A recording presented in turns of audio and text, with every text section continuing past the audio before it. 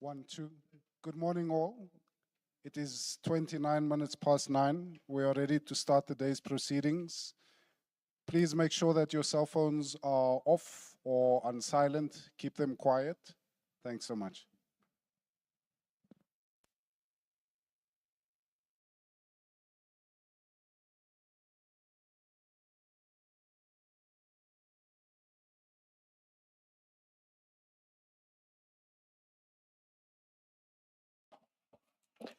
Good morning, Mr. Law. Good morning, Mr. Podlani.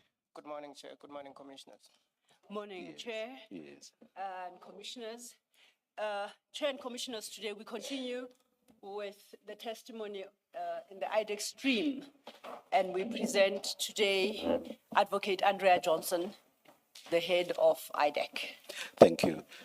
Good morning, Advocate Johnson. Good morning, Chair. Good morning, Commissioners. Please place your full names on record. I am Andrea Johnson. Are you going to swear or affirm? I will swear. Do you swear that the evidence you are going to give is the truth, the whole truth, nothing but the truth? If so, please raise your right hand and say, "So help me God." So help me God. Thank you. Thank you, Chair. Before we deal with the testimony of Advocate Johnson, just a few admin issues. Advocate Johnson has provided us this morning with a full or fuller medical certificate following her treatment last week when she was due to appear. So if I could just hand up copies to the commissioners for the record.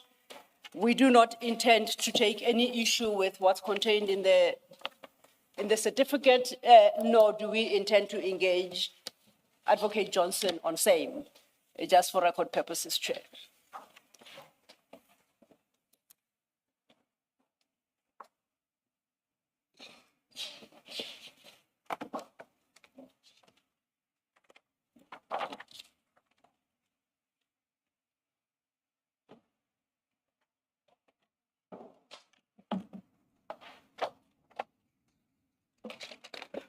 Thank you. Thank you, Chair. And thank you to you too, Advocate Johnson.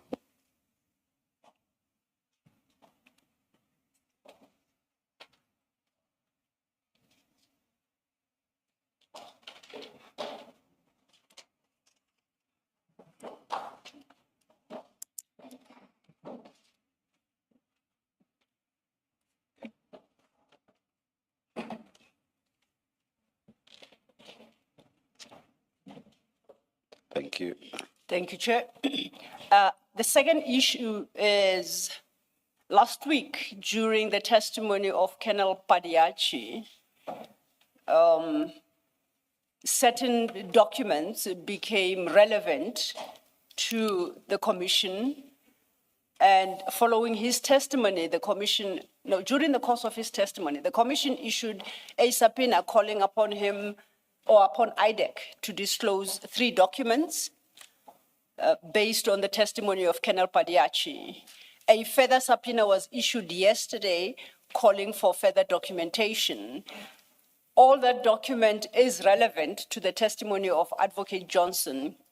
I have had a brief chat with my learned friend for IDAC regarding these subpoenas. So if perhaps I may invite him to go on record to indicate the status of the subpoenas and when the documents requested may be availed.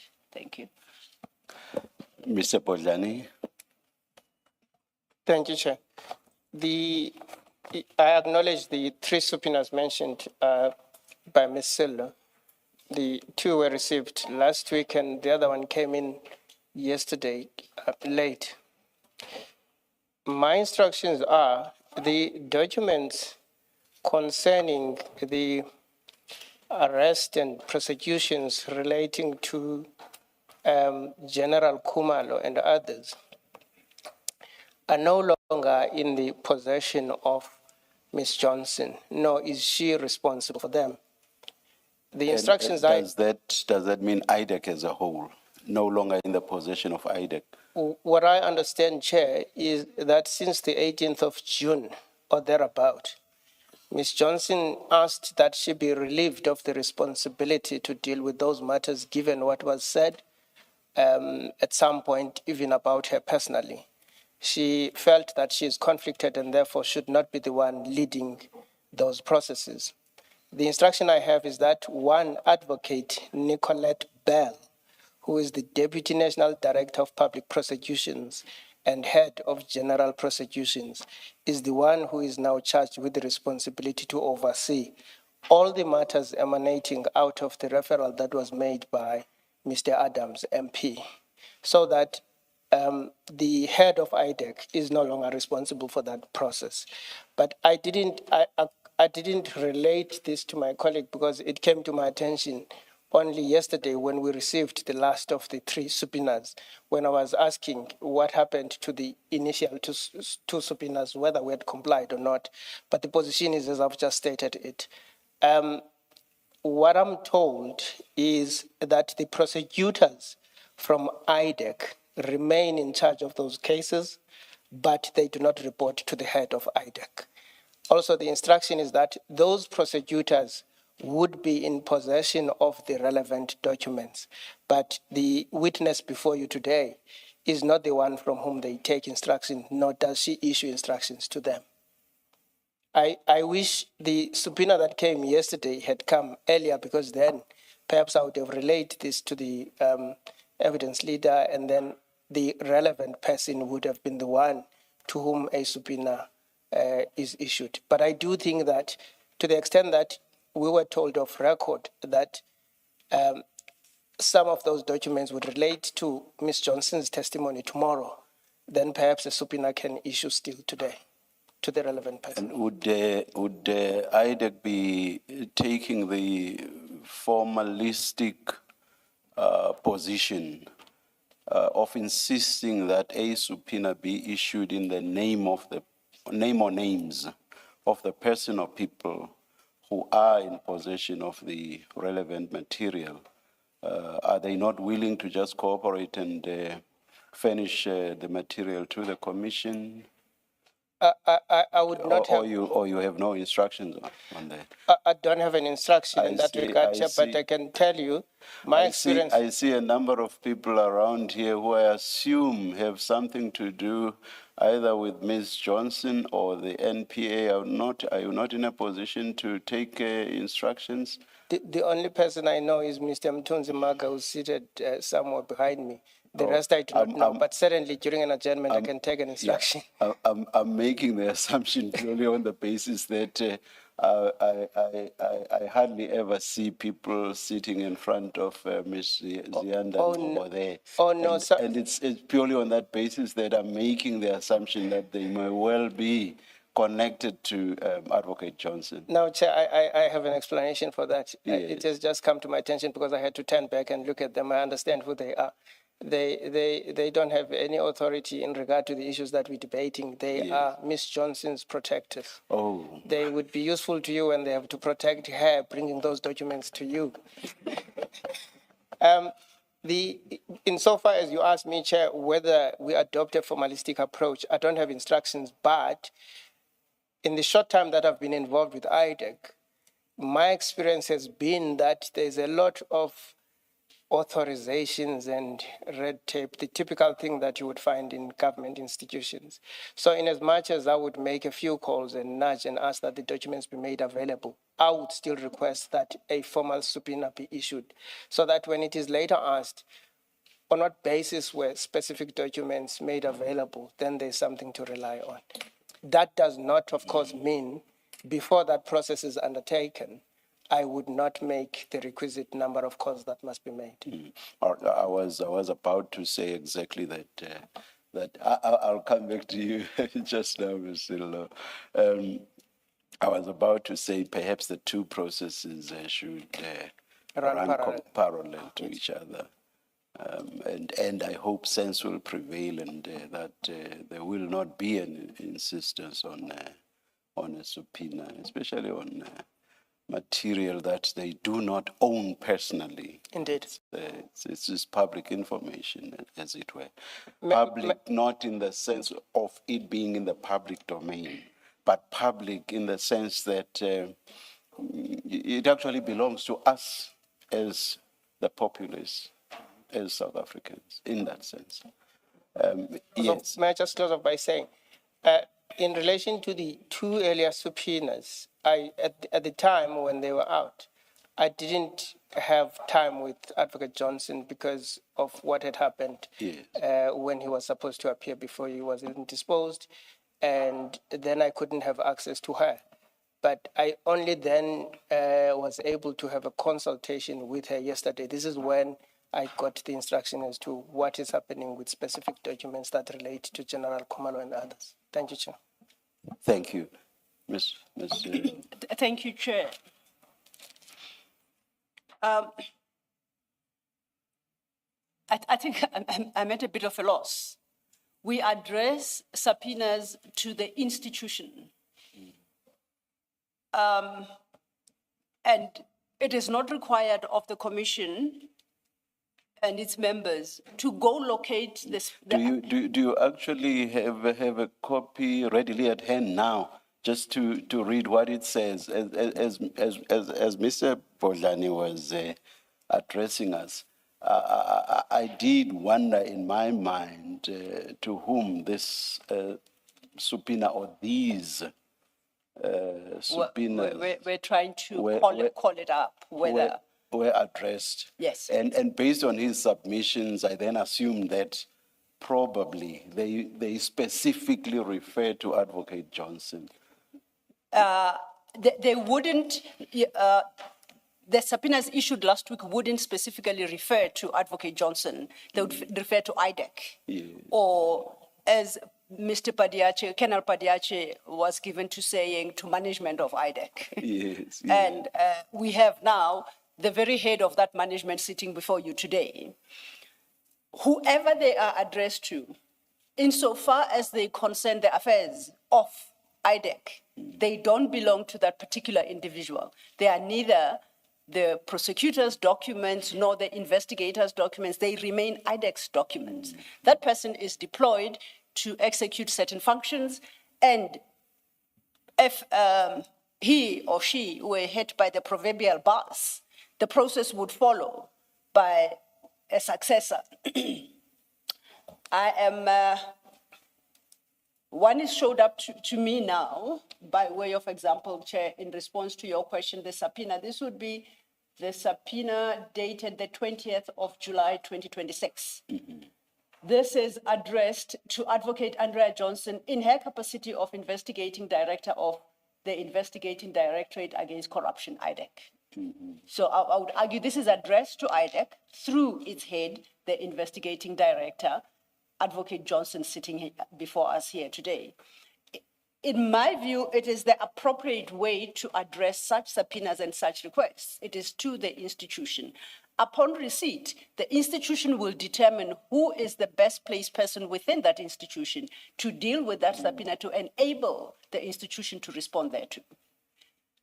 So to the extent that it is suggested that it depends on who it was addressed to, we don't address subpoenas and requests to various members of an institution. It is to the institution, and the head or the right person in the institution will make a determination as to whom to direct that to enable the institution to act accordingly. The second issue is I understood my learned friend to reference what he called the Khumalo matter that is currently in court, and the arrest of Khumalo. And I think, if I understood him well, I speak subject to correction, of course, advised that Advocate Johnson has since been relieved of her duties, has been relieved of her responsibility in respect of that matter, something to that effect. To the extent I understood him correctly, I just want to place on record that we know we have before us the investigating director of IDAC. We do not have, or neither have we been served with any document that informs the Commission that there are certain aspects of IDAC that Advocate Johnson is not responsible for as at the 18th of June. So as far as we are concerned, we are speaking to the right person who is responsible for all matters within IDAC. I do not know who has relieved her of certain duties insofar as that arrest is concerned. But I just want to place on record that we have nothing so advising us. We go by the provisions of the Act to determine who is responsible for IDAC, and that person we submit as the appropriate person to engage on all matters pertaining to IDAC. Lastly, although we will traverse the issues regarding the arrest of General Khumalo and others, the subpoena specifically issued yesterday related to a slightly different topic, though relevant. Commissioners, you will recall that when Colonel Padiache was testifying, we referred to the Section 28 summons that were issued. And in this regard, I would like to, if you could make this note, it's the Section 28 summons dated the 6th of February 2025. It is to be found in file 3 of the IDAC exhibits. And this particular subpoena, when we engaged Colonel Padiache on in its Annexure B, which specifies what documents are required, this subpoena provided that IDAC required original complete applications for security clearances and vetting files for the following senior officers of the South African Police Service. And it listed Lieutenant Generals Khumalo, Lushaba, Madondo, Ncube, Janse van Vuren, who we indicated was a contender for the post that Mrs. Mukwele was subsequently appointed to, Brigadier Mukwele herself, and Brigadier Bobby. A question arose during engagement with Colonel Padiache as to the relevance of security clearances and vetting files for Generals Khumalo, Lushaba, Madondo, Ncube, and Bobby. As the document indicates, it required their security clearances for all the ranks they have held within SAPS. His response was that when IDAC issues a Section 28 summons, it doesn't confine itself to a specific investigation. This was a broader investigation. This was a broader summons to cover other ongoing investigations within IDAC. To a question whether is IDAC seized with an investigation into the security clearances and vettings of those personnel, Colonel Padiache explained as part of investigation into the use or abuse of the Secret Service Fund.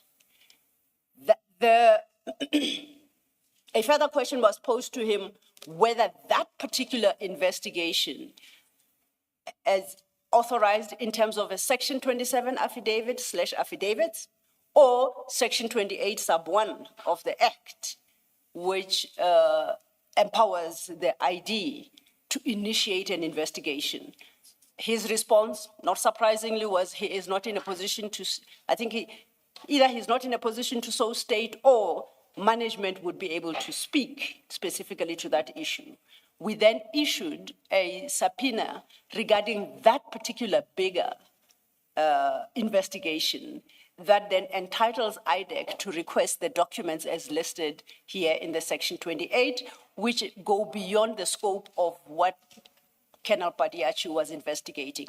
It is important to draw that distinction because to the extent that Advocate Johnson may have been or is excused from dealing with the arrests, the issues arising from the arrest of Generals Khumalo and others, that does not address the bigger investigation, which looks into the security clearances and the like of these generals. And it is the latter that we wanted documentation to, not the arrest. So I draw that distinction and I say that then the subpoena must be responded to and responded to positively because it doesn't deal with the arrest of General Khumalo and the others. Thank you. Thank you, Ms. Sildo. Mr. Oh, I see your mic already on, even though you would not ordinarily have a right to respond, but I wanted to ask you a question anyway. Maybe before you say what you want to say, let me just raise the issue I wanted to raise with you. Did Advocate Johnson, of her own accord, decide no longer to be involved in matters involving General Khumalo and the others with whom he is charged? Or did somebody divest her of the power to be so involved? And if someone, or rather, if the position is the latter, who divested her of the power? The position, Chair, is she made a request to be divested and it was granted. It was granted by the National Director of Public Prosecutions, as I understand it. Is that something that's done statutorily? I am not. I'm not aware. That kind of detail sort of is anterior the confines of my instructions and my brief. Yeah. I'll tell you why I'm asking. I'm asking because if, for example, one is not able to point to a specific statutory power, that one informs the request and two informs the granting of the request, I would suggest that there is no way that she can walk away from powers that resort with her, which would include doing whatever is necessary, but which happens to relate to the, let me loosely say, Khumalo cases. Therefore, she cannot, if there is no statutory basis, not respond to the subpoena. What would your response be? But of course, I'm making this suggestion purely on the assumption, or rather, let me not even say it's an assumption. I'm making this suggestion in the event that there is no statutory basis for the request and the granting of the request. Chair, I would agree with you. And again, the answer is on the basis of if, because as I've said earlier, that matter falls anterior to the confines of my brief. So it's not an issue that I considered, investigated, and adopted a particular view in relation thereto. I didn't at all. Okay. May I But quickly... it is something that I must now, that it has arisen, quickly consider. Yes. May I just make what I think is a sensible and practical approach. May I suggest that during the tea break, as you take whatever instructions you will be taking, but that there be an engagement between you and Ms. Sildo on how best to resolve this practically. And of course, from where I'm sitting, a practical resolution would be a response to the subpoenas, and if there is no legal impediment on IDAC's side, for the material required by the subpoenas to be provided. That's what I consider to be a sensible and practical resolution to all of this. We just cut across any formalities. Chair, if I may make this indication, Yes. I've Yes. just received an instruction that the NDPP has issued an instruction that these documents be made available, hopefully during the course of the day today. So I would imagine that as we are here debating, there are people who are tasked with this responsibility, so that at some point during the course of the day today, I will give an indication as to how far that process is. That practical resolution is most appreciated. Thank you very much. Thank you, Chair. Thank you. Thank you, Chair. That then addresses the issue of the subpoenas and documents requested. We will restructure our approach to Advocate Johnson's testimony to accommodate the receipt of those documents.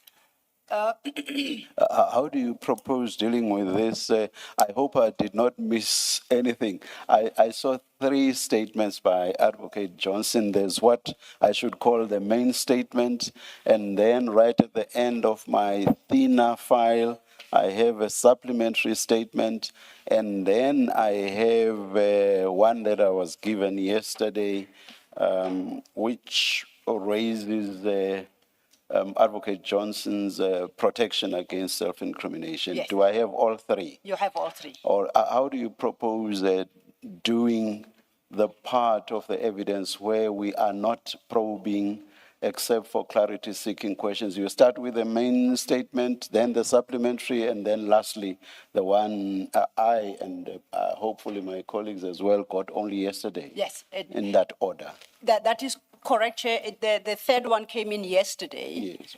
That was the next issue I was going to address, to indicate that there are now 3 statements by Advocate Johnson.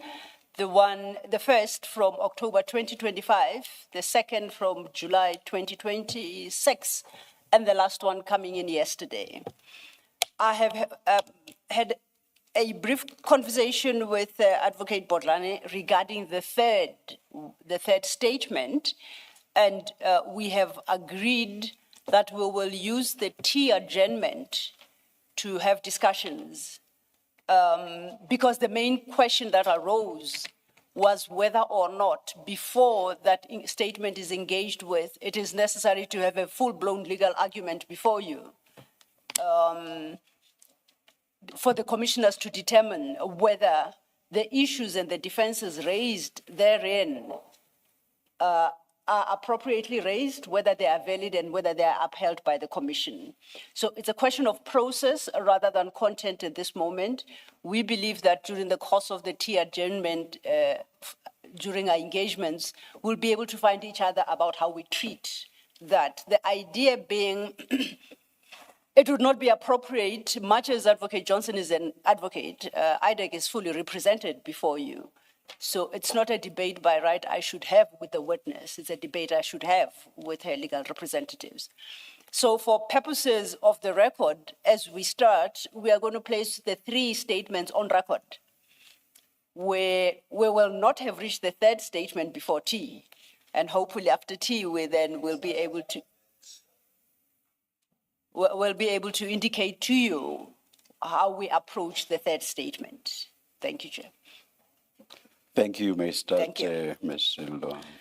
Against that background, then, Ms. Johnson, so much has been said about you. I don't even think I greeted you this morning. Good morning. Morning, ma'am. Thank you. You should have before you a single file on the spine. I don't know if it has been updated. It should read Andrea Johnson statement and supplementary statement. But as of yesterday, now a third statement has been added in. Is that correct? Is that what you have?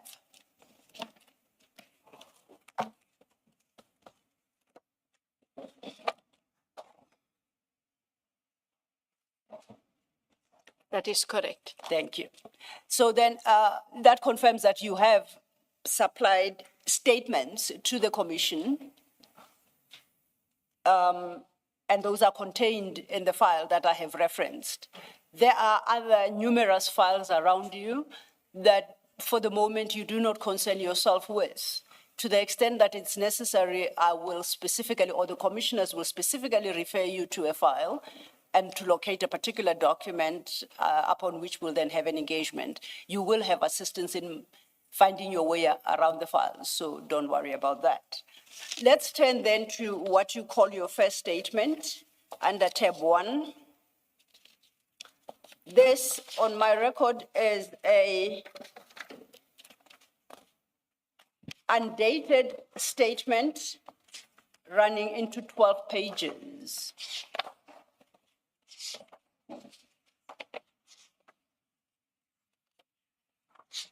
Do you have that at page 12 at the bottom as a signature?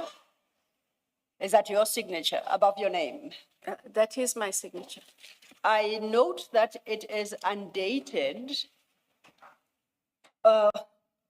Do you have a recollection as to when this statement was? And I'm not sure why that page is not here. Okay. It was submitted to the commission, I believe, on the 25th. It's either the 15th or the 25th of October, 2025. That is when the statement would have been submitted and dated. Noted. It may very well be that the last page fell out.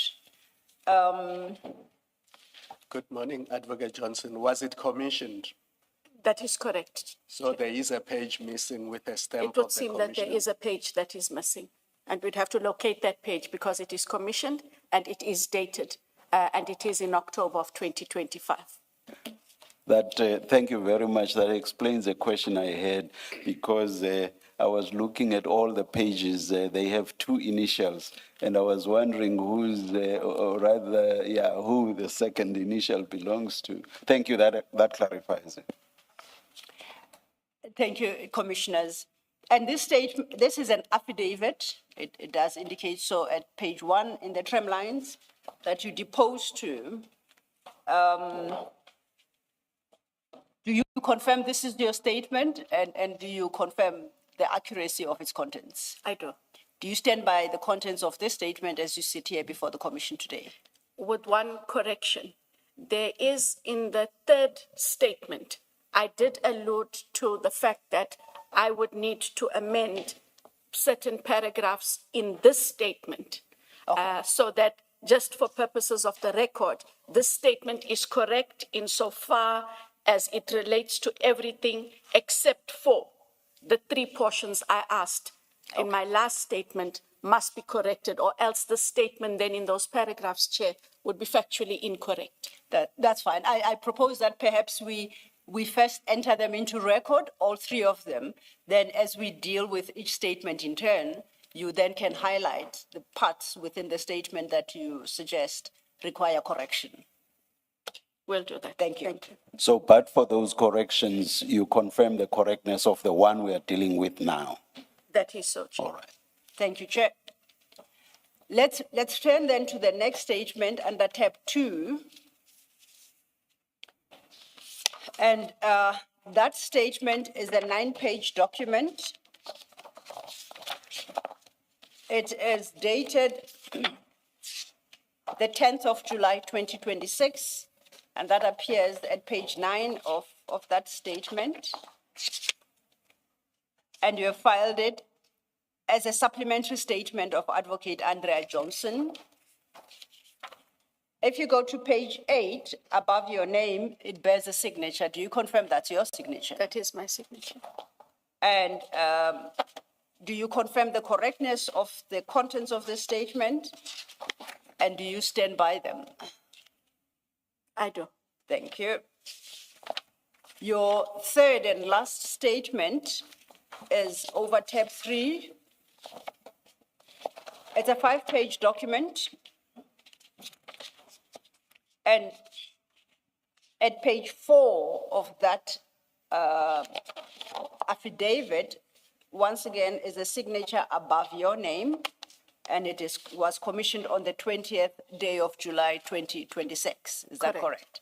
Do you confirm that is your signature above your name? Correct. And you stand by this statement, by this affidavit, and you confirm the correctness thereof? I do. Thank you. Let's then consider your statements in the order that we have just placed them on record. We will start with your first statement. Perhaps just I'm trying to think how best to deal with your 3 corrections whether we deal with them now or as we encounter them. What about when we get to that paragraph? Yes. Advocate Johnson then takes us to the correction in the later statement and reads the correction instead of Indeed. the Okay. wrong. Yes, We yes. shall do so. Thank you, Chair. So the responsibility then is upon you to remind us about corrections that need to be effected when we get to any part of the statement. Just by way of process at the Commission, when we start with a witness, the Commission allows the witness to place their version of whatever issue they are testifying to with as minimal interruption as possible, except for clarity-seeking questions, mostly from commissioners, and at the conclusion of which, then an engagement on the contents of the statement and other testimony you would have provided orally then begins. Because you've got 3 statements, in order to get a full picture of your narrative, it is best that we go through each statement in turn before the engagement on the contents of any of the statements is undertaken. Would that work with you?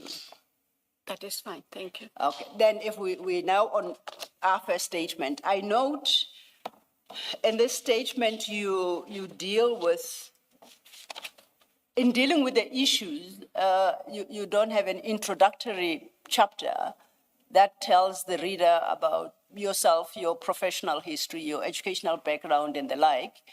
And I would like to invite you to do so before you deal with before you deal with the contents of the document. Secondly, it's your choice whether you prefer to read the statement into the record.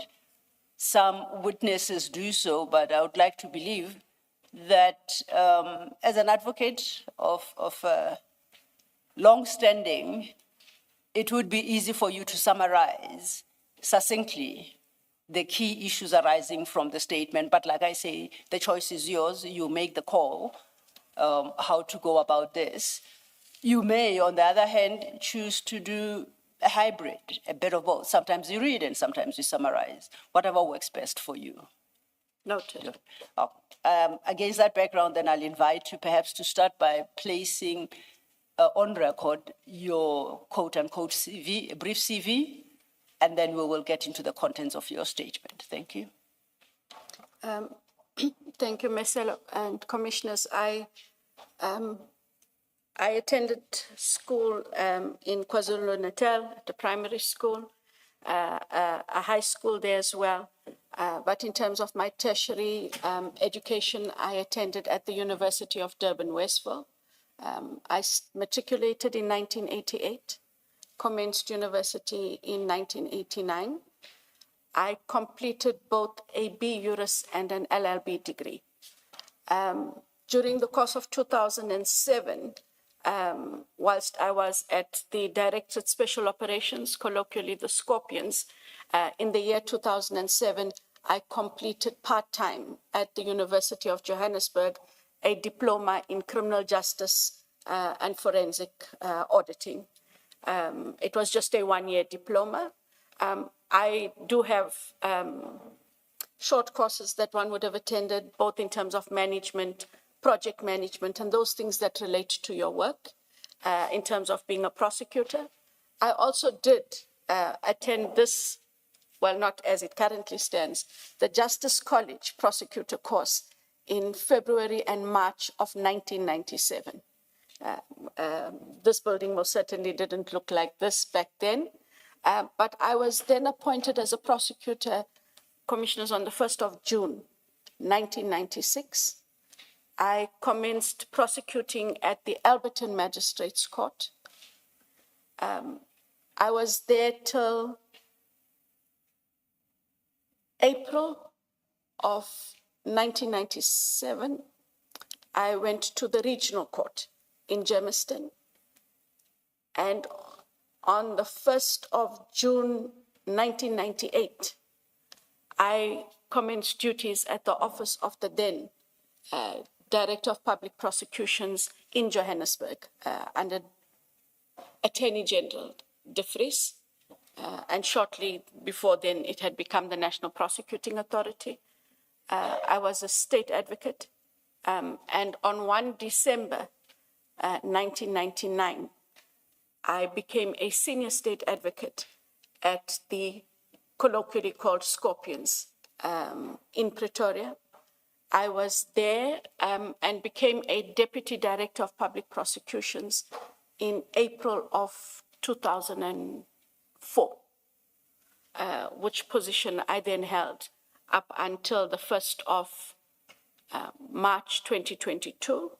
However, when the Scorpions disbanded in July of 2009, we were allowed to choose a director of public prosecutions office. I was at the office of the Director of Public Prosecutions here in Pretoria, in Church Square. And I remained in that establishment up until February of 2019. And in February of 2019, I moved to the NPA's head office in Silverton, where I oversaw as the national coordinator the organized crime portfolio, up until I became the ID on the 1st of March 2022, which position I hold to date. I'm sure that suffices unless and before this appointment, throughout you held the substantive position of Deputy Director of Public Prosecutions. That is correct. I think it's about 16 or 17 years. All right, thank you. Thank you so much, Advocate. We can now turn to the actual statement and you take us through it at your pace. Thank you.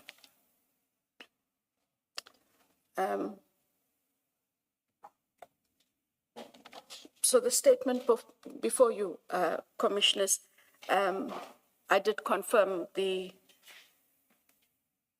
truthfulness of the statement. I am an admitted advocate of the High Court of South Africa, that admission having been done on the 5th of November 1998 at the High Court before a panel of judges in Johannesburg. At the time when this was done, I was a state advocate, and so we had to then have that admission, and which position as advocate I have held since then. I have been in the employ of the National Prosecuting Authority, having reached 30 years of service on the 1st of June 2026. And currently I hold a rank of investigating director at IDAC, the Investigating Directorate Against Corruption. Is that equivalent to a DPP's position or not? That is correct, Chair. It is the DPP, and then the NPA also has special directors of public prosecutions.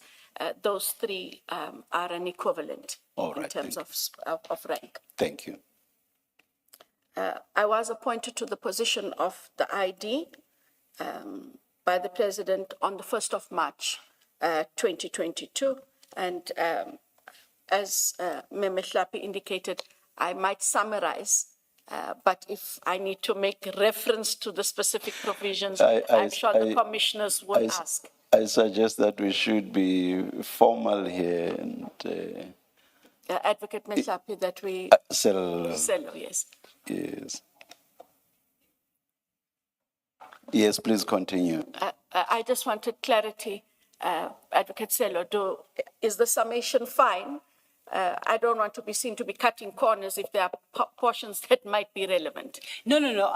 I would prefer you do it at your pace and you adopt an approach that you think best communicates the content and the substance of the statement.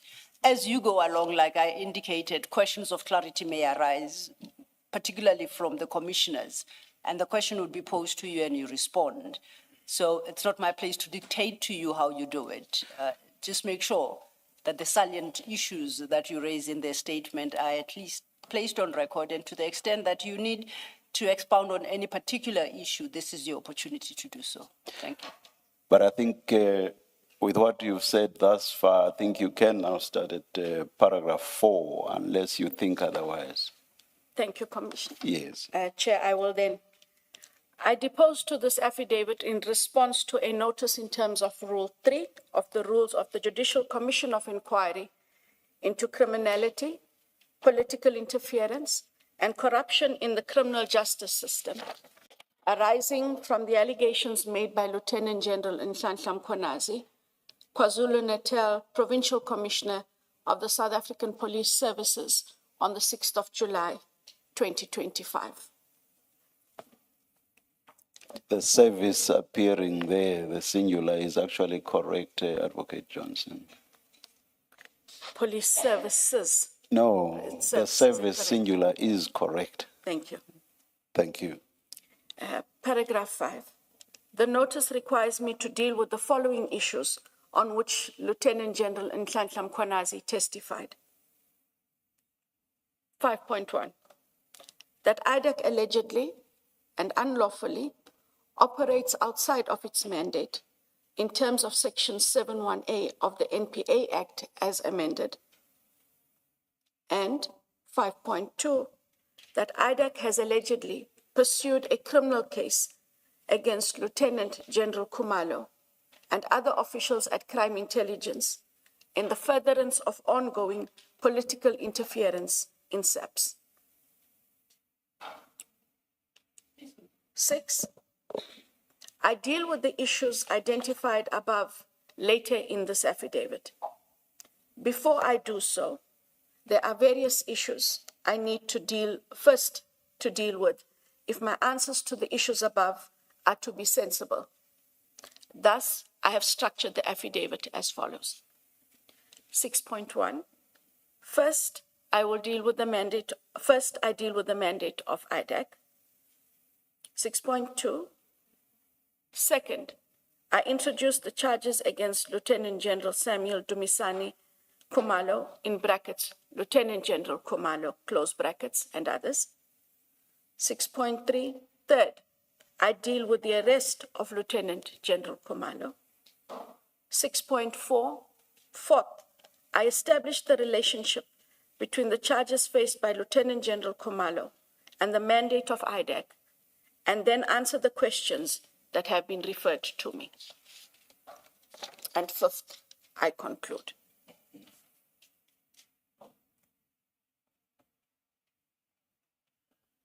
Apologies.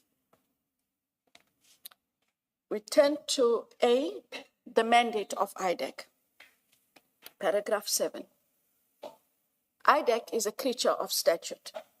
It is founded in terms of Section 7(1) capital A of the NPA Act as amended. 8. It is mandated to investigate, carry out any functions incidental to investigations. These are set out in 7 in brackets 1 capital A close brackets of the NPA Act as amended. They are investigations, small a, relating to serious, high-profile or complex corruption, commercial or financial crime cases. Sub 1, arising from the recommendations of commissions of inquiry. 2, referred to the investigating director by the national director in terms of Section 28(1)(b), or 3, referred to the investigating director in terms of Section 27, subject to Section 26(2). Paragraph B, relating to additional related offenses or categories of offenses, including common law offenses of 1, fraud, 2, forgery, 3, uttering, 4, theft, and 5, any offense involving dishonesty. Paragraph C, relating to additional related statutory offenses or categories of statutory offenses, including contraventions of 1, the Prevention and Combating of Corrupt Activities Act 2004, that's Act number 12 of 2004. 2, the Prevention of the Organized Crime Act 1998, in brackets, Act number 121 of 1998, close brackets.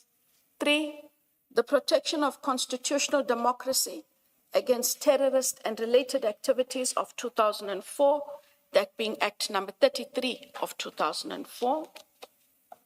4, the Public Finance Management Act of 1999, that being Act number 1 of 1999.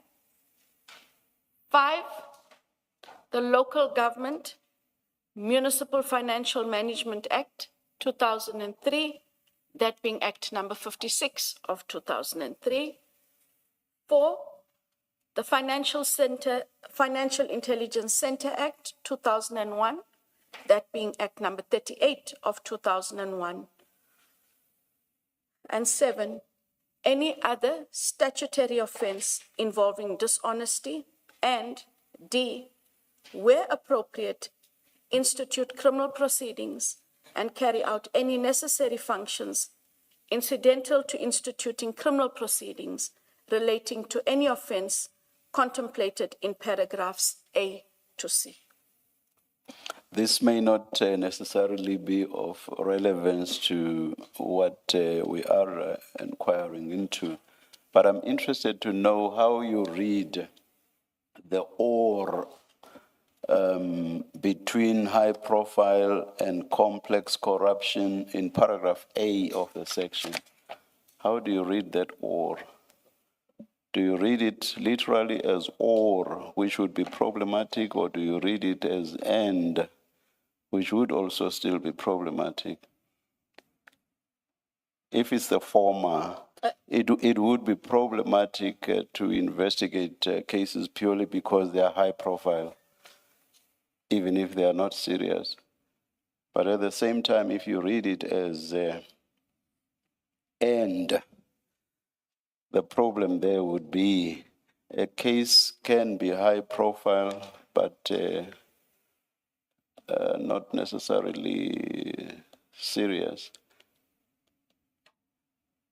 I don't know whether it's an interpretative exercise that you've ever bothered to look into. Chair, if I'm in the right place, we are referring to paragraph A?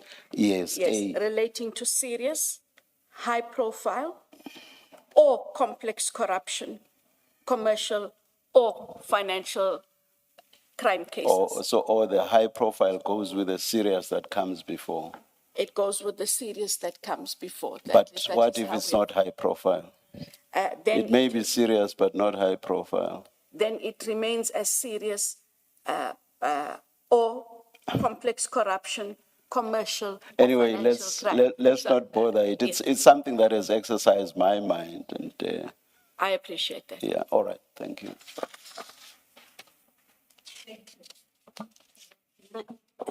Advocate Johnson, good morning. In similar vein, can I just ask, how do you read B and C, which this part, relating to additional related offenses, and this similar wording in C, do you read them to have any relationship with A, with what is specified in A, or you read and operate on the basis that they are self-standing different kinds of offenses? We have read them to be self-standing offenses in addition to. Just to make sure I understand, so you can investigate, or you do investigate, a case of fraud, even if it's not a serious, high-profile, complex corruption, commercial or financial matter. Correct. Thank you. Another problem that was raised by my colleague, Commissioner Baloyi, with Colonel Padayachi, relates to the concept of specified offense, which appears a number of times in the Act. And it's supposed to be a defined term in accordance with Section 1. But what would have assisted with the definition, which is what was a subsection 1 in whatever the relevant section is, 7.1, it would have been a 7.1. That's been repealed, it's deleted, and you see ... there, which effectively means that there's no definition of what a specified offense is, and yet the Act is replete with references to specified offense, which suggests that there may be a problem there as well. I don't know whether this is something that the NPA has ever applied its mind to, or are we perhaps misreading the Act?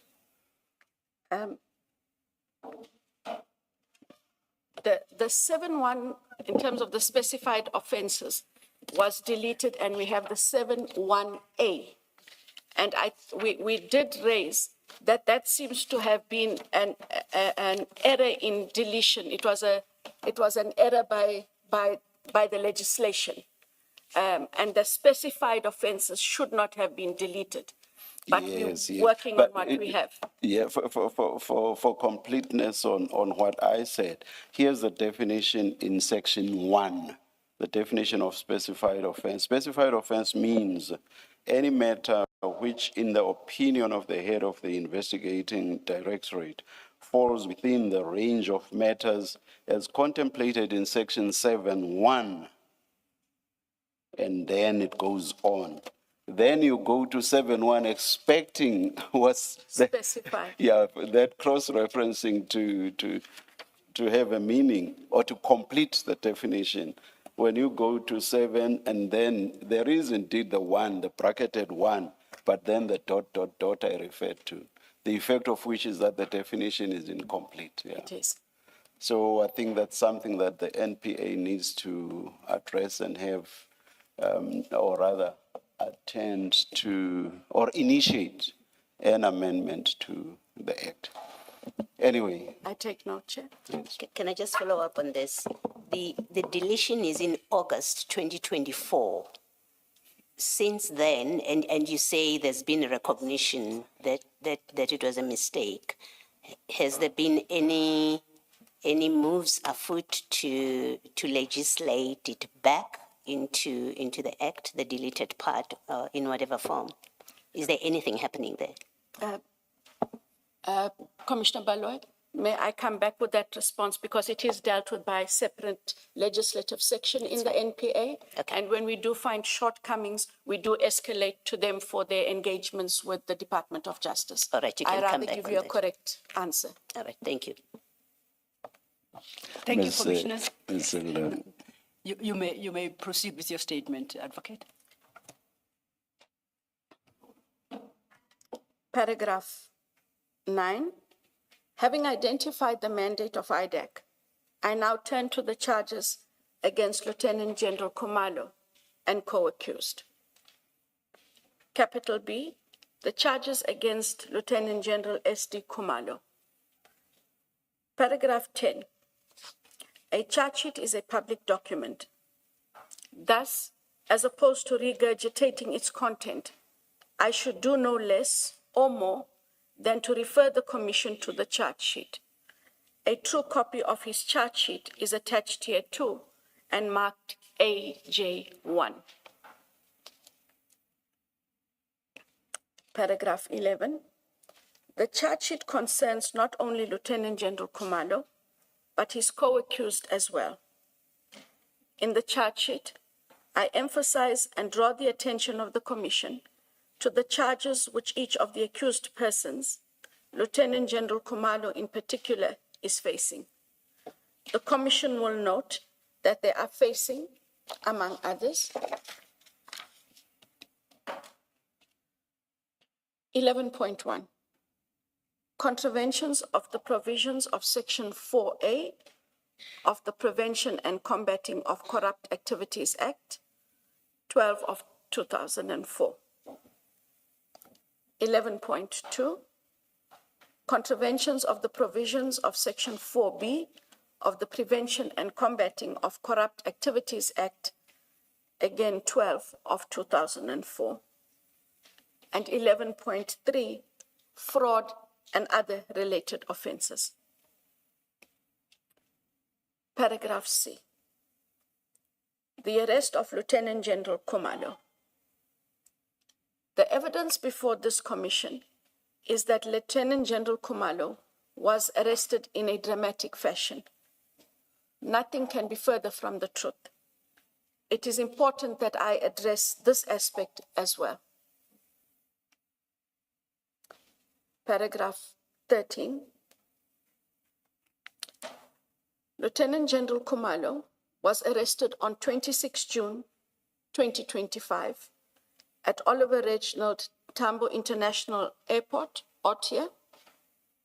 Only 2 senior criminal investigators in IDAC, senior criminal investigators within IDAC, were tasked with the exercise and effected his arrest. It was Mr. Sunil Belochan and Ayan Dambalo, in brackets, the investigators. If I may then pause here, yes. Commissioners, and Advocate Selo, to go to the last statement, statement number 3. You deal with that correction at your paragraph 10.1? That is correct. So paragraph 14, as it reads in the original. Before we do so, what do you suggest? Are you going to amend some parts of that paragraph, of the current paragraph 14 of the main statement, or are you proposing an entire deletion of that paragraph and substitution? An entire deletion of that paragraph, as well as paragraph 15. Thank you. Because they should read correctly, and as they currently stand in the original affidavit, they do not read correctly. Okay, then let's deal with the first. Paragraph 14 of the original affidavit to be deleted and to read as it does in paragraph 10.1 of the third statement. I say in 10.1, paragraph 14 must be replaced and should read as follows. Lieutenant General Khumalo was arrested after he had landed at the Oliver Reginald Tambo International Airport, Oratile. I do not recall where he was traveling from. I was informed that, at the time, his co-accused had already been invited to report to the Brooklyn police station. That is the correction. Noted. I therefore ask as well that paragraph 15 of the original affidavit, Commissioners, be deleted and to read as it does in paragraph 10.2 of the last affidavit, wherein I state paragraph 15 must be replaced and should read as follows. The investigators went to Oratile to inform General Khumalo that there was a warrant for his arrest and for him to hand himself over. They had a warrant of arrest for him.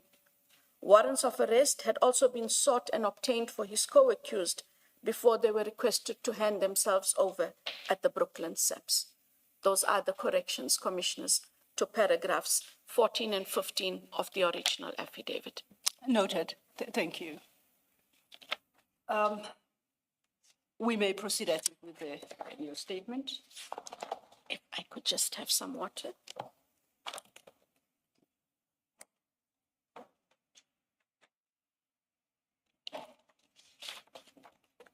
Thank you. Paragraph 16. Upon finding him at Oratile, the 2 investigators explained who they were, why they were there, why he was sought, and what his rights were. They then asked Lieutenant General S.D. Khumalo to accompany them to Brooklyn Police Station in Pretoria. He cooperated and was taken there. There was nothing dramatic about it. 17. At all times during his arrest, Lieutenant General Khumalo's security detail was with him. He was not threatened and was accorded all the respect that could be accorded a person of his profile. On the way from Oratile to Brooklyn Police Station, the investigators had occasion to stop and get something to drink from a filling station at the request of Lieutenant General Khumalo for himself. Paragraph 18. Once Lieutenant General Khumalo had been processed at Brooklyn Police Station, he personally thanked Chief Investigator Perumal for treating him and the other co-accused in a respectful and dignified manner. This talks to anything but the conduct of a unit that is motivated by ulterior motives other than to address alleged criminality. Paragraph 19. I would be remiss if I do not dismiss the suggestion that Lieutenant General Khumalo was arrested because he was the coordinator of the Political Killings Task Team, in brackets, PKTT. This suggestion is anything but true. It is false as it is unfortunate. The truth is that IDAC was investigating Lieutenant General Khumalo in his capacity as the Divisional Commissioner of Crime Intelligence for alleged unlawful conduct that manifested itself in the execution of his duties in that capacity. Paragraph 20. The fact that Lieutenant General Khumalo also held another portfolio in relation to the PKTT was not within our knowledge. At no stage was I, as the head of IDAC, aware that Lieutenant General Khumalo had anything to do with the PKTT, let alone being its convener. In any event, even had I been aware of same, such would have been irrelevant because of the reasons for his arrest. I have attached it to this affidavit and therefore placed his charge sheet at the disposal of this commission. Paragraph D. The charges fall within the mandate of the IDAC. 21.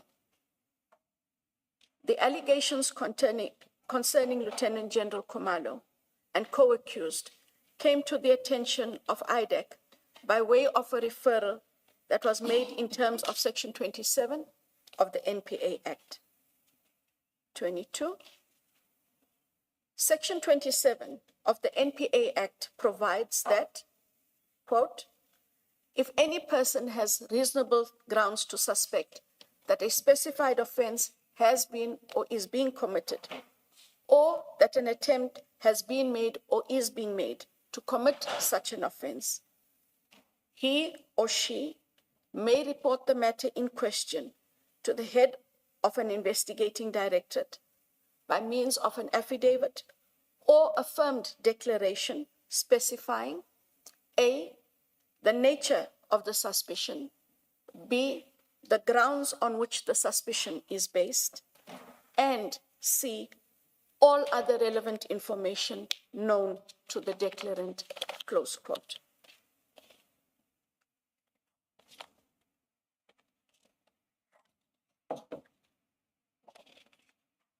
Paragraph 23. The referral was made by Mr. Fadil Adams, in brackets, Mr. Adams. It was not treated any differently. It was supervised and overseen like any other. What do you mean by supervised and overseen? When a Section 27 matter comes in, they sometimes come directly to the office of the investigating director, or the investigating directorate has a head of operations, which is Mr. Matthew Sissoko, and Section 27s may go there. The matters are considered either first by the ID, but given that these matters may be voluminous, my office almost invariably refers them to Mr. Sissoko for his perusal of the matter and for a summation on whether or not it falls within the IDAC mandate.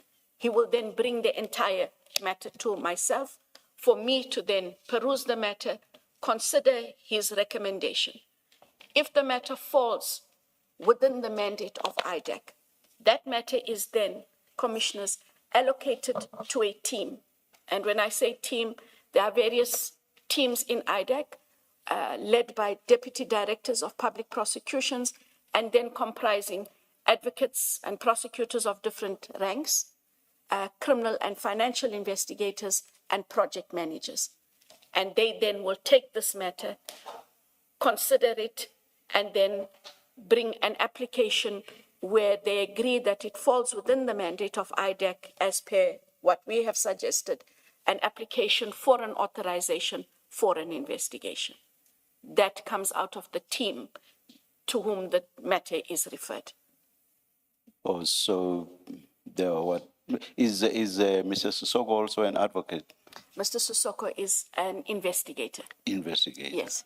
Oh, right. So what it does do is I have an investigator who looks at it, and then me as the investigating director and being the advocate, we have a more holistic view, having two sides to it.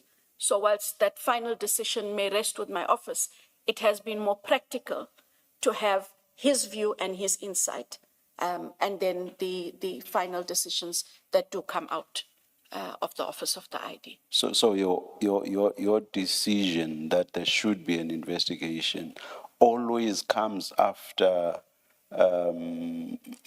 a recommendation has been made by the level of. No, I thought you said it's Mr. Sissoko. Mr. Sissoko comes to you. From you, it goes to, I thought, maybe more than one person who then come back to you. No, sir. All right. It would come to me. Yes. Go to Mr. Sissoko. Yes. Once he comes back and it is part of his recommendations that, yes, it falls within the mandate, I myself go through the matter to either endorse that decision or where I disagree, we engage. After that, the 27 goes to a team who must. For what purpose? It goes to, that's the team I was referring to just now. What does that team do? What does that team do? That is the team that must now consider whether or not they can put together an application in terms of Section 28 for an authorization of an investigation into certain allegations that they would identify, offenses that they would identify, and persons of interest and or entities of interest that become known through the 27. Lastly, hopefully, what is the nature of your decision when you refer to the team? What decision would you have taken at that stage? At that stage, yes. I would only refer it to a team where I do agree that this matter falls within the mandate of IDAC. So oh, okay. I do not give I just make a decision, it falls within the mandate. The matter then goes to them to dissect, to consider allegations, persons to be investigated, etc., for an authorization for the investigation. I hope I'm not sounding like I'm probing at this stage. I just want to be clear in my mind as to what's going on at that stage. Can you refer us to the Act, perhaps? When you refer to the team, are you able to refer, in terms of what section in the Act you would be acting in referring to the team? And then also the team's involvement in terms of what section in the Act would the team be acting for it to do whatever it is they would then do or they would be doing?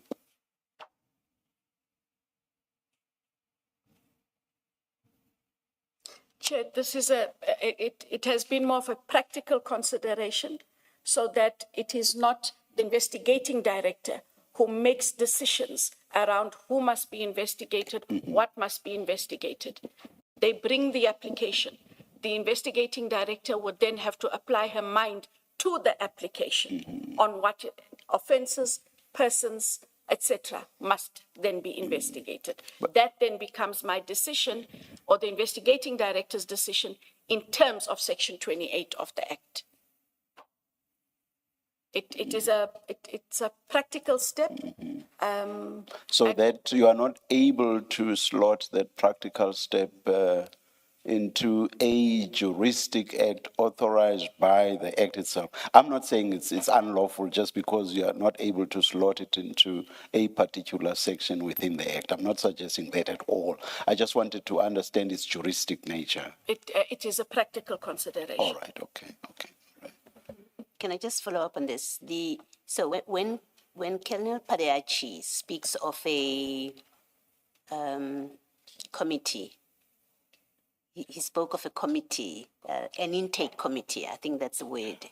And he said that committee is the committee that makes the decision whether you would take on that matter. From your description, that committee or that function that he was saying is of an intake committee, it's exactly what you say you and Mr. Sissoko get to do. He is incorrect about a committee. These are, Chair, when you put to me about the juristic nature of things, after IDAC became permanent in August of 2024, we realized that there are certain processes that one would have to put in place. We have come up with a draft operations manual, very much like where the police have standard operating procedures. And it is in that draft operations manual, which is soon to be finalized, that you would find the suggestion of a committee. But there isn't, Commissioner Baloy, a committee. I also do not consider myself or Mr. Sissoko a committee of any sort. It is, excuse me, in terms of the functions that we have and for practical reasons that we were able to do it that way. Okay, Thank you. Advocate Johnson, please just clarify paragraph 23 in terms of the timeline. We had a witness here 2 weeks ago, Mr. O'Sullivan. In paragraph 1.8.3 of his witness statement, he takes credit for having referred this very case to IDAC, and he says it was in November. We also know from documents that we have that the minister's office also in November referred this very same case to IDAC.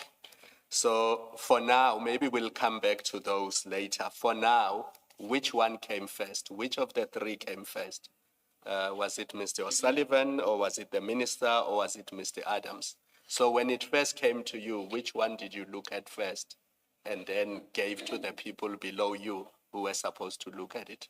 The one I looked at first was the one by Mr. Adams dated 21 November because it was the affidavit. I am unaware of any referral with regards to this matter from Mr. O'Sullivan. I do confirm that the minister's office did write a letter to us, but I cannot recall Mr. O'Sullivan being involved in this specific matter. I would, when we do go to his document, because I don't have, I know that we did look at the letter from Minister. I think it is dated the 11th or so of November. And then there's the referral by Mr. Adams dated the 21st of November, which is the 27th. I am unaware, commissioners, in fairness, of any referral made by Mr. O'Sullivan. None was made to my office. I don't know if he had conversations with somebody in IDAC, but in terms of actual referrals, those are the two documents. So the minister's letter came first? The minister's letter came first, yes. And then Mr. Adams's affidavit came after? His affidavit came after. And you say you're not aware of Mr. O'Sullivan's referral? That is correct, Chair. All right, thank you. And would the minister's letter have come in November as well? That is correct. Thank you, Commissioner. Lastly, on those initial steps, I just want to understand if you treat the question of the mandate, that is whether what's complained about falls within your mandate, whether you treat that differently from if it's a referral that's coming to you, whether you treat it differently from whether the section 27(1) jurisdictional facts have been satisfied. Do you treat the two as one and the same, or do you look at whether those jurisdictional facts have been satisfied as a different or additional step at all? I'm asking this because what you've told us thus far is that between you and Mr. Sissoko, what you look at is whether the mandate has been satisfied. And I would have thought that the mandate relates to whether the offenses fall within IDAC's mandate. Correct. And even though related, the jurisdictional facts would not, would be separate. How do you treat the two? We look at whether or not the Section 27 makes out a reasonable suspicion of an offence. Can we see on which or on what this is based, and other additional information? It relates to, does the statement make out offences, and therefore do those offences fall within the mandate? Oh, I'm asking because, again, I hope I'm not sounding like I'm probing at this stage. I'm asking because you did not touch on that at all in the exercise, what you refer to as a practical exercise between you and Mr. Sissoko. Understood. All right. Thank you, commissioners. You may continue, advocate. I think I was at paragraph 23. Yes, Thank you. Just finished 23. The referral was made by Mr. Fadil Mr. Adams in brackets. It was not treated any differently. It was supervised and overseen like any other. There were 4 dockets that were relevant to the referral. Following the common established process, I sent a letter to the SAPS Divisional Commissioner, Detectives, Lieutenant General Sentumule, requesting the dockets. Paragraph 24. Following upon receipt of the dockets, the information contained therein was analyzed. Thereafter, an investigation was undertaken. The investigation unearthed sufficient evidence to 1, conclude that there was reasonable and probable cause for the prosecution, and 2, formulation of the charges against Lieutenant General Khumalo and his co-accused. The charges are contained in the charge sheet to which I have already referred above. 25. I cannot not discuss the evidence. I cannot discuss the evidence. Apologies, the not is to So we delete the not. Delete the not, yes. After I cannot. think my cannot not. It's either my cannot or it is not. Thank you, Commissioner. I cannot discuss the evidence that will be led when the trial of Lieutenant General Khumalo and his co-accused gets underway, or the merits of the criminal case against them. The sub judice rule precludes me from doing so. Be that as it may, I may indicate that there was a series of matters referred to IDAC in terms of the Section 27/1, Mr. Adams. When the whole picture is presented, they include the following. 25(1). The manipulation of recruitment processes and appointment of persons without suitable qualifications into senior strategic posts in the criminal intelligence unit. 25(2). The bypassing of vetting processes, which, among others, manifested itself in the failure to apply for and get top secret clearances where required. A standard requirement for crime intelligence unit personnel, especially senior appointments. And at 25.3, the appointments of persons not suitably qualified and or experienced as a form of gratification for their collusion later in the looting of state funds, for example, the purchase of properties. 26. As I indicate somewhere towards the end of this affidavit, I intend to apply for leave to testify before this commission. If leave to do so is granted, I will get an opportunity to expand on the issues to which reference is made above. State capture is a type of systemic political corruption in which private interests significantly influence a state's decision-making processes to advantage and or benefit of certain individuals. 27. When one looks at all the cases referred to IDAC by Mr. Adams, they depict the capture of systems and processes for private interests by the head of CI and other senior managers. This too is an issue I intend to testify about should I be granted leave to. 28. The picture that has emerged is that the appointment and installation of certain persons in certain positions within the Crime Intelligence Unit, CIU, by Lieutenant General Khumalo and his co-accused persons helped them strategically to access funding without following proper processes. This is because their token appointments would not stop them from their unlawful acts. Sorry, you refer to persons in the plural. The picture that has emerged is that the appointment and installation of certain persons in certain positions, and it goes on. The only complaint I'm aware of, I may be mistaken, is a complaint about the appointment of Brigadier Mukwele. Are there any other appointments in respect of which there are complaints? So the appointments are in terms of other persons that are not in that specific leg of investigation. Also, there are other names besides Brigadier Mukwele? Yes, but not in that specific leg, but arising out of the complaint by Mr. Adams. Sorry, maybe you're missing the chair's question. Was there a referral to IDAC in respect of other people or other positions?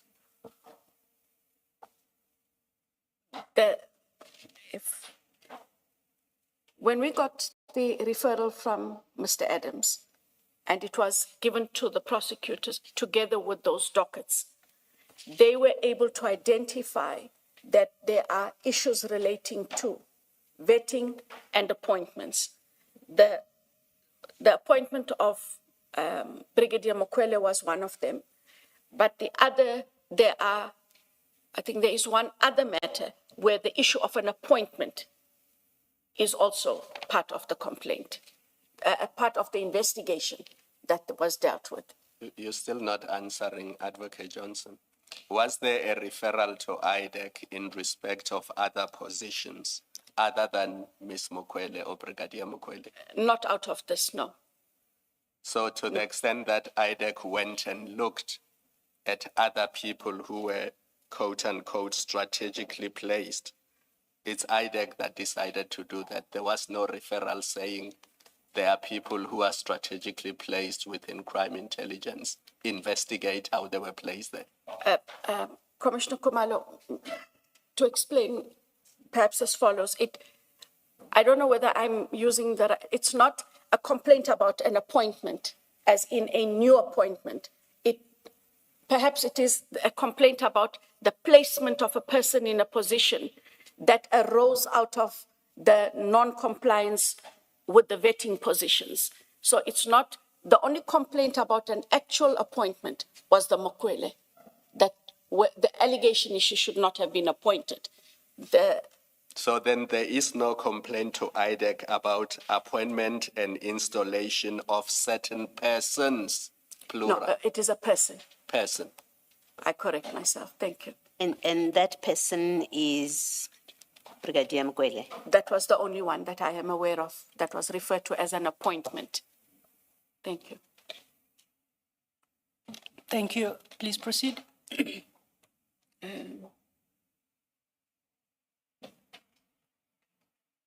I'm at paragraph 29. Yes. According to me, that's where you are too. Thank you. Paragraph 29. This is what IDAC, upon looking at all the matters holistically, established. However, if one looks at an individual case, this bigger and clearer picture does not emerge. When looked at holistically, the cases depict state capture, fraud, corruption, and defeating the ends of justice. Advocate, before you go to paragraph 30, perhaps in line with the correction you just made at paragraph 28, we need to revisit the conclusion of that paragraph. you state that this is because their token appointments would not stop them from their unlawful acts. That this is because their token Yes. appointment would not stop.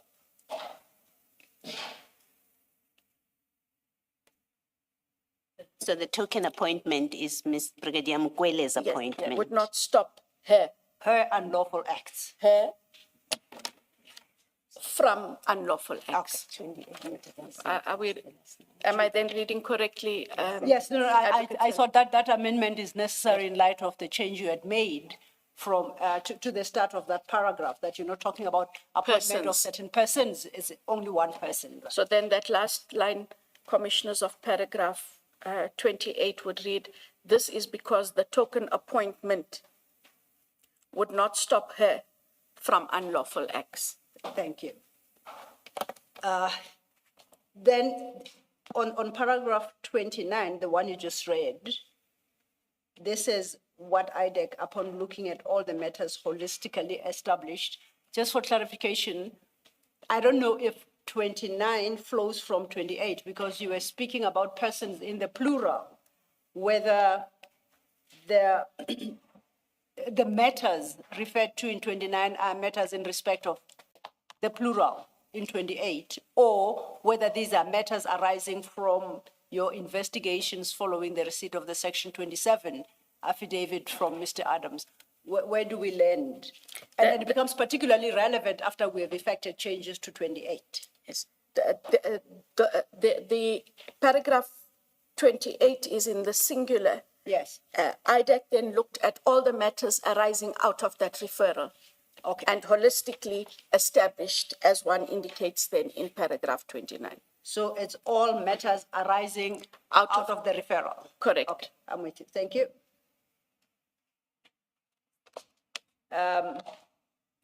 Oh yeah, it's pointed out to me, and I did caution this would happen. You have a correction at paragraph 27, which we forgot about now. Letter It 27. corrects 30, it corrects a different paragraph. Maybe that's why it was skipped. But that's why She's actually correcting paragraph 30, so there are two errors that need to be corrected. so okay, the first error is that your correction itself is erroneous, in a sense that you say at paragraph 11, you wanted to correct paragraph 27 of the original statement, whereas in effect it's paragraph 30 of It the is original paragraph. statement. So the error had an error. The error had an error, so to And my speak. apologies about the error having had an error. Okay, Okay, so we which will- is then the next The 30. paragraph. Yes, Yes. correct. So I will read, Commissioners, with your permission, I will read paragraph 30 as is, because the correction is a numerical correction. Thank you. Paragraph 30 in the original affidavit, once the investigation was concluded, I was briefed by the team that had conducted the investigation on behalf of IDAC. IDAC then applied for warrants of arrest against all the accused. I then prepared a prosecution memorandum and submitted same to the Director of Public Prosecutions responsible for the North Gauteng Division of the High Court, that is the Office of the DPP, together with a draft charge sheet and a request for the enrollment of the matter. The correction comes in wherein this accords with section not 24.3, Commissioners, it is 24 subsection 2 of the NPA Act, and that is the correction we sought in the letter affidavit, paragraph 11. Correction effected, duly effected. I say the correction duly effected. Thank you. Thank you. You say this accords now with section 24 sub 2 of the NPA Act. It also serves two purposes. If you could just speak to the purposes that you address in subs 1 and 2 of paragraph 30.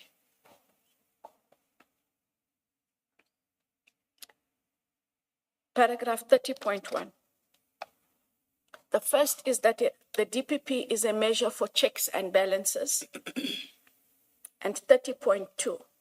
The second is so that the relevant Director of Public Prosecutions may grant permission for and/or agree to the enrollment of the matter, unless satisfied on the information given to him or her that there is a reasonable and probable cause for the prosecution, the DPP will not place a matter on the roll of criminal cases. Thank you. Before you go to 31, Which Advocate Johnson will go to after T. the T adjournment. Okay. Let's adjourn and resume at 11:35. thank you.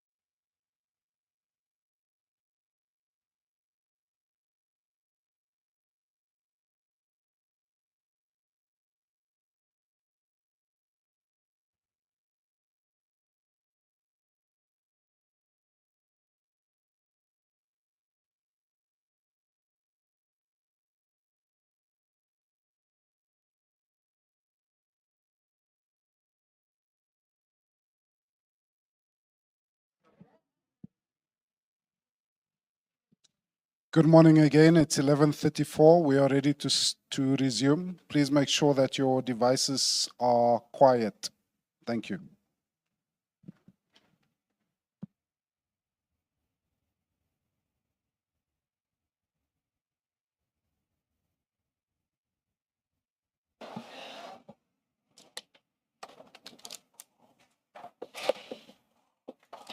Thank you, Chair. Before we continue with Advocate Johnson's statement, report back on some housekeeping and administrative issues that I raised in the morning. Insofar as the subpoenas are concerned, Chair, I can report back that the measures are being put in place to ensure that the Commission receives the documents requested in terms of all these subpoenas. As to exactly when they shall be available, I'm not in a position to say. We are hoping before the close of business or before we have to deal with those aspects in Advocate Johnson's testimony that triggered the need to issue the subpoena or the need for the documents. That's the first. The second issue relates to Advocate Johnson's third statement.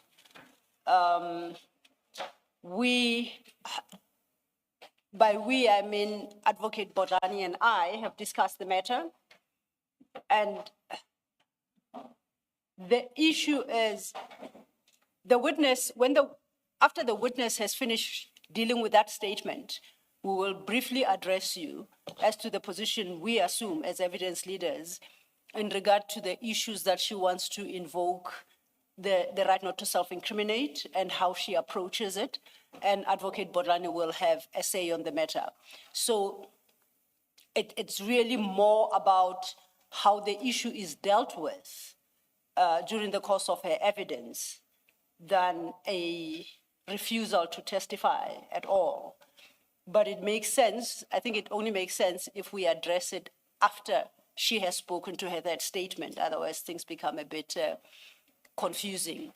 What we propose to do is to complete her first statement, deal with the second, then the third, and then we address the self-incrimination issue. Thank you, Chair. Thank you, Ms. Silo. Thank you, Chair. Advocate Johnson, I trust you followed my engagement with the commissioners regarding the treatment of your third statement. I have. Thank you. So what I propose we do, we continue with your first statement, we take it to the end, and then quickly deal with your second statement and the third statement, and thereafter then we'll discuss the matter of self-incrimination. Just before we broke for tea, you had just completed your paragraph 30, having dealt with the subs, 30.1 and 30.2. Before we go to your paragraph 31, at paragraph 30, you say, once the investigation was concluded, you were briefed, and IDAC applied for the warrant of arrest against all the accused. You say, I then prepared a prosecution memorandum and submitted same to the Director of Public Prosecutions. Now, at the time, a request was not made of you to provide such a memorandum because the assumption was that it would be found in the relevant docket. Having received the docket and engaged the investigator, Colonel Padiachi, on the contents thereof, that is one document that is not in the docket. My request to you, are you able to provide the Commission with that prosecution memorandum you referenced at paragraph 30? Or, and I doubt, do you require the Commission to issue a subpoena to obtain same? Thank you. Commissioners, I will ask Advocate Maga, as he is dealing with the other aspects of these documents are with the prosecutors in the matter, and to kindly ask for the prosecution memo that is submitted to the office of the DPP prior to enrollment, yes, which is what is referred to in terms of section 24, subsection 2 of the NPA Act. Thank you so much. And I do know that it was prepared by you. You say I then prepared. So it shouldn't be difficult to locate, I believe. Thank you so much. Thank you. Advocate Silo, it may be that it's two documents. Maybe that letter on 2438 may help us, because then she should provide that entire bundle. I agree, Commissioner Kumalo. Advocate Johnson, did you have the point that Commissioner Kumalo makes? There is a letter in the files regarding proceeding with the prosecution, and it is a letter from the prosecutor confirming what was submitted to the prosecutor and the position assumed by IDAC in respect of this intended prosecution. Commissioner Kumalo suggests that much as you reference a specific document in paragraph 30, it could potentially be a series of documents that speak to the issue. And to the extent that that is the case, to please provide all the documents and not only confine yourself to the specific document referenced in paragraph 30. So it may be 1, 2, or 5 documents, and basically the request is to provide all. Advocate Johnson, it's correspondence dated 25 June 2025, and the Acting Director of Public Prosecutions references your correspondence dated 24 June 2025. And then annexed to that was the consultation note, and I guess the memorandum, or maybe it's the same thing, consultation note and the memorandum. And then he says, having considered the contents of all this documentation, so I'm assuming it's not just one document, then says, I'm satisfied that a prima facie case has been made out, and then I concur with your decision, and I'm assuming there would be a decision of yours recorded in some document. So it would be those documents, because that would complete that paragraph 30 of your statement. Can you just make a note in your file? It will be in file 6 on page 2438. Thank you, Commissioner Kumalo. Advocate Johnson has duly made a note of that. I have made a note, and there's no objection to them being provided. They actually do just form, they're not a different set, they form a set. It's writing a letter to the DPP saying this is what I attach, this is the purpose, and then you send that through, and then you get this response, Commissioner Kumalo, that you referred to. Thank you. We may then, I think, now go on to your paragraph 31 at page 10, and you can take your statement from there.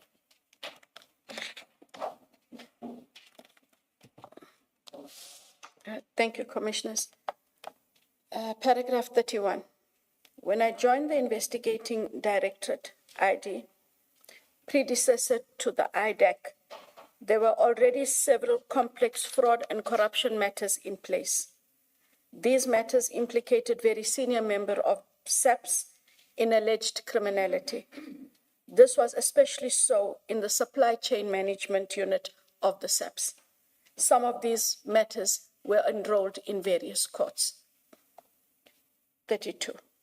The accused in those matters included, amongst others, then Acting National Police Commissioner General Patlane, General Ngwenya, who was our first Black female Deputy National Police Commissioner in the SAPS, and also at the time, the wife of Lieutenant General Shadrack Sibia, General Nematunzela, who was the head of analysis at Crime Intelligence, and various other very senior SAPS officials. Before you proceed, I think for my understanding, when you submitted this statement, you were responding to specific Rule 3 issued by the Commission. Of what relevance is the contents of paragraph 32 to that Rule 3? You don't say anything about that beyond this point. So just to check, what point you were seeking to put across. So it is to indicate that IDAC had other matters that it was investigating against senior members of the South African police, which matters I found were already within that space when I arrived, and that those matters related to the supply chain management issues, and that the officials mentioned in 32 are of the officials that were charged in the various courts on these matters. And just to be clear, are the facts arising from any of those matters or investigations conducted in those matters, do they have any impact on what you have been dealing with, which is the arrest of General Khumalo in the current matter? No, it was just merely to indicate that there were other matters of also senior police officials within the SAPS environment. Understood. Thank you. We may then go to your paragraph E. Paragraph E, other issues raised by Mkhwanazi. 33.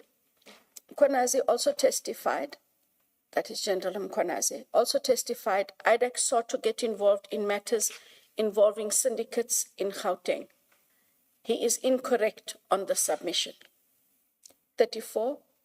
He alleges that he doesn't understand why IDAC was getting involved in the matters of Molefe and Matlala, as this was dealt with by the PKTT and Gauteng organized crime.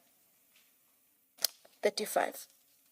IDAC is not involved in any investigation relating to Molefe. With regards Vusi in inverted commas, Cat Matlala, Matlala in brackets, IDAC's only interest arose out of a Section 27 referral from SAPS with regards the unlawful awarding of a tender to his company, Medicare 24, and allegations of collusion and corruption with Matlala and some SAPS officials. IDAC did get cyber search warrants for the cell phones and electronic devices of Matlala. These were presented to IDAC by a Lieutenant Colonel Khumalo. The data was downloaded in his presence and he left with the devices. The information is sought in relation to the tender matter. Before we leave paragraph 35, insofar as Mr. Matlala's case is concerned, do I understand you correctly that that was triggered by a different Section 27 referral received from SAPS? It's not the Section 27 referral that we've been discussing received from Mr. Adams. That is correct. This is a different one. It is a Section 27 referral entirely based only on allegations against Matlala, irregular awarding of a contract, Medicare 24. And there it is from someone completely different and does not relate to the ones we've been discussing, or the one we've been discussing about Mr. Adams.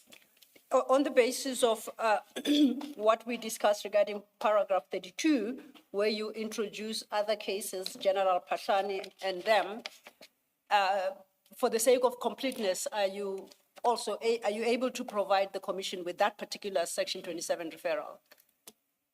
So we too can have the benefit of a full picture of the matters that IDAC is dealing with, 7 affidavit to the list of documents that IDAC will be providing to the commission, hopefully by tomorrow morning. Not for not wanting to help the commission. I will just ask for a quick engagement once we're done with these affidavits, just with my counsel, in terms of this matter, which is in court at the moment, and for which I think, though, if you deal with it, Advocate Selo. Yes, ma'am. On the basis of how you've dealt with the other 27 and the status of where that case is vis-a-vis where the Khumalo matter is, then we would have to disclose the Section 27. I think the logic follows. I just hope I'm making logical sense that on the basis of the one, I'm trying to find where the preclusion would be given the status of where these two matters currently lie. May I suggest this, that there are two issues you are raising. One is availing a document to the commission, and the second is the treatment of that document by the commission in open hearing. Those are two distinct issues. I'm still on the first. So I'm not sure I understand why you would want to confer with your counsel about providing the Section 27 referral you reference here. Would that potentially be a challenge?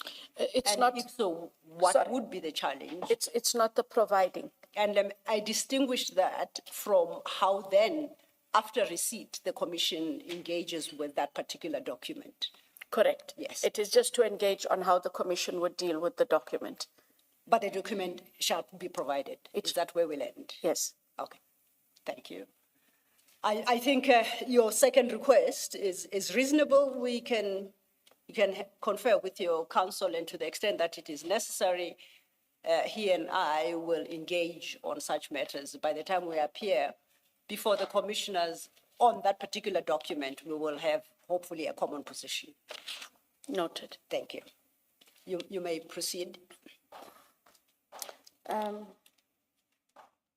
Paragraph 36. The point to all of this is that there is nothing new with sound allegations of malfeasance, fraud, and corruption implicating the top brass in the SEPs. Not only has it happened in the past, when some of those cases were presented to the courts, we secured convictions. The conclusion. Before you reach your IDAC, and then also in terms of myself at a time when I was still prosecuting, if we took the Celebi matter, we also had another matter where the CFO of Crime Intelligence, Major General Solly Lazarus, had been charged and prosecuted. I was one of the prosecutors on that matter, but halfway through, I was gone to a different office, but he was also convicted. And then there are IDAC matters that we'd have to refer to. I understand the distinction you draw. Which are the IDAC matters where you have secured convictions? Specifically IDAC, are you able to recall them off the top of your head? No, when I talk about we secured convictions, I'm not talking about the IDAC per se. Okay. It is the matters in which I myself was involved as part of a team. So relating to the top brass. The ones in IDAC currently are matters that are either parted or matters set down for trial. So they're not finalized yet. So we shouldn't read the we in paragraph 36 to mean as IDAC. Inclusive of IDAC. It's That exclusive of IDAC. Thank you. You may then go to your paragraph 37. Paragraph 37. I cannot end this affidavit without pointing out the adverse effects that I, personally, have had to endure since the arrest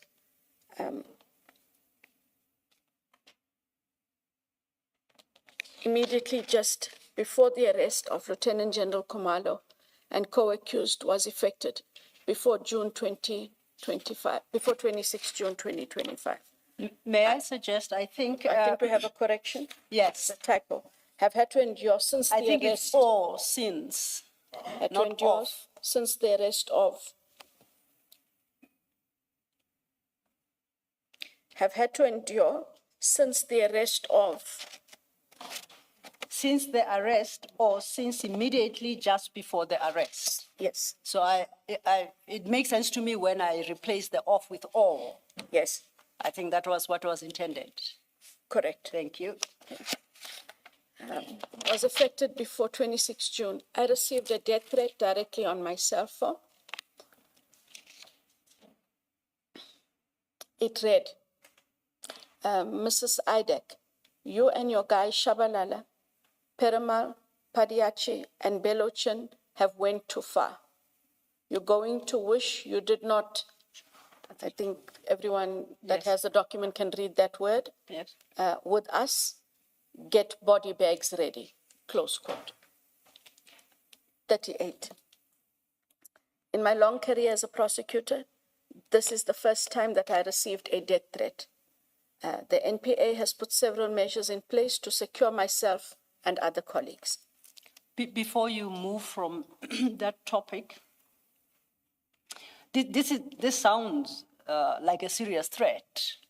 Did you, or by you, I mean IDAC, did you cause for the matter to be investigated to get to the bottom of this threat? I do appreciate that measures have been put in place to secure Zulu. I mean, I'm not sure on the basis of what, except for you would have had to know who I am. And the words that followed sort of just gave it away. And when I got this message later in the week, it did make sense. Because when the person approached the gate, I asked my daughter to stand back. And from where I was, I said in English, "Can I help?" And the person replied in Zulu, "Ngidinga umeli, ukona umeli kule strat."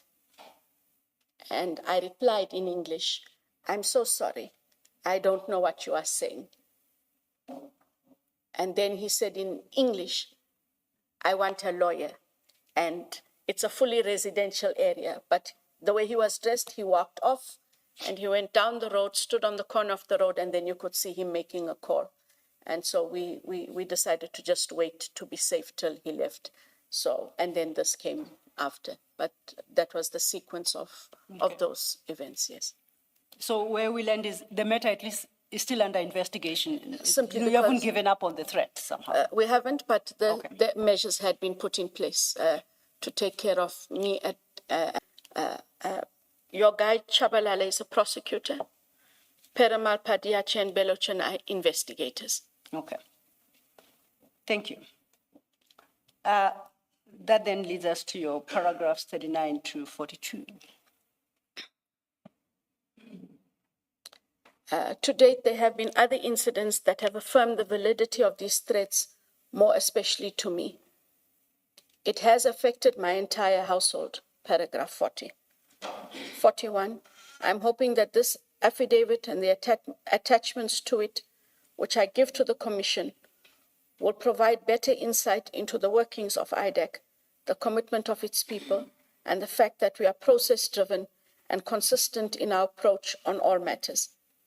42, should I be required to answer questions flowing from this affidavit and other matters in respect of which it has been determined that I would be of assistance to the Commission, subject to timeous notice and the right to legal representation. Starting with that very paragraph you've just read into the record, where you state, should you be required to answer questions flowing from this affidavit and other matters in respect of which it has been determined that I would be of assistance to the Commission, subject to timeous notice and the right of legal representation, I would be willing to make myself available for such. My first question, you appear here today with legal representation, don't you? Correct. You have been provided with notice. It might be debatable whether timeous or not, but notice has been provided to you. Different notices have been provided to you regarding matters flowing from your statement. That's correct. Are you then willing, as of today, to provide answers to these questions? Are we at the point where you are now willing to provide answers? You're not going to require of us to expect you to come back at a later date to deal with other questions? Commissioners, I would like to deal with whatever I can whilst I am here. Okay. Similarly, at your paragraph 26, page 9.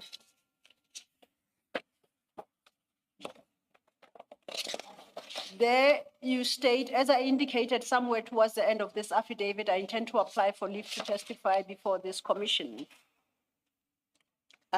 If leave is so granted, I will get an opportunity to expand on the issues to which reference is made above. Now, being, as you may very well be aware, during our engagement with investigator Colonel Padiache, we dealt with his affidavit to the application for the issue of arrest warrants, and attached to that affidavit is a charge sheet. And that was prior to the arrest of the 26th of June. Yours coming as it does in October 2025, after the arrest in June 25, we assumed it's the same version of the charge sheet. Are you suggesting that the there have been amendments to the charge sheet since. No, I'm not suggesting there may be amendments. I just want to clarify that this is what I have. Okay. And I'm hoping that there isn't something different before the commission to clarify this is what I had and what I attach. I'll have to come back on you. I'll have to come back to you on that one. We haven't made that analysis because we never assumed that we may be dealing with different versions of the charge sheet. So, okay, noted. Anything else? Are you ready to move to your second statement? Maybe before you move on to the second statement, just so that I understand where we land, Ms. Sello has pointed out to you that paragraph 26, where you say if you are given leave to testify, you repeat it in paragraph 27, where you speak about the cases referred by Mr. Adams depict the capture of systems and process for private interest. And this again, you say, if you're given leave, you would testify more about it. So in respect of both paragraphs, have you said everything that now that you have, you're sitting there now, giving oral evidence, have you said everything that there is that you wanted to say about it, or you will still speak to what you say in those paragraphs? I have said what I needed to say, but what I think I wanted to expand is I do appreciate that there might be questions from the commission.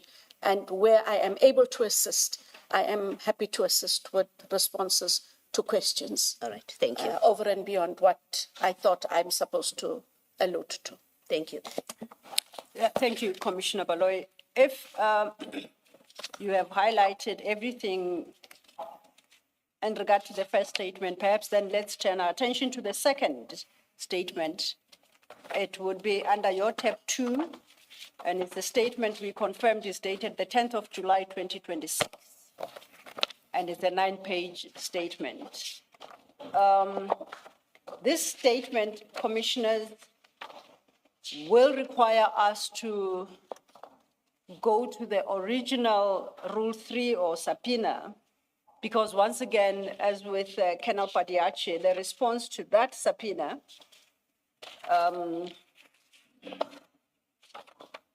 the response to that subpoena cross-references the subpoena's paragraphs and approaches an add paragraph on the basis of an add paragraph response.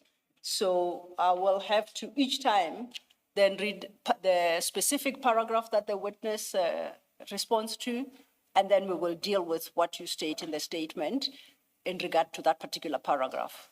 That way, the future readers will know what it is you were responding to.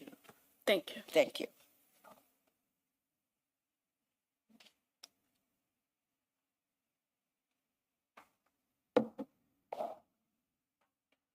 Perhaps we will do it at this juncture. Copies of that subpoena have been prepared. If we could give the witness the subpoena, just put it to the side. Becomes relevant when we get to paragraph 7 or paragraph 6. And then the commissioners as well. It will also be flighted. It would be flighted, yes. So we will distribute that subpoena to the witness and the commissioners, and we will prepare for its flighting. Thank you.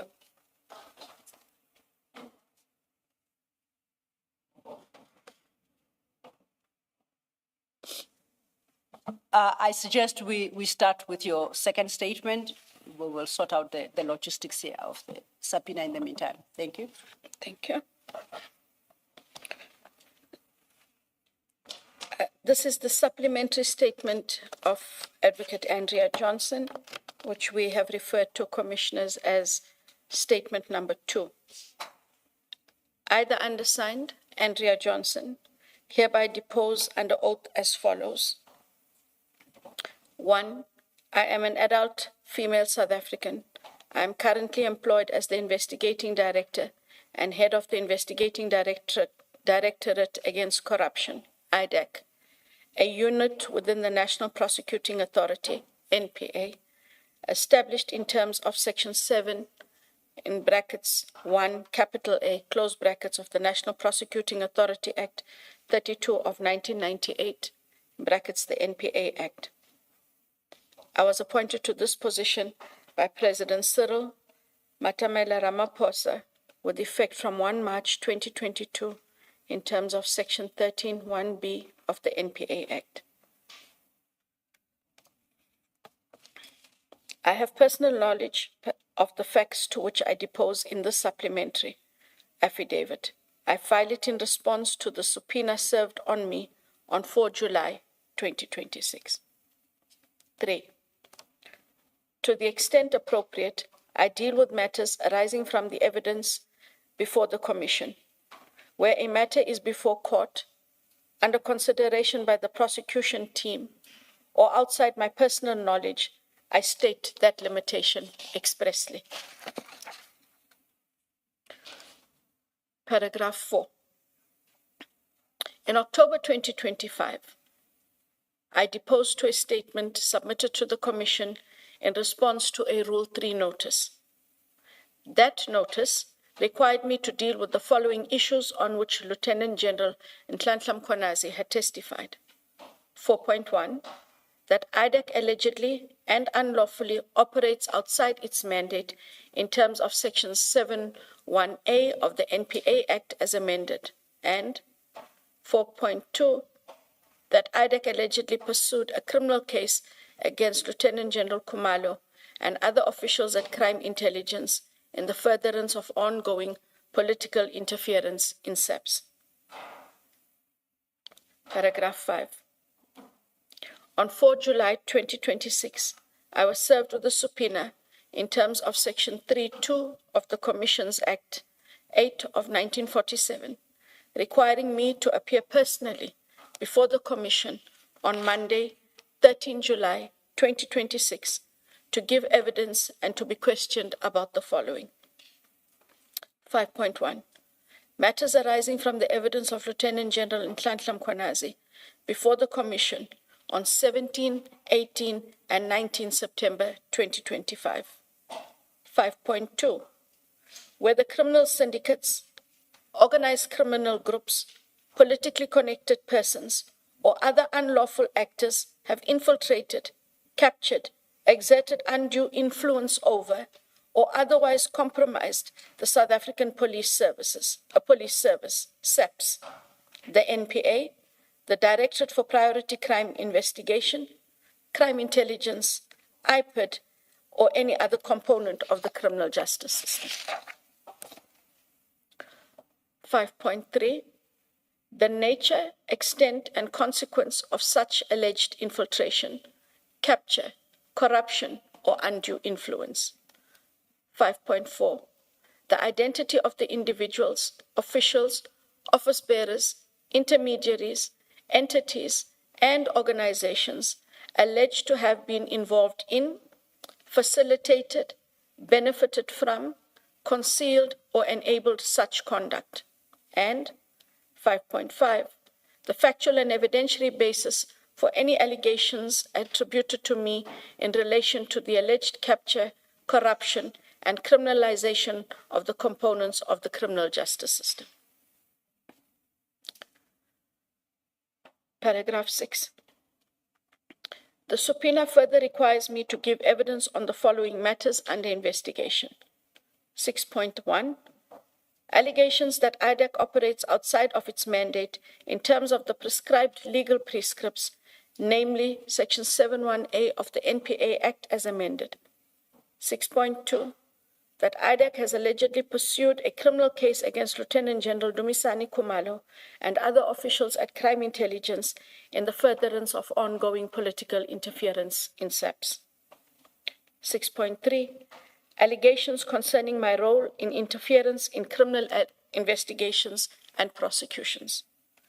6.4. The effect of such conduct on the functioning, integrity, and independence of the criminal justice system. 6.5. Allegations concerning the existence of a Khan-IDAC cabal in SAPS and your role pursuant thereto, as made by Mr. Thulani Shongwe during his evidence at the Commission on the 30th of June 2026. 6.6. My relationship with Major General Khan and allegations that you disclosed to General Khan a sub-docket relating to an ongoing criminal investigation against him. And 6.7, any matter falling within the terms of reference of the Commission. Okay. Then you respond to all these issues listed above from your paragraph 6.1 to 6.7. You start at paragraph 8. Chair, if I might just confirm whether it's ready to be flighted.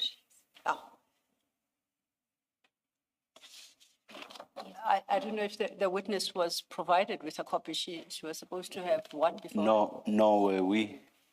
No way you, Chair. Aren't there hard copies to be shared? I should be addressing you, Ms. Silva, I know, Chair. instead of the attorneys directly. No, it transpires that I understand it should be coming soon Let's continue. on the screen. Yes. I do apologize, and I will read it I'm out. able to look at the screen for now. And I will read out each before we deal with your response there just to make sure that you've seen everything.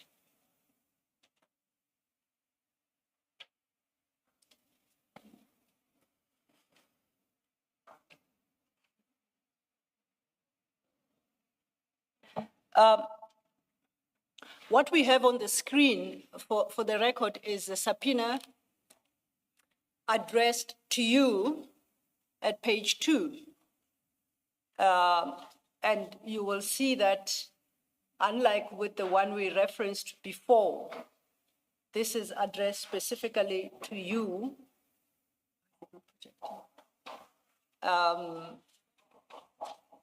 And hence you deal with the issues raised therein in your statement.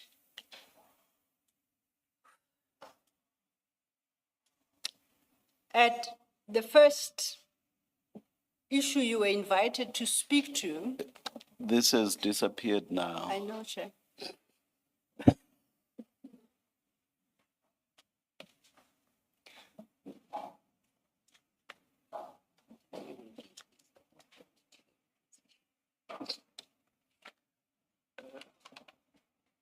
Is it quick to resolve?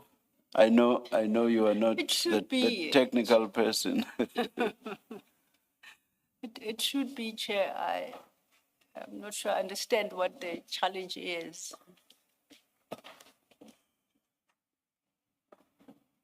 And when it comes up on the screen, I suggest going forward, we don't switch off the feed. We'll scroll through the feed and deal with all these questions. Just when I find a solution. Chair, the copies of please give to the commissioners and to the witness. We will retain what we have on the screen for the purpose of the public. Just drop it. Thank you.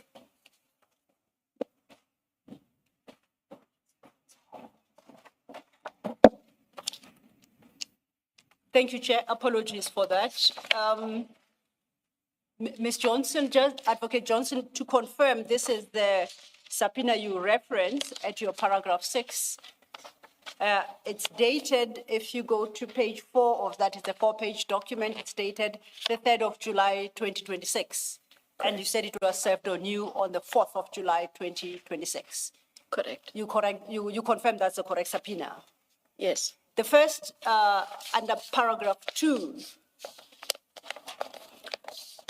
you were requested at paragraph 2.1 to give evidence as regards allegations, and I read from the subpoena, quote, allegations that IDAC operates outside of its mandate in terms of the prescribed legal prescripts, namely section 7, sub 1, sub A of the NPA Act as amended.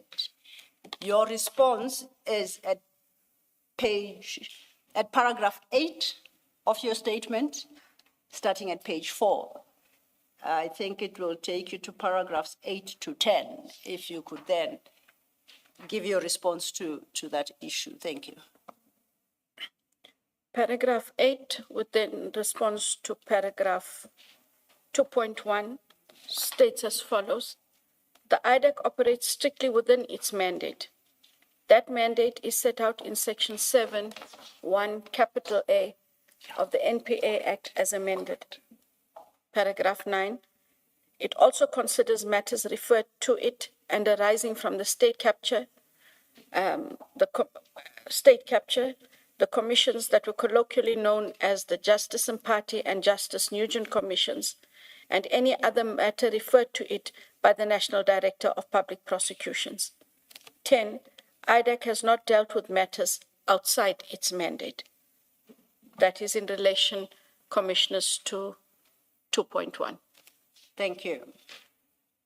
If then we could turn to paragraph 2.2 of the subpoena, which states that, and I quote, IDAC has allegedly pursued a criminal case against Lieutenant General Dumisani Khumalo and other officials at Crime Intelligence in the furtherance of ongoing political interference at SAPS, end of quote.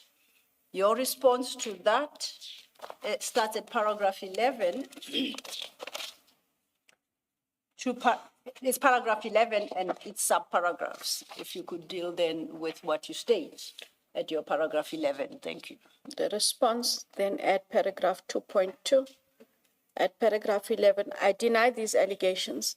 I expand on this denial as follows hereunder. 11.1.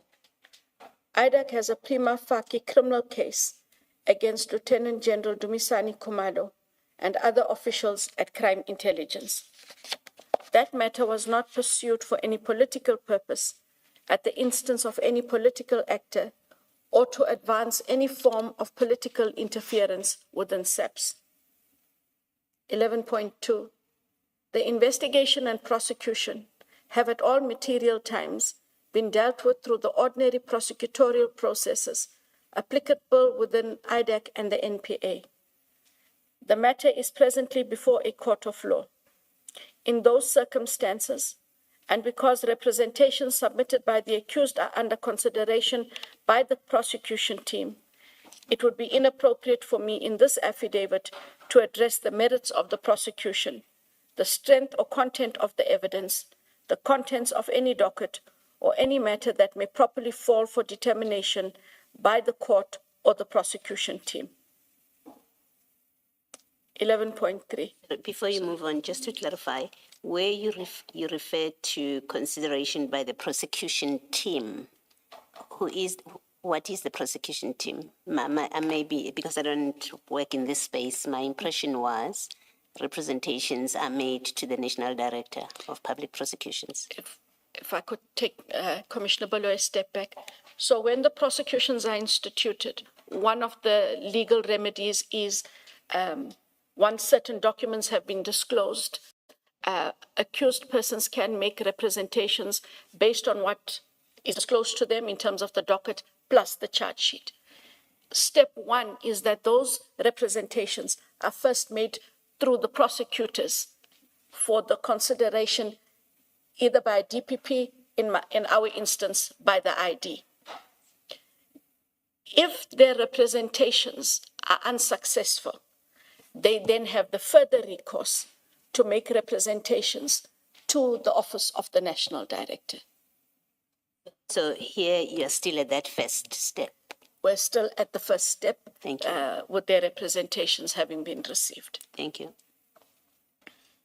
Thank you, Commissioner Balo. You may proceed. Thank you. 11.3.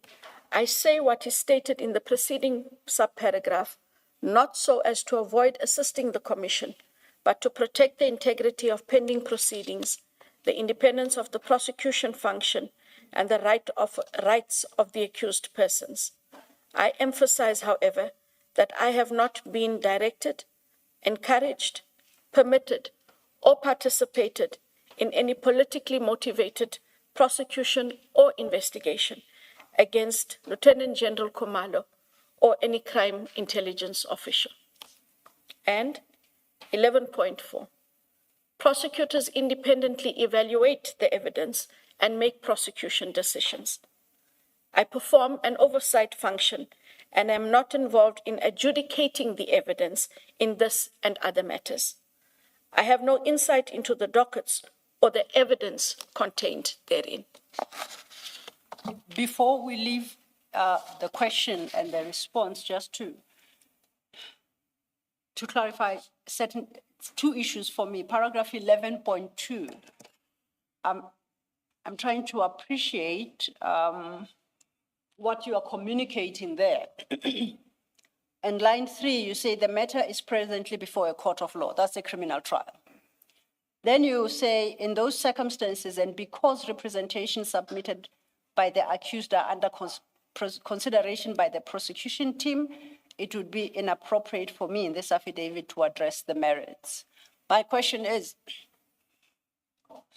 it should have been at your instruction. Are we back to the invocation of the sub judice principle here, and which is an application that had been made at the start of the stream, but which has been determined by agreement between the evidence leaders and your legal representatives and communicated to the commission, the commissioners, the effect of which is that IDAC won't be invoking the sub judice rule. So I'm trying to place your response here in its proper context, because it would sound like it purports to revive the invocation of that rule. Am I misreading? And if I'm misreading it, please set me straight. Thanks.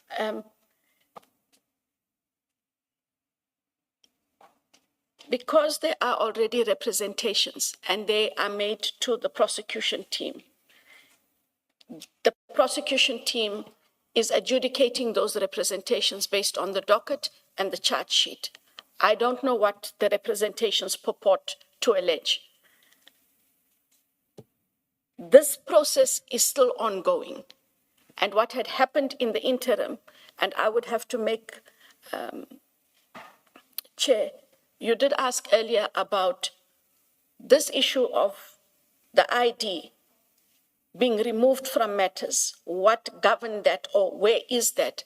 I will send the email from the National Director to myself. Yeah, removed, not from office. Not from office, but from the matter. Removed in relation to or in respect of specific matters. Yes, so I did find that email. I just have to make it available to Advocate Sello, where the NDPP then adds bits to that email. And it is on that basis, there's the representations that are being dealt with by someone. The National Director in the email also says, Advocate Sello, that there's a review to be held. And so my having asked to be removed and being released, when I don't want to talk about it, it's not about just the sub judice per se, but I do not want to have anything that might unduly influence those matters, given I asked to be removed because of the controversies around myself in dealing with these matters. I'm not sure if I make sense, except for that is how I... But Ms. Sildo's question relates to your testimony here. Yes. And not to your quote-unquote removal in respect of the matters you refer to. So the issue is more about your attitude with regard to testifying insofar as those matters are concerned. And the direct question is, in respect of those matters, are you raising the sub judice rule, the effect of which would be that you will not be testifying in respect of those matters? That's the question. I'm not sure that you've answered it. I think it's not the not wanting to testify, if I could please be clear about that. It is I don't want that it is later on that what I have said has adversely influenced those matters given their current status.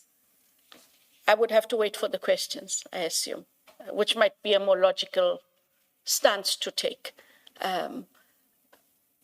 because these are out of my hands. I say something, they might, and maybe it's to put it simply, I do not want that later on there's an allegation that that which I said at the commission either influenced the outcome of the representations and or the review process. That was the only thing. It is I do not want to be seen to influence, not that I don't want to answer your questions. I would assume that, yes, we will ask you questions that relate to current issues. For example, what your attitude is with regard to statutory prescripts. So that's current. I'm not saying our questions with regard to the present will be limited to that. I'm just making the point that, yes, there will be questions that relate to the present, but I would imagine that most of the questions will be historical in nature. Why did you take that decision? Just by way of one example. So I do not see how questions like those are affected by the fact that now those cases are handled by other people without your involvement. So I do not see how any of that is relevant to you testifying with regard to those aspects. It should not matter that you have, pursuant to your request, been divested of the power to deal with those matters. I do not see how. Chair, Am I making sense? in the manner that you've broken it down, yes, you do make sense. Thank you. Thank you, Chair. There's just Yes, Commissioner. one issue I need to clarify. Advocate Johnson, in relation to the same paragraph, 11.2, my understanding is that you testified in the ad hoc committee sometime late last year. That is correct, sir. Yes, and you testified in relation to the same issues. Yes. What was IDAC's attitude to the sub-judice rule in the ad hoc committee? Did you adopt the same attitude, or were you comfortable to testify about the same issues? I must go back into my record, but I seem to think I did raise it, but had to still answer it. I just speak under correction. I don't have that exact, did we raise the sub judice and it was overruled, or I answered the question? Because I would find it unusual that before that committee, you would be comfortable to answer the same questions. But when you come to this commission, which is established in terms of obviously the president's powers under the Constitution, followed by the terms of reference and the regulations, then the attitude to the same questions would change. I would find that strange, because the same risk that would arise if you answer these questions would have arisen if you answered them before the ad hoc committee. That is correct, and that is, I say, I think in the manner in which the chair explained made more sense, and I am alive to that which I must answer, which might invariably be more of the historical than what happens now that there's a representation or that there's a review. Because facts are facts, facts don't change because they are representations. If we are looking at what happened in 2024, those are facts. Correct. And if somebody speaks to the facts and say, on the 15th of July, 2024, this is what happened, this is what did not happen. That does not change depending on whether there are representations or there's a matter in court, because those facts remain unless somebody changes them as they go along. But if they are what they are, and they have always been what they are, that should not be an issue. Correct.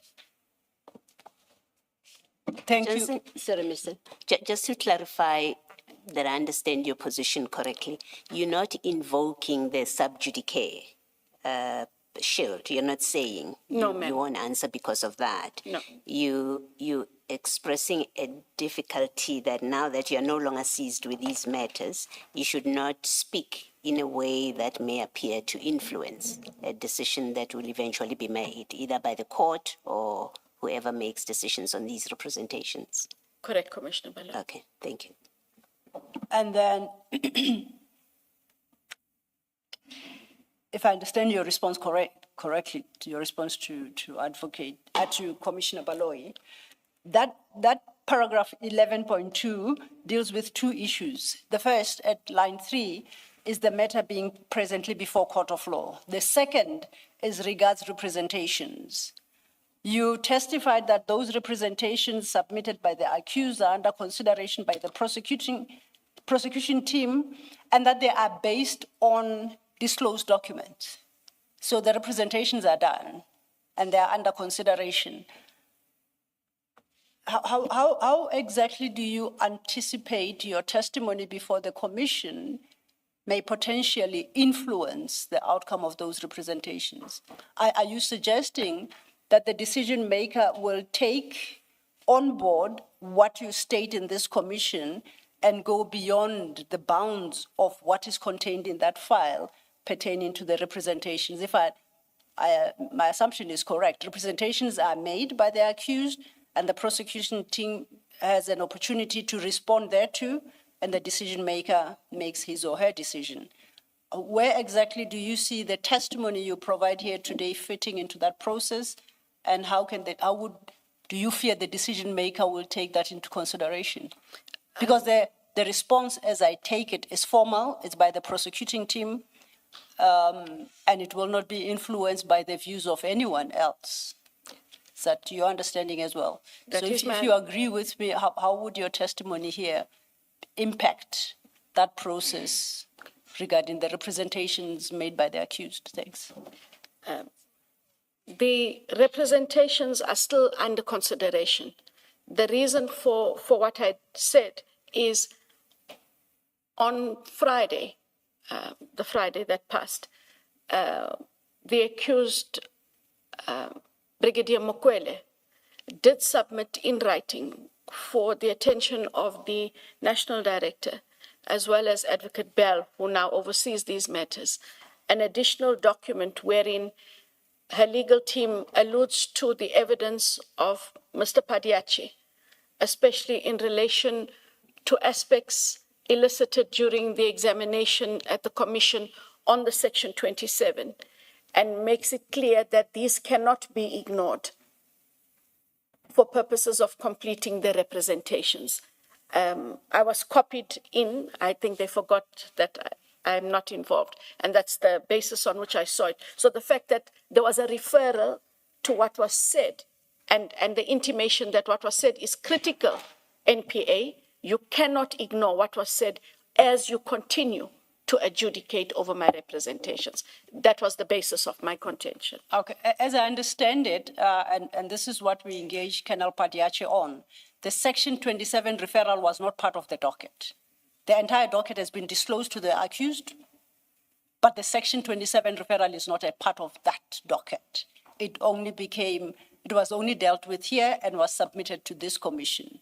So it's not particularly surprising that if a new document that is relevant to representations the accused would make surfaces, that they supplement their representations. So it's not so much as from what you're saying, what Colonel Padiachi testified to, but it's the Section 27 docket as affidavit itself.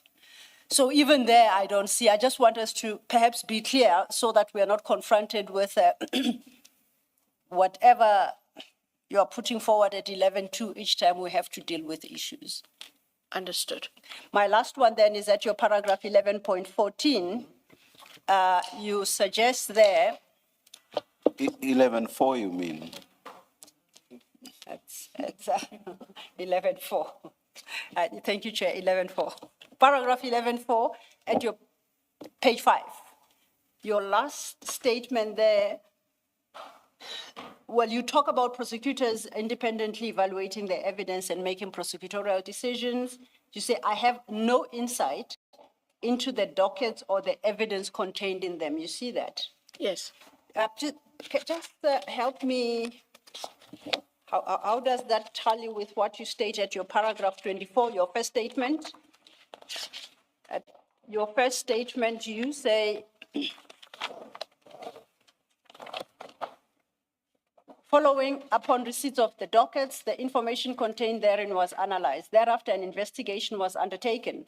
the investigation unearthed sufficient evidence to conclude, 1, that there was reasonable and probable cause for the prosecution, and 2, formulation of the charges against Lieutenant Khumalo and his co-accused. Then you say the charges were contained. So that's you speaking. You seem to be satisfied insofar as the evidence is concerned and the following investigations. And that would seem to be inconsistent with what you're now suggesting at the end of your paragraph 11.4, that you have had no insight into the dockets or the evidence contained in them. Read that again with paragraph 30 of your statement, first statement, which reads, I quote, once the investigation was concluded, I was briefed by the team that had conducted the investigation on behalf of IDAC. IDAC then applied for warrants of arrest against all the accused. I then prepared a prosecution memorandum and you submitted it. Now, in light of your 24 and 30, I don't know if your statement at paragraph 11.4 is entirely correct, that you cannot speak to any evidence or issues in that docket. And unless I misunderstood either the 2 paragraphs or this one. And I'm happy to take a correction. Thank you. Paragraph 24, the following upon receipt of the dockets, the information contained therein was analyzed. That is all the activities by the investigators and prosecutors. It's not me who does following upon receipt of the dockets and the information contained therein. Thereafter, an investigation was undertaken. It is me giving you the feedback of what happened in that process. Yes. And then you continue to say the investigation unearthed sufficient evidence to establish the 2 factors.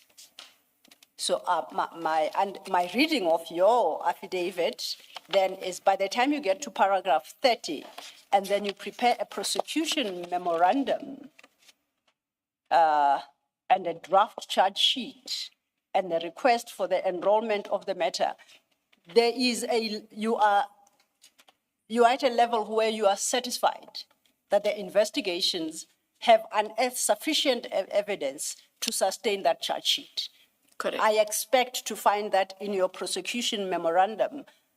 Otherwise, it suggests that you wrote this prosecution memorandum completely oblivious to the investigations and the evidence unearthed by the investigations, and that can be, it must be a very informed memorandum. Yes, and it is informed through the team to myself here in 24 that there is sufficient information, Yes. sufficient evidence. Then there's, it's an engagement.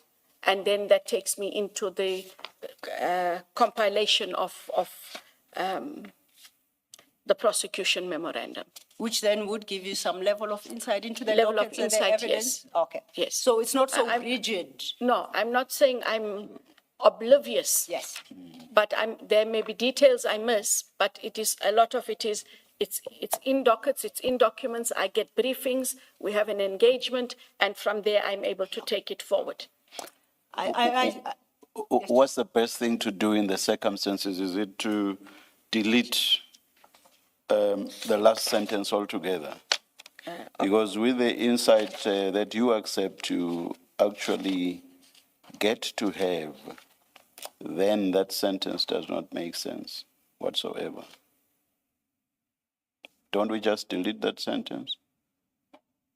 On paragraph 11.4. 11.4, yes. The briefings, the sessions that you have with the investigators, that leads to you having an insight as you've just accepted as Ms. Sildo is engaging you. Yes, The effect of that is that the last sentence must go. yes, because the insight does not per se mean I was reading through the dockets. In the way that I am informed or briefed, I therefore have insight into the evidence. Yes. That is correct, Chair. All right.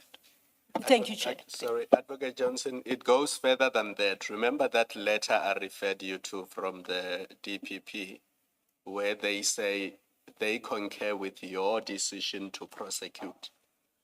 What they seem to be saying is that you made the decision to prosecute, they agree with you. So this paragraph, you can't read it with that letter and they mean the same thing. So when you say they make prosecution decisions, that's not what that letter says. That letter said you made a decision, they concur with your decision. So which is which? I think it's in the nature of how that communication is. As the ID, I sent the memorandum. We captured the essence of the charges, who is to be charged, where the matter is to be enrolled, and what it is. The document comes from me. So when they respond, Chair, they respond to me and my decision, because as the head of office, I communicate the decision. Yes. And to communicate that decision, Commissioner Khumalo, I must have reconciled myself with that decision. But you must also, because you see, there are two ways of looking at it. One is to say, we have investigated this case. These are all the facts. Please look at all the facts and decide whether this person should be prosecuted or not. That's one way of looking at it. The other way of looking at it is that you say, we have conducted an investigation, we've prepared a charge sheet, I'm satisfied that there's a prima facie case, I have made a decision to prosecute. And all they have to do is to say, I agree or I don't agree. So is it the first one or the second one? The second one being from the DPP office. From you, do you convey to the DPP that you've made a decision to prosecute, that this case should be prosecuted? Yes. Is that the decision you make? Yes. And that is what you communicate? That is what is communicated. I would just need to check the wording is, do I say I made the decision to prosecute, or there's a decision to prosecute by the team? I would just need to check those words. Not to abdicate any responsibilities, but I should be clear about how I wrote it in there. Maybe sorry. let's look at the letter. It will help you. Whilst we look, I was about to say, surely the decision must be yours. When you communicate with the DPP, it's your decision. Yes, what you may have been told is relevant to you then deciding. File 6, Advocate Johnson, file 6, 2438.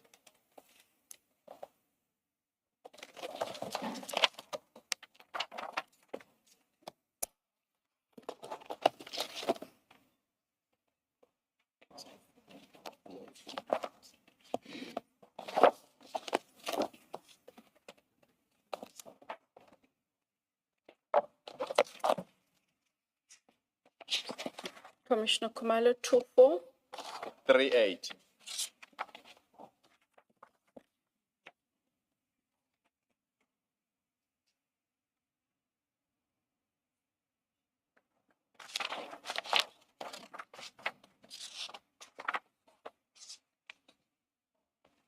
Yes, I see that. Yes, look at the last part of paragraph 3. And I concur with your decision to charge them on the offences set out in the charge sheet. Yes. So what the DPP is concurring with is your decision to charge them.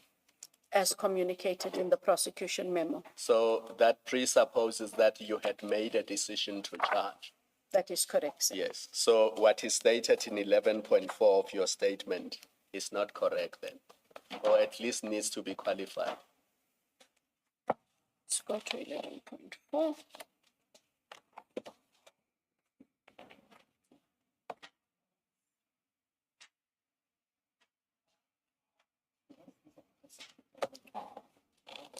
Prosecutors independently evaluate the evidence and make prosecution decisions.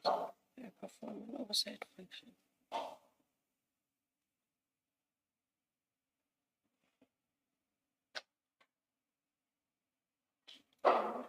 And adjudicating the evidence in the center of the matters.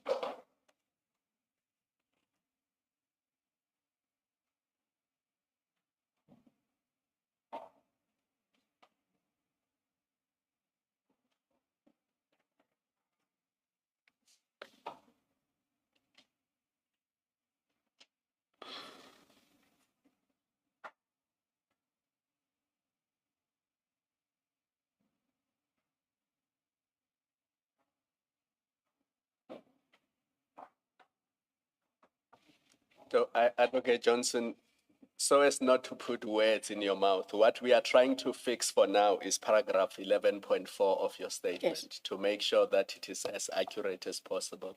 So in your own words, how do you want 11.4 to be recorded? Now that you've seen this letter, hopefully it has jogged your memory. So prosecutors independently evaluate the evidence and make prosecution decisions. Are these internal IDAC prosecutors? Internal IDAC prosecutors. So, in terms of that oversight function, they then present the evidence to me. To you, I'm sorry. I'm thinking aloud, sorry. As long as it makes sense. They then present the evidence to me. yes. Once they have presented the evidence, commissioners, more often than not, it is an oral briefing. They will then put together a draft prosecution memo. I then have to go through that memo, see if I agree with what is in there, and therefore endorse the prosecution decision, which then becomes my decision, which is conveyed. It is therefore where I say I compile the prosecution memo, because in order for me to do that, I need a lot of the information and the evidence put together in a specific way so that I'm able to apply my mind to that prosecution decision and the conveyance thereof to the office of the DPP. So your decision is then conveyed to the office of the DPP? That is correct. And then paragraph 3 of that letter is correct? It is correct. Thank you. Because the DPP commissioner receives the prosecution memo from myself and therefore responds to myself. Thank you, Commissioners. Before we leave your response to paragraph 2.2, an issue arose, I think, in your in the engagement Commissioner Baloyi had with you regarding what you specifically, whether or not you invoked the sub judice rule before ad hoc. When we break for tea, you might want to consider, for the record, CJC 375, Exhibit CJC 375. That is the transcript of your testimony before the ad hoc committee. Just make a note of the exhibit number. We will assist you to And locate the file? It's CJC 375. CJC 375. Yes, ma'am. Yeah, CJC 375, please take note. It's file 3, I'm told. The most important thing is the exhibit number. That is your transcript, the transcript of your testimony before ad hoc. So I suggest over the course of lunch, you cast your eye there to see whether or not, to the question posed, whether you did raise the sub judice rule before ad hoc. I will do that. Thank you. You, if we go over, leave then on your statement, we're at page 6 of your statement, you deal with questions or issues raised in paragraphs 2.3 and 2.4 of the subpoena. You give a singular response, I think, to that. So I will read both 2.3 and 2.4. 2.3 reads thus, quote, allegations concerning your role in interference in criminal investigations and prosecutions, close quote.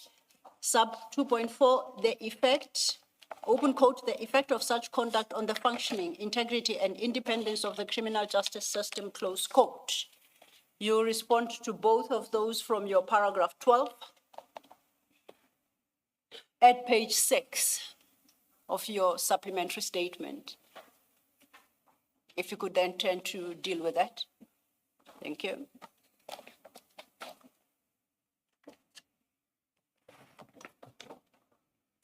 At paragraph 12,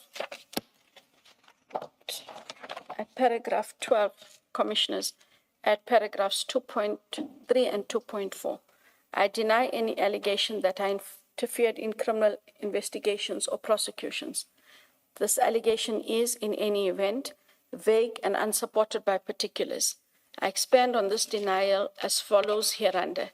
I say that the allegations is vague because it does not identify the investigation or prosecution allegedly interfered with, the date or period of the alleged interference, the person allegedly influenced, the decision allegedly affected, or the manner in which the alleged interference occurred.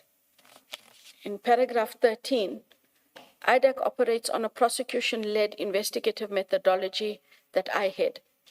Investigators conduct investigations and present evidence to prosecutors in their teams. Prosecutors then evaluate the facts and evidence and decide whether to prosecute. That decision is confirmed by the DDPP, is the Deputy Director of Public Prosecutions Commissioners in the group. Matters, paragraph 14, matters are presented to the investigating director and senior managers before arrest as part of the oversight function. I have not instructed, pressured, induced, prevented, delayed, or otherwise influenced any investigator or prosecutor to act other than in accordance with the evidence, the law, and the applicable prosecutorial policy. Thank you. Thank you. I take it reference at paragraph 14 to the investigating director is reference to yourself, am I correct? That is correct. And you say matters are presented to you then and senior managers before arrest as part of the oversight function. Can you briefly tell the commissioners what your oversight function entails? When teams are ready to execute arrests, it becomes important to determine that they have done, they have all the necessary documents, that they have fulfilled the evidential burden, and what operational and or resource support they might require. So when they make this presentation to the ID and senior managers, their commissioners could include senior investigators, other senior prosecutors, etc. And what happens is the team that is preparing to conduct an operation must prepare to people that are not in, present to people that are not in their team. So it would invariably be other managers of equal ranks of other persons also from that team. And when they present, they would make a PowerPoint presentation. Sometimes some of them, them being the lawyers they would want to speak off the cuff, but they would give you a briefing of the evidence, how persons are linked to the allegations, which persons are linked to the allegations, a brief summary of what evidence they rely on, and then to indicate who it is they intend to arrest. Do they intend to search? Do they have arrest warrants? Do they have search warrants? Are they going to be just, and forgive my language, ordinary searches, or are they going to be cyber searches? Where these are going to take place? And that is the general gist of that kind of briefing. And once myself and the other senior managers have left, that team gets together with other officials to plan the logistics of who goes where, what resources are required, and so on. But it is just in order to understand that their matter is ready. Thank you.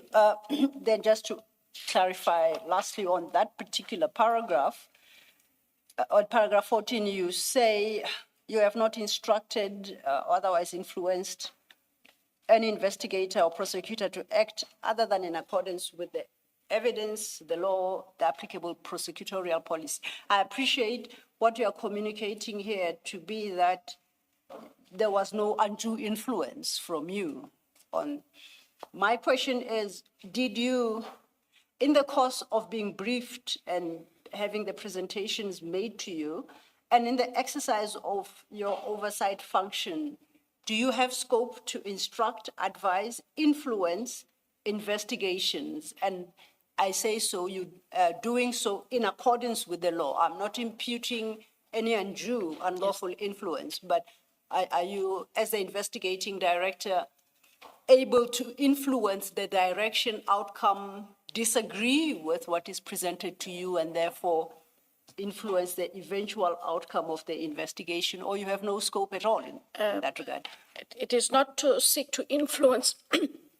In those presentations, myself and whomever the other managers are that are present are allowed to engage with the presentation. Sometimes it may not be as clear how a person is linked. There might be questions around a witness.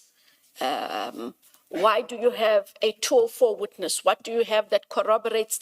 It's almost like a moot court without the presiding officers, but it is an engagement of the matter. So everyone can ask questions, make suggestions.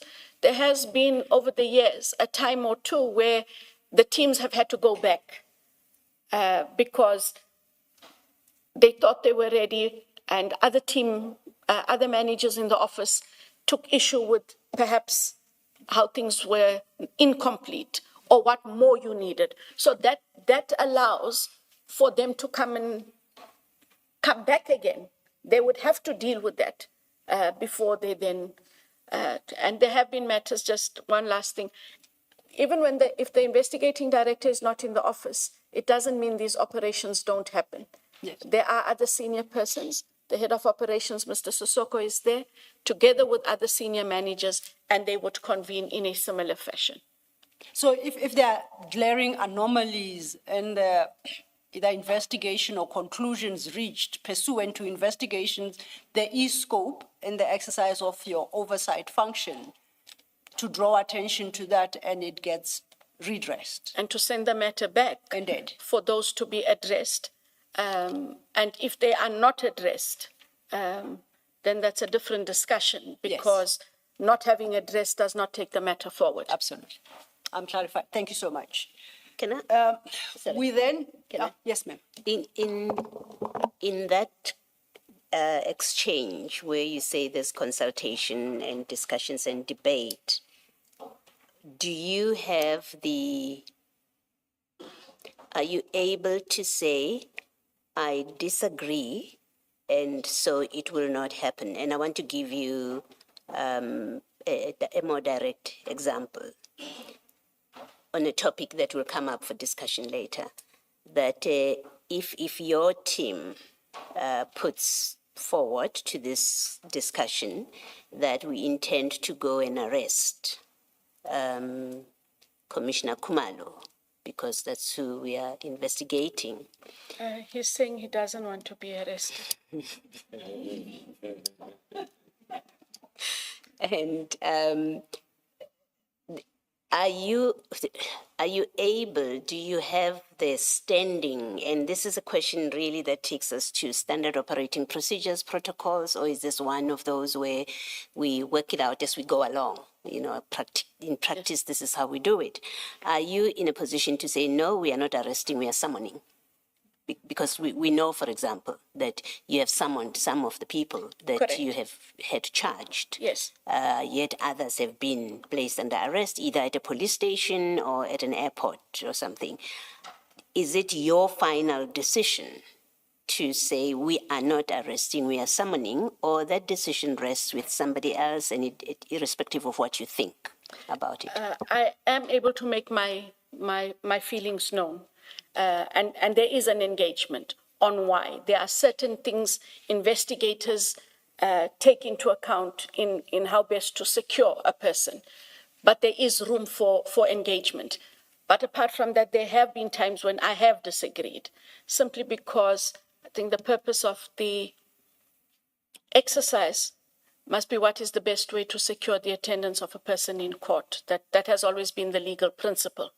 And so there have been instances where we have subpoenaed, and there are instances where you have the warrant, but instead of going and executing the warrant, as an example, at a person's home or place of business, you call them and ask them to hand themselves over, and then you do that processing. Those are the ones that are preferred, so as not to be invasive in terms of their space. Sometimes investigators think a bit differently, Commissioner Baloy, but I'm able to, and there's a lot of other considerations, especially where people have families. Yes, et I guess the my question more directly is, out of the process that you've described of a team presenting to other managers who are not involved in the matter, and you also participate in that, where does the final decision lies out of that process? Who makes the final decision? I appreciate it's a team discussion and it involves back and forth, but ultimately somebody makes a decision, and you are head of institution. I don't want to assume that because you are head, you are the one that makes the decision. So it's your opportunity to say that, well, finally the decision rests with you. You let it be a team decision, but in fact the decision rests with you finally. That's what I'm trying to determine with my question. I am able to make input. A lot of the times the input is taken on board. When myself and those managers who are being briefed leave the room, you have a lead prosecutor and lead investigator, and they also have the benefit of the two chief criminal investigators, as well as Mr. Sissoko, who's the head of operations. And they will deliberate on what we have suggested, and they take it on board and make the final decision, because the execution is theirs, not the ID. So out of that process, the final decision is not yours? It's not my final decision. It's made by other people? Yes. Okay, thank you. And we'll come back to this just so I understand. On specifically the aspect Commissioner Baloyi just engaged you on, whether or not an accused person is arrested or summoned to court, you say it's not your final decision. It's not yours. It lies somewhere else within IDAC. It lies with that team. So where that team has made that decision, you have no power to overturn it as the ID. Is that?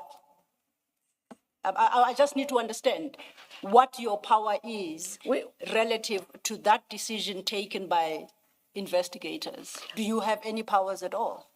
We haven't exercised powers to overturn. We've made suggestions, and almost invariably many of those suggestions have been taken on board. So as an example, Advocate Selo, the team might feel strongly about an arrest.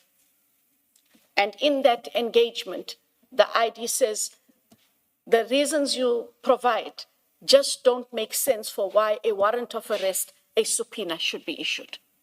They then take that on board, and I found that they do exercise it. So they do listen when it makes sense that the proposed way they want it was not going to work. You talk about you haven't exercised the power. I am still trying to locate the power. Do you have that power as a matter of fact in law, or you don't? No, I don't. Whether you have exercised it or not is neither here nor there for the moment. Do you understand yourself to have such a power? No. No. It is a power of engagement. What I'm saying is I engage them and I make suggestions. I cannot take the decision for them. I can make a suggestion, not a warrant, a subpoena. No, I get confused now just when I thought I got it. You don't take a decision for them. They have taken a decision. My question is, do you have the power to override that decision? It's either you have it, you don't, and I'll move on. I haven't exercised such a power to override. I'd have to check. I have to check if I have such a power to override. Advocate Johnson, I'm hungry too, it's lunch. You can only exercise it if you have it. Yes. But you are not answering the first question. Do you understand yourself to have it or not to have it at all, that power? I don't have a power to override them. Okay. From what I understand. All right. Okay.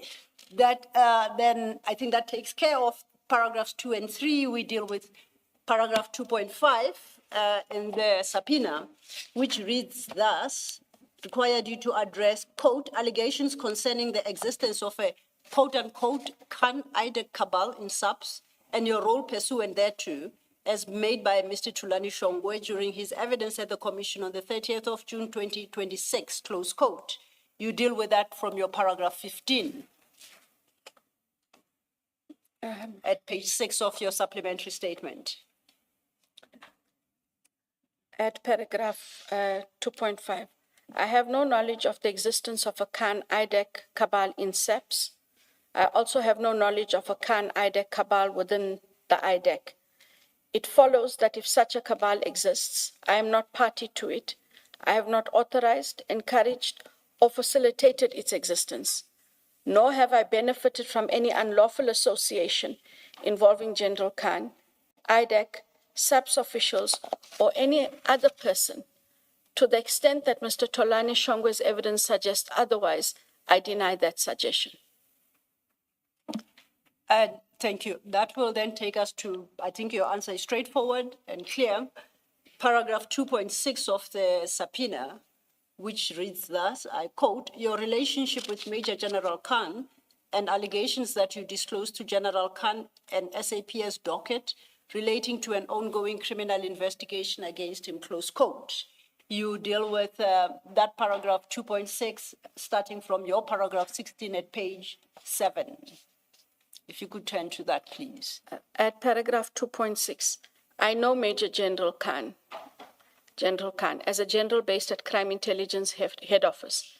Before I became the investigating director in March 2022, I engaged with him in meetings with other stakeholders, attended net joints or other SAPS meetings at which he was present and to which I had been invited by relevant component heads, deputy national commissioners or divisional commissioners. In late 2024, media reports emerged concerning General Khan's alleged involvement with persons allegedly linked to the Murray murders. Those reports concerned me because I had previously met with one of the Murray's sons who wanted to know whether IDAC could assist with the investigation. I informed him that IDAC could not assist, but explained how he could escalate his concerns about the investigation to SAPS management. At that stage, the concerns of the Murray's son referred to above related to how SAPS organized crime Gauteng was dealing with the matter. 18. I later encountered General Khan at a Public Service Commission or Department of Public Service and Administration workshop. I asked to speak to him and told him that the media reports about his alleged involvement with persons linked to the Murray murders were concerning. I further stated that if evidence of criminality by him were brought to IDAC, it would be dealt with in accordance with the law. 19. After the engagement referred to above, I had very limited contact with General Khan, and I've had no contact with him for approximately the past year and a half. The allegation referred to above is also vague and unsupported by particulars. No particulars have been provided as to who made the allegations, which docket is implicated, when or where the alleged disclosure occurred, how the docket was allegedly disclosed, or what information was allegedly conveyed. This is a serious allegation to make against a person holding as high a position of responsibility as I do, so that I, Chair, would justifiably have expected particularity to accompany the allegations for any meaningful engagement with them. Should I be required to answer questions arising from this affidavit or any other matters in respect of which it is determined that I may assist the Commission, I am willing to make myself available, subject to reasonable notice, access to sufficient evidential material to which I am required to respond, and my rights to legal representation. That ends the affidavit. Thank you. Just two questions for clarity. At paragraph 16, you do state that you know Major General Khan as a general based at Crime Intelligence Head Office. Before I became the investigating director in March, I engaged with him in meetings with other stakeholders. So we are now before you joined IDAC. Did you have any other relationship besides that you describe at paragraph 16 with General Khan, personal yes. or otherwise? I had gotten to know him quite well. At a stage, we engaged often on all kinds of issues that didn't necessarily relate to work. He was very affable, and I got along with him. So I would talk to him as well outside of meetings. It wasn't confined to meetings. That's an important distinction to draw, because your paragraph 16 seems to suggest that your engagements with him prior to 2022 were in meetings and with other stakeholders only. It's too restrictive what's said in 16 regard being had to your response now? And we can add it. No, the record, it's there on record. So I say, we clarified that you had this professional relationship as you described in 16, but you also had a personal relationship with Yes, him. I did. You say you then deal, you have a specific timeline to it. Say before I became investigating director in March 2022, let's get past March 2022. The relationship, as you have now clarified with General Khan, did it change? What's the relevance of using that marker, March 22, when you became ID, to speaking to the relationship you have with General Khan? It suggests, as I read it, that it drastically changed from March 2022. Am I reading it correctly? And yet, I take into consideration what you say at your paragraph 19. You say you have had limited contact with him and have had no contact with him approximately the past year and a half. It's now 2026, but your cutoff date there is March 22. I don't know. Where were you on April 2022 until a year and a half before 2026? So far as your relationship is concerned. Thanks. So if we're taking it from March 2022, I continued to talk to General Khan. Yes. It is only late in 2024 when this issue of Mr. Murray arose, because Mr. Murray came to see me personally. It had been a very painful engagement. And it was then that I raised the issue with him, and I slowly started to withdraw. I didn't stop talking to him completely, but if I have to cast my mind back, that's why I say past year and a half, which would have been from very early 2025. Okay. And you say that in 2024, after you met Mr. Murray, you started to withdraw. I take it from a closer relationship with General Khan. Yes. If I may, why? What is the relevance of that matter to the change in your relationship with General Khan? Here I get to engage a victim who's lost his father and his brother in a very violent way. Yes. It is very difficult, commissioners, when you are sitting with a child who is now parentless and brotherless. He is raw of emotion sitting in front of you. But it's not just the emotion. It is the complaint about the police not doing their work. And he sat there hoping that we were able to help him. And it was unfortunate. It is not in our mandate. But it touched me in a different way, in a very humane way. And it made what he was saying more real. I wasn't reading this in papers. I wasn't hearing stories. I was hearing from a child. Well, he's a young man, but I was hearing this from a child. And there is no way when you have that engagement that you are able to just shut it down and, okay, this is what you go and do, and then you just carry on. It had an impact. And I think it was for those reasons, it really had a humane impact that I was unable to assist him. And the allegation he made was very serious. And so he was accompanied by a friend, and I told him and the friend they would definitely have to take this up with the head of detectives at the time. So then I understand, just to wrap up, that your relationship with General Khan was adversely influenced by the allegations made to you as regards his alleged involvement by Mr. Murray. That's what altered the course of your relationship. Yes. Okay. Because he was explicit about where he felt Mr. Khan was involved and persons he was involved with. It's names I'm prepared to write, but he made very pertinent referrals. Yes. And do you know whether he took up your advice, just as a matter of interest? I think you said you suggested that he engaged SAPS organized crime Gauteng. Yes, there was a time when he did make contact with me again to indicate that the detectives had allocated a new team. Okay. I'm not sure if it ended up being to his satisfaction, as I am aware that there haven't been arrests made on the matter. But I am aware, Commissioner Khumalo, that he did follow up that, and I'm aware that they actually had a proper engagement with him. I'm not sure where that engagement is now, given there's no arrests in the matter.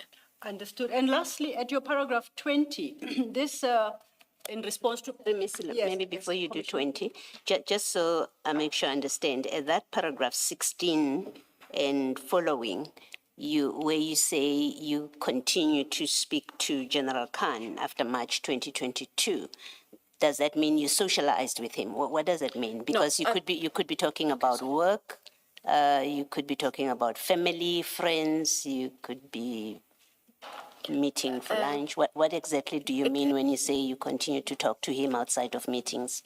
So we would chat on WhatsApp, or we would talk to one another if we saw one another, but we didn't socialize in the word socialize, so we didn't go to lunch, visit one another, etc. But you had non-work related interactions. Non-work related interactions. Thank you. Yes. I might be mistaken, but I think at some point we had evidence that you attended his 50th or 55th birthday party. That is Was correct. it after this date? No, sir. When was that? Oh, I speak under correction. I don't know when he turned 50. It might have been in 2020 or 2019. But it was, he invited my husband who worked at Crime Intelligence. And when we got there, most people who had been invited with their partners or spouses. And we attended the birthday, attended the dinner. We probably were the most ungracious guests because it was very busy. And as soon as we had dinner, I said to my husband, can we leave? And we didn't even greet the host. We had left, but we did attend it. My husband having been invited, and I attended. And and I take it you were invited to that birthday party because you already had a personal relationship with him. Yes, he knew both my husband and I. Yes, he knew me as well. Okay. Lastly, I wanted to deal with paragraph 20. You recall that paragraph 2.6 of the subpoena required you to speak to your relationship with Major General Khan generally, and specifically address the allegations that you disclosed to him an SAPS docket relating to an ongoing criminal investigation against him. Now, it says an ongoing criminal investigation. I read one investigation. Your response is at paragraph 20, the allegation referred to above is also vague and unsupported by particulars. No particulars have been provided as to who made the allegation, which docket is implicated, when or where the alleged disclosures took place, how the docket was allegedly disclosed, and so on. Say this is a serious allegation against you. Now, either the date of this statement, you could not respond particularly to the allegation that you had disclosed the docket to him. The subpoena speaks of a docket. Your answer seems to suggest that you are not able to respond to paragraph 2.6 because you haven't been given the details of the docket, which would suggest that you are not in a position to do so because there may very well be more than one docket. Is that where we land? No. Okay. For me, your relationship and allegations that you disclosed to General Khan, a SAPS docket relating to an ongoing criminal investigation, I was seeking the details of this docket and who made the allegation, because on the 10th, I didn't have that. My apologies. Sorry. Against General Khan himself. Yes. That is the important writer. So the allegation is about you disclosing a docket to General Khan regarding an investigation into General Khan's conduct. That's how precise it is.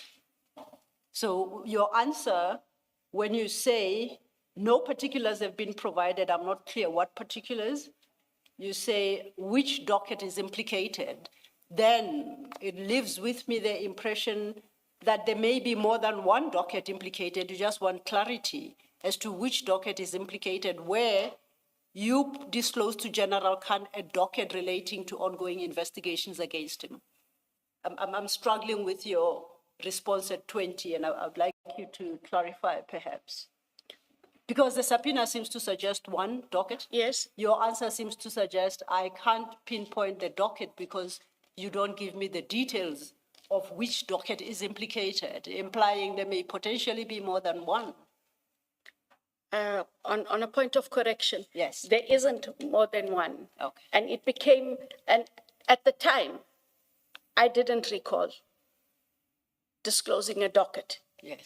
When the evidence is then presented and witnesses testify, I'm replying to this affidavit on the 10th. And then people are testifying on the 10th. And it is only then I realize what is being referred to. And hence the third affidavit that was then made.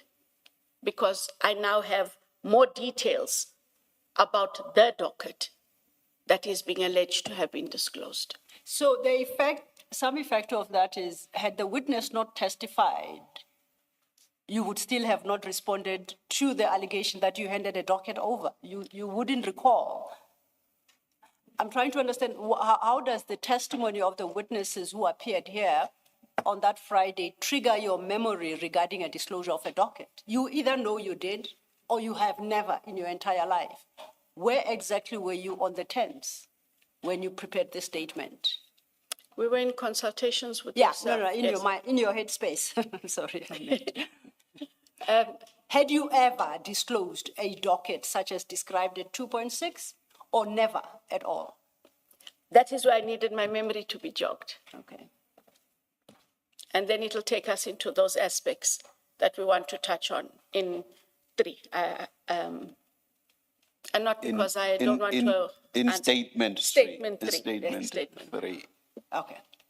Well, I think you have taken us up to your paragraph 21. I'm clarified. Thanks for that clarification, Chair. That would bring us to the end of the second statement. And as usual, we have encroached on your lunch hour, Chair. Might this be an opportune time to take the lunch adjournment?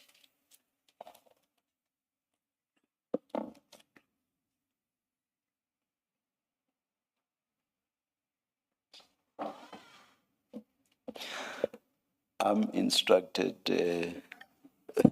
that we should come back at 2:30. Let's adjourn.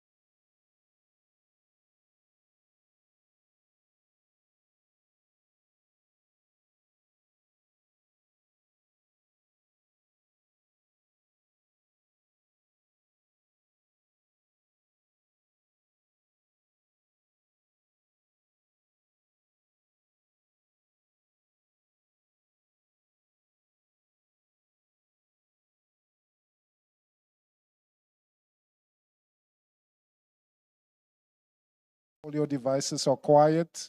And can we have order in the House? Thank you.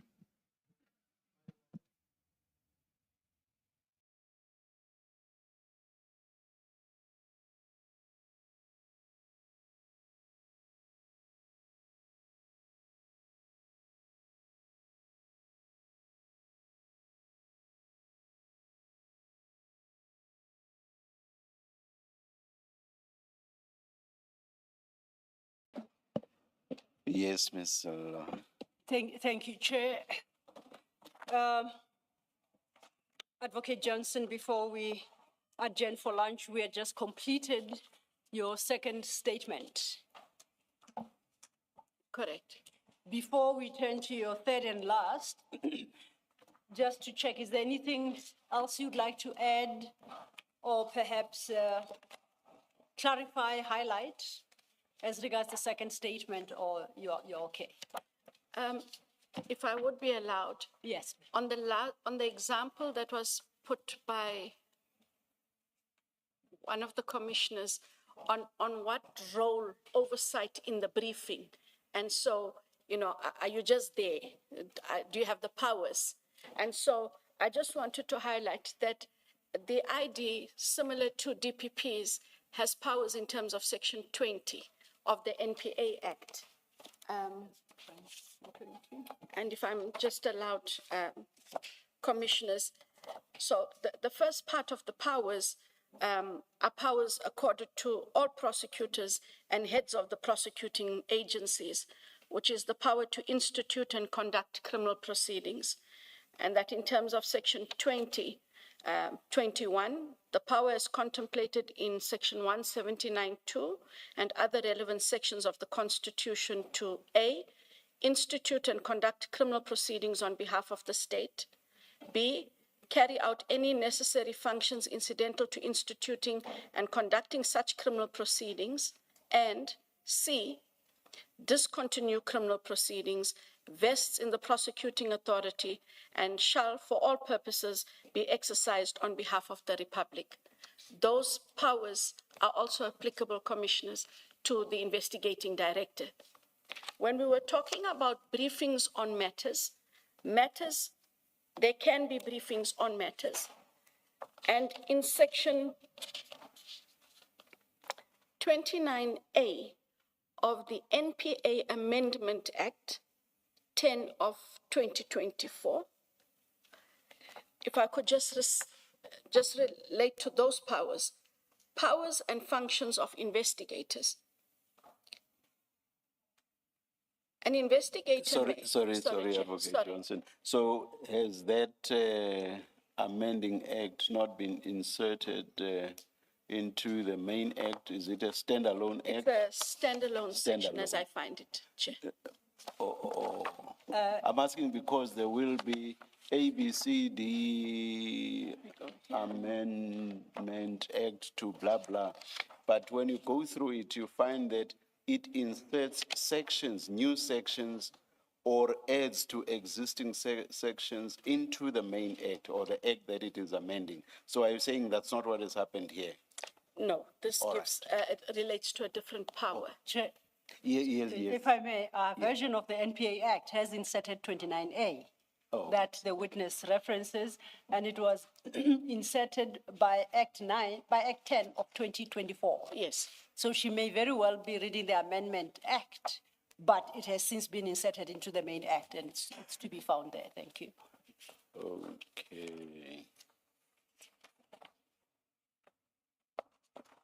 All right, please go ahead, Advocate Johnson. It's just to indicate Commissioner's powers and functions of the investigators. 29A, subsection 1, an investigator may, subject to the control and direction of a head of an investigating directorate, exercise such powers and must perform such duties as are conferred or imposed upon him or her by or under this act and any other law, and must obey all lawful directions which he or she may receive from a person having the authority to give such directions. And then it goes into the powers that the investigators may have which is search, seizure, arrest, execution of warrants, securing the attendance of persons in court, the service or execution of subpoenas, and the investigation of offences. It is in the briefings that we receive that it is usually these operational matters that are discussed.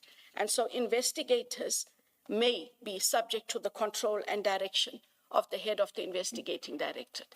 But when we read back with Section 20, these matters are still incidental to prosecutions. And so if the investigating director disagrees with anything, I have the authority to then say, this cannot proceed, this must not happen, and or as I indicated earlier, you have to correct this. If we do not have it corrected, there's insufficiency of evidence, it cannot proceed. Okay, so you add this in response to a question as to what the function or oversight function entail and the powers you have over decision made by investigators. So, and if I understand you correctly, where we land is that, do we land at a place where now we understand each other that you have the power to override their decisions? That is correct. Okay, thank you. Duly noted and added, was that the one issue you wanted to highlight in regard to the second statement? That is the issue. Then that takes us to the third statement. You recall when we referenced this statement in the morning, I did indicate that there are certain issues arising therefrom, and these involve the question of you as a witness responding to questions, the answer to which you believe would incriminate you. Correct. So I had suggested that we work through the statement first in its entirety before we address the commissioners about what my engagements with Mr. Bodlani, where they landed us, and to hear your attitude towards that. So for the moment, let's deal with the contents of the statement, then we'll deal with the principle, whether or not certain questions can be put to you. And my understanding, this statement is dated the 20th of July, which is yesterday, and it was filed in response to a Rule 3 issued following the testimonies of 3 witnesses that appeared before the commission last week Friday. That is correct. Yes. Now, not last week Friday, the Friday before. For ease of reference, I'm going to give you a copy of the Rule 3. Mr. Bodlani? Chair, before the adjournment, Advocate Johnson was asked to look at the transcript of her testimony before the ad hoc committee and to check whether she raised the sub judice issue there. Yes. The suggestion being that it would be quite odd if she didn't raise it there and then she would come here and seek to raise it. I think my colleague has forgotten about that issue because she's now going to the third statement, and it's an issue that arose when Advocate Johnson was dealing with the second statement. If I may just place that reminder before you. Thank you so much. That's quite correct, Chair. I'd even referred Advocate Johnson to where the transcript is in her Exhibit 5. Thank you, Mr. Bodlani. Advocate Johnson, you had Advocate Bodlani. I take it that you, in the course of the lunch adjournment, you had opportunity to have regard to the transcript, and then you can refer us to that part of the transcript where you are dealing with the issue of sub judice, if at all, before the ad hoc committee. Thanks. Commissioners, as I indicated, that is File 3. Yes, File 3. And I'm at page 621. That's correct. CJC 375. Thank you.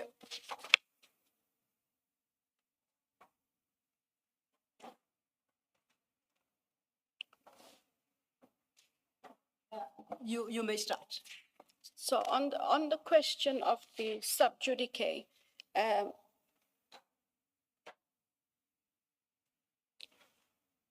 it does start at the top of page 621. That's the number I have, where Mr. Mngango, he said, when you speak of, and I quote, capture for private interest, are you referring to financial gain, manipulation of investigations, or influence over personnel and procurement decisions within CI?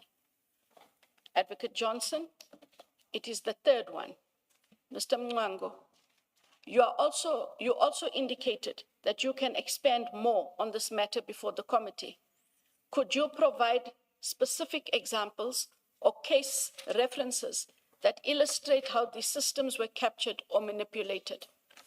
Advocate Johnson, when I said I would expand more, it was in reference to the chart sheet that was attached and those parts that I referred to that I can talk about. The rest of it I am unable to expand on. Those matters are in court and sub judice. And that is where I found, I think for the time, that that is where it was, in fact, raised. Let's just be clear, Advocate Johnson. Did you say in the ad hoc committee that you will not respond to these issues because they are sub judice? Or you simply said, in response to that one question, you cannot expand? I read it as, to that question, I would not respond.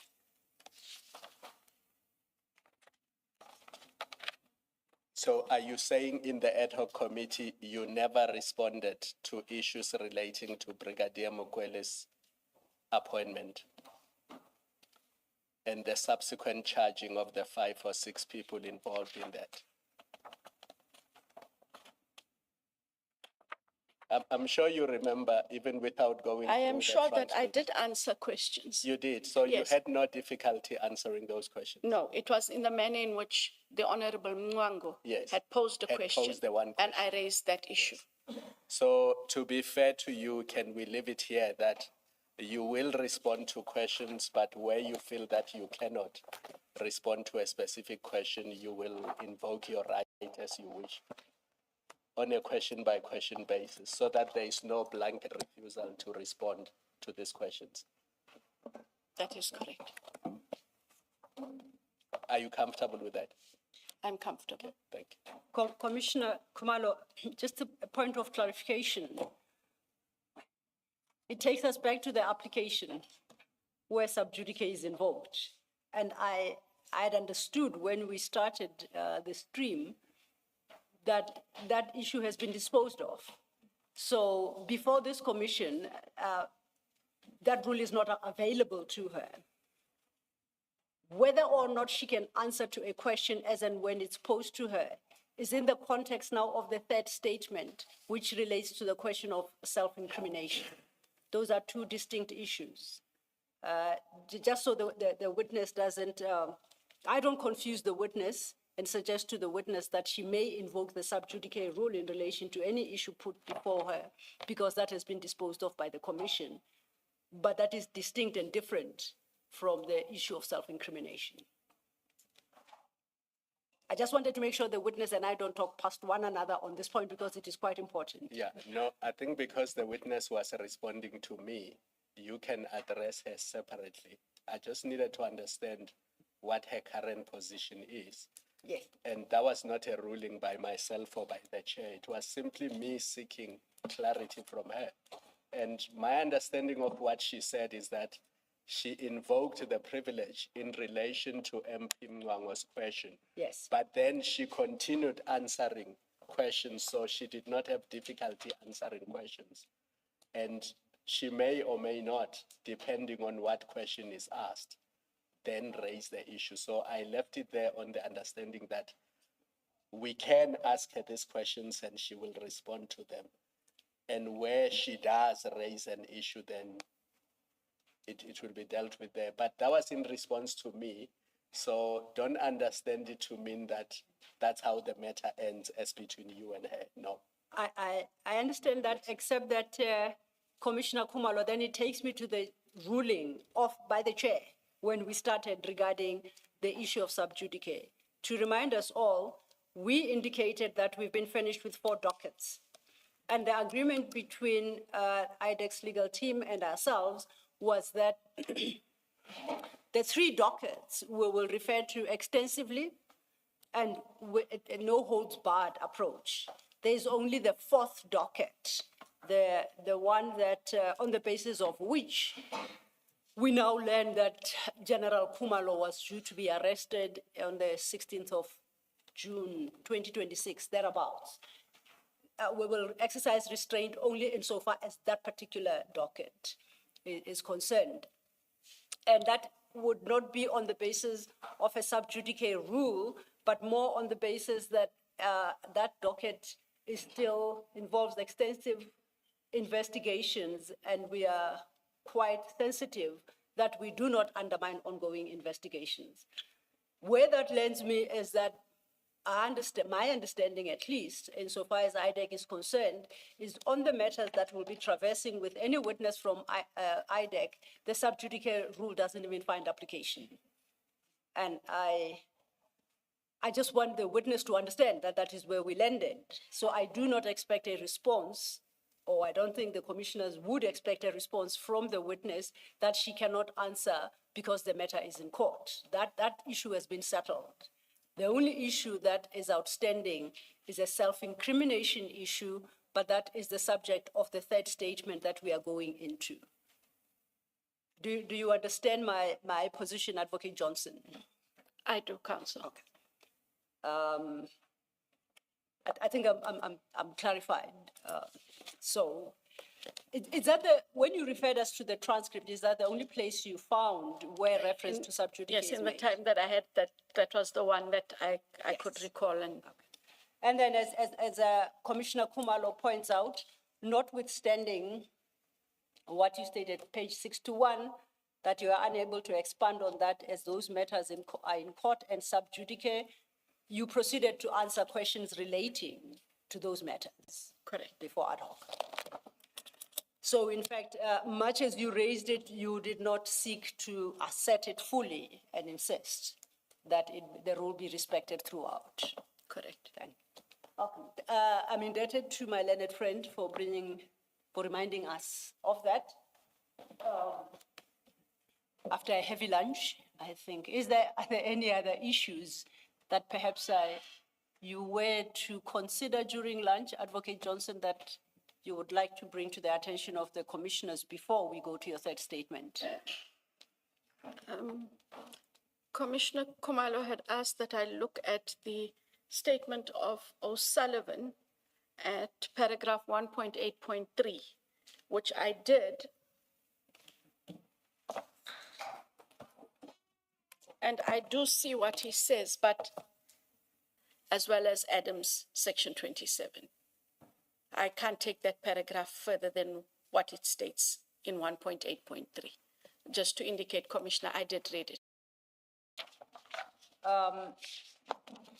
You deal,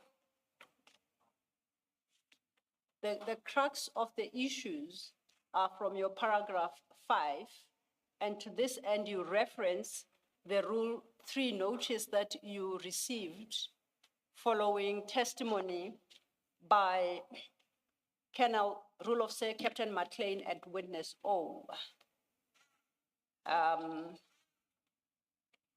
You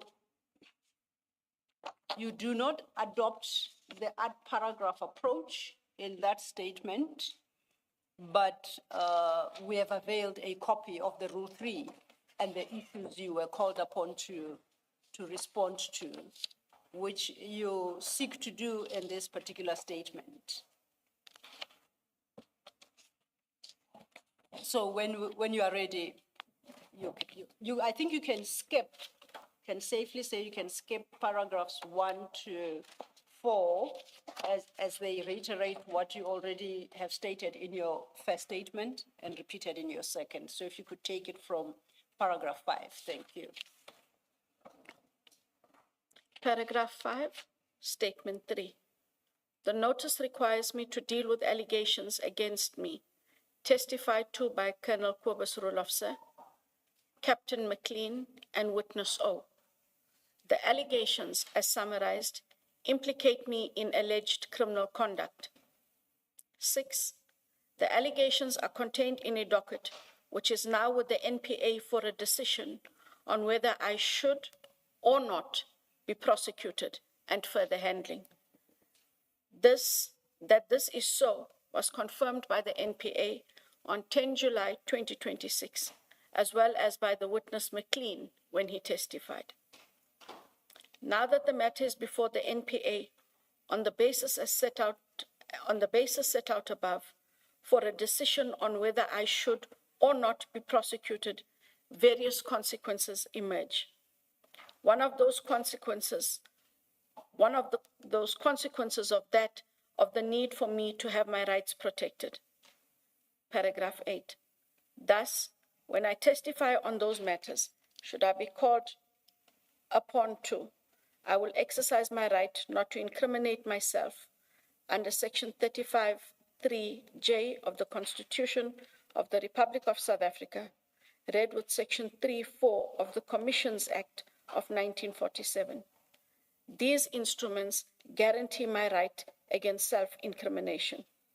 9, I hold the view that the Commission's fact-finding mandate does not override my constitutional protection against self-incrimination under any circumstances. For these reasons, this affidavit is submitted to place my position in regard to the testimony of the witnesses identified above formally before the Commission. Also, I take this opportunity to correct certain assertions, and those were then dealt with already, Advocate Selo, that is 10.1, 10.2, as well as paragraph 11. I confirm, thank you. In summary, apart from correcting the errors identified above, this affidavit records my response to the Commission's latest notice, confirms that the allegations against me are already before the NPA for a prosecutorial decision, asserts my constitutional and statutory right against self-incrimination. Accordingly, I place this affidavit before the Commission to preserve my constitutional rights, to avoid any unfair prejudice arising from parallel prosecutorial processes.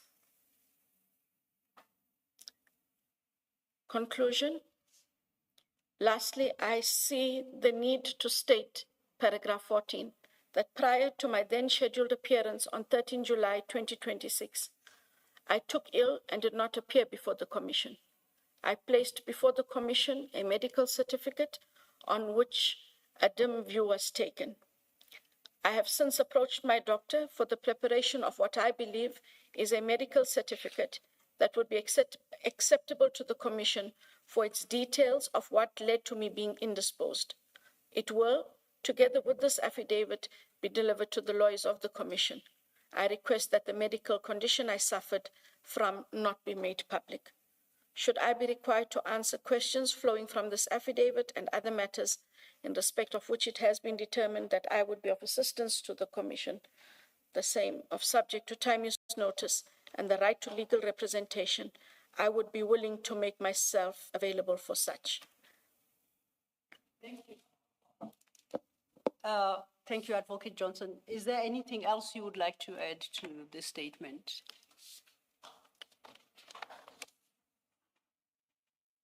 Chair, there was a bundle that came last night, and what I saw in the bundle was there was WhatsApps of Barry Bateman, and there was, I think, an affidavit of Brigadier Petle.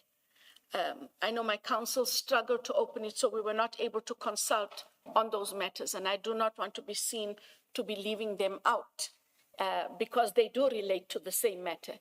So if I'm talking only about 3 people, I open myself up to questions from others who all relate to the same matter. And if I could just take a minute if I could confer with my counsel through you, Commissioner, just to see if they were able to get to that bundle, because the first part, Advocate Selo says bundle, and then it has those names. I don't want to miss a name that might be there. May I suggest this perhaps might assist you? You recall during the course of consultation, file 1 of the exhibit bundle was shared with Please, yourselves. the mic, please. File 1 of the exhibit bundle was shared with you. This is about 10 days ago to 2 weeks ago. Do you recall that?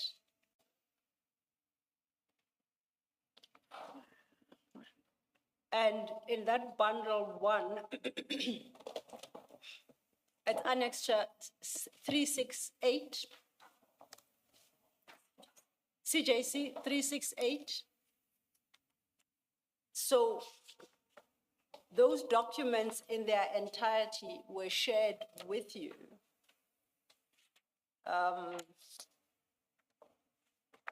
And I'm trying to understand which bundle you received last night regarding the sharing of the docket with General Khan.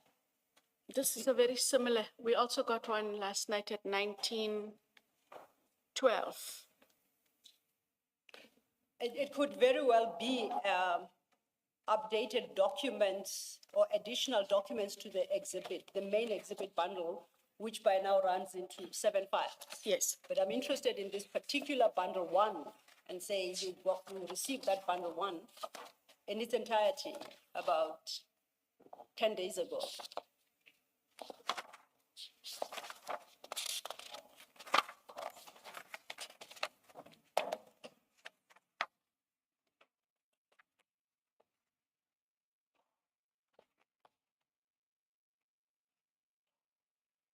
If you look at exhibit bundles from page 1. Sorry. Is this something you'll be dealing with? Oh, by the way, you still want to get an idea of what it is, so you may not be able to answer my question. But perhaps in fairness to Advocate Johnson, she has to confer with her counsel. Mr. Bodlani, do you want us to stand down for maybe 5 minutes, give or take, or do you want to walk across and? Thanks, Chair. It might not be necessary. As I understand it, Ms. Johnson's issue is there are documents that we received yesterday evening. Yes. In respect of which we didn't have an opportunity to consult with her. I don't know if my colleagues for the commission intended to ask her questions on those documents, but this morning we were subsequently given those documents physically. We couldn't access them in electronic format. I am able to point out now that we've got the physical bundle. From what page to what page have we not been able to talk to Ms. Johnson about? Yes. Now, if I point those documents to my colleagues, they might be able to tell you that they don't intend to traverse them this afternoon at least. Okay. Then that way the issue is resolved. Perhaps let's just go out and we'll come back when it's indicated to us that we should. If I may, before we do so, and that is the clarification I, to some extent, was seeking and was highlighting to Advocate Johnson. The bundle grows literally on a daily basis, so that there were documents provided to the team and to the witness yesterday is possible, but those would be in file 8. The issues that Advocate Johnson addresses in her third statement are the start of the exhibit file, which is from page 1, and that was provided to her 10 days ago. I just mentioned that in the context of the request she has made to confer with her counsel, just to make sure which documents we are talking about. Can we just have that quick stand down? You'll indicate when you are ready, Mr. Certainly, Chair. Thank you. Yes. Thank you. That's a Jen.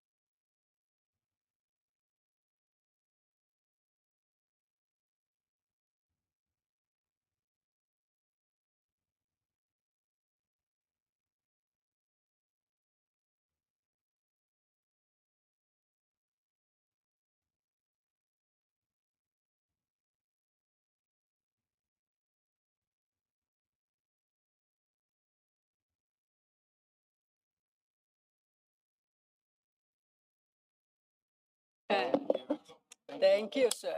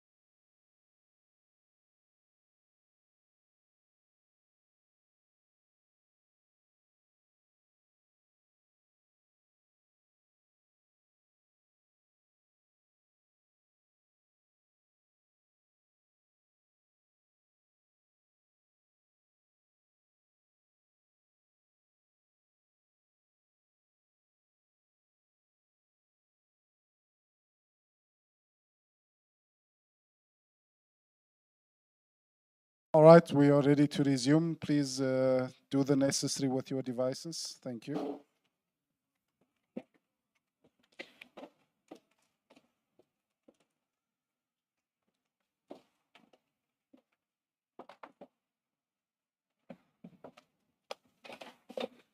Yes, Mr. Podlane. Thank you, Chair. Thank you, Commissioners. We appreciate the time that was given to us. It's really much appreciated. We've had a conversation with Ms. Johnson. She has pointed to us some of the documents that she didn't have, we didn't have. She has also pointed to us documents that she had, but had forgotten to bring them to our attention when we prepared the statement that was filed yesterday. But she, being under oath, she'll be able to take the commission through what those documents are, because there's a particular paragraph where they should have been inserted or added together with others that are already referred to there. That's the paragraph that has the statements of offense and other people in the statement that came in yesterday. Thank you then, Mr. Podlane. Thank you, Chair, and thank you to Mr. Bodlani. We were about to deal with the witness's third statement, and it's in that context that this issue arose. So perhaps if the witness can clarify whether the concern she expressed before dealing with her third statement has been addressed. If not, where the shortcoming is. I don't think I'm clear where this lands us. I would appreciate a clarification on that. Thank you.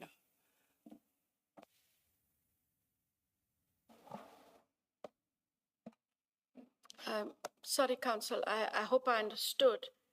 We are dealing with statement 3. Yes, ma'am. Okay. And the issue of documents arose in the context of dealing with statement 3, and you were then given an opportunity to confer with your counsel as you had requested. May I suggest, because I did not understand Mr. Bodlane to say that anything is still outstanding, in the sense that we cannot go ahead and start with a third statement. Nothing is outstanding, Chair. Yeah, the only issue I was placing on record is that there are documents. Yeah, no, I followed that. I got that. Thank you. Got that. I think let's just go Then we are ready to deal with your third statement. Please, thank you. Okay.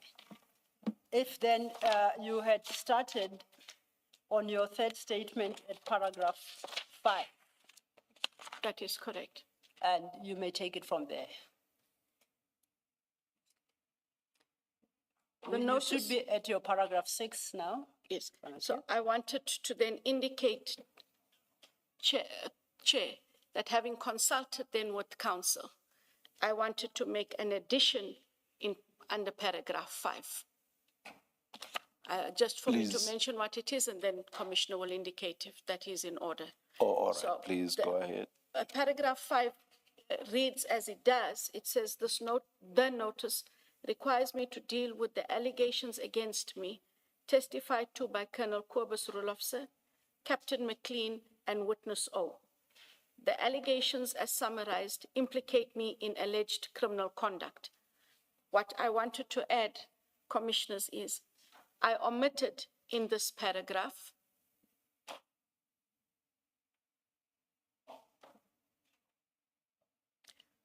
to deal with CJC 368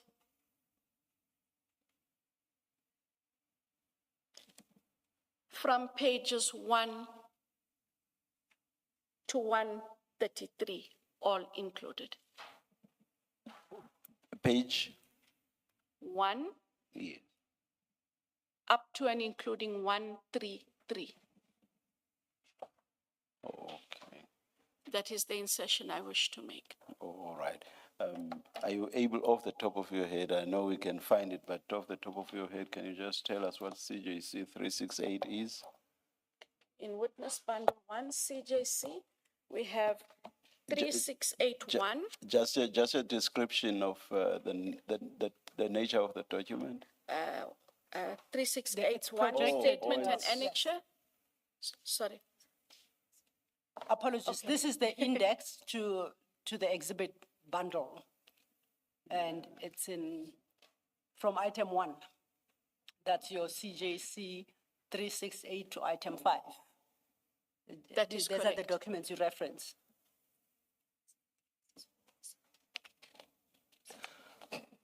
Let's leave it. Let's continue. Yes. She was still making an addition. Or are to you paragraph 5. continuing with the correction, or That was the correction, that or it at least ends- the addition I wanted to make. it ends? Commissioners to paragraph 5. Okay. All right. Then that will then take us to your paragraph 6, and you can take it from there. Thank you. Thank you. The allegations are contained in a docket, which is now with the NPA for a decision on whether I should or not be prosecuted and further handling.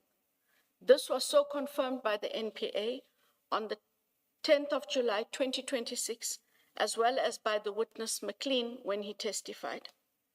Now that the matter is before the NPA. Advocate Johnson, Sir? this NPA confirmation, is it in writing, and to whom was that confirmed? Mr. Maga.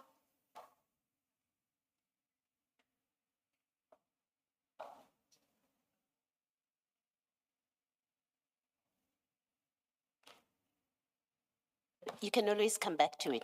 Let's just not forget it, yeah. Yes, we won't forget it. Carry on reading. We were supposed to get that confirmation for you from Advocate Bell. Thank you. Thank you, Commissioner Baloy.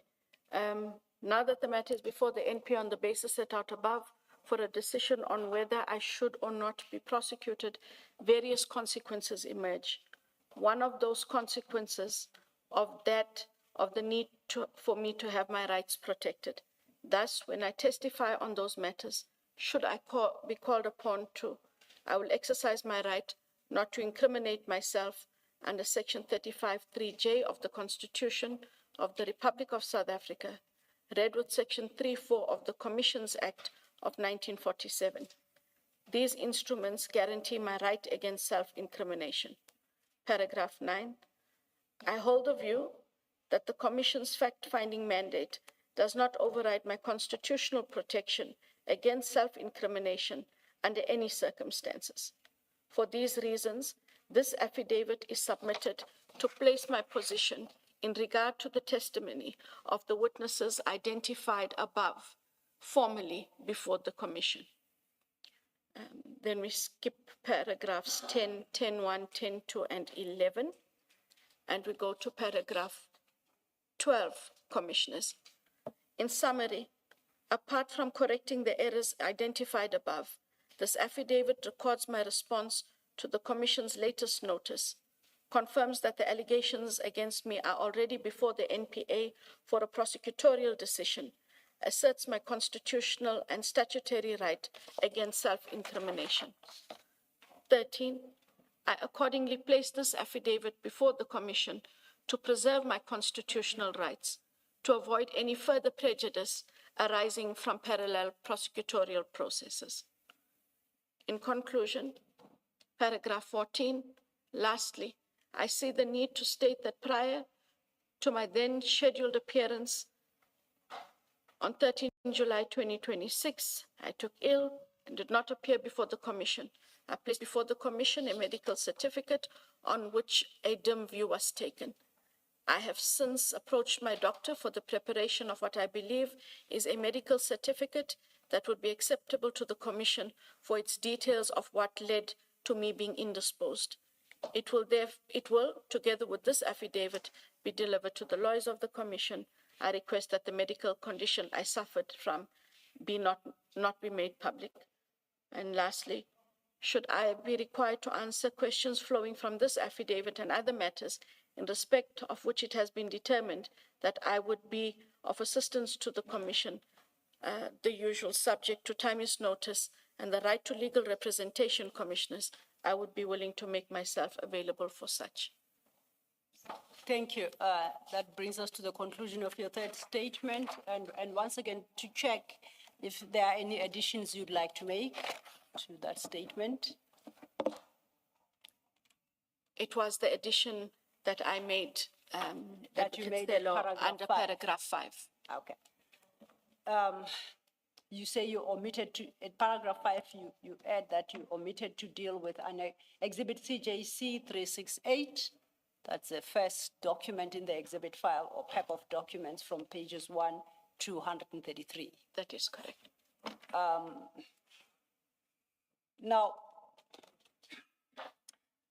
I had indicated that after you have addressed your third statement, I will indicate to the commission where my understanding is your legal representatives, Mr. Bodlani and his team, and I landed on the question of self-incrimination. And I want to test whether the rights you assert at paragraphs 8 and 9 accord with our understanding and our decision. Firstly, our understanding is you are not invoking a blanket ban on dealing with the issues that are reflected in CJC 368, the documents that you say you omitted to deal with. And that you invoke your right against self-incrimination in response to specific questions, not that questions can be put to you. That is what Advocate Bodlani and I understood to be the correct legal position. I want to understand whether that is your understanding as well. That questions may be put to you, and in response to each question, you then get to decide whether you invoke your right against self-incrimination. That is correct, because I understood that is the rules under which the commission does operate. And so there is no blanket, but it is on a question by question. Okay. Now, because it's you sitting here, you do invoke section 3 sub 4 of the Commissions Act. You reference it there, paragraph 8. And that is, I think, in our act, what secures your right against self-incrimination. I find it interesting that you have a similar provision in the Act, in the NPA Act. And I want to see whether you draw a distinction between your testifying before the commission and what those whom you engage during course of investigation are expected to do. In this regard, I would like to refer you to section 28, sub 8, A and B. And it will be projected soon if you don't have it immediately in front of you. Of the NPA Act? Of the NPA Act? Section 28. 28, sub 8, A and B.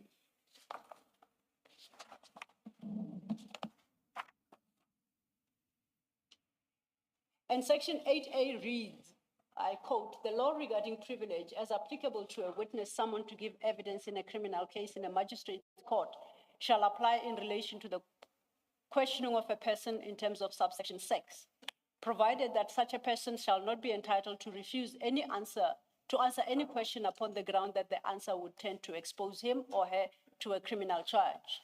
Sub B, no evidence regarding any questions and answers contemplated in paragraph A shall be admissible in any criminal proceedings except in criminal proceedings where the person concerned stands trial on a charge contemplated in subsections 10, B or C, or in section 319 sub 3 of the Criminal Procedure Act.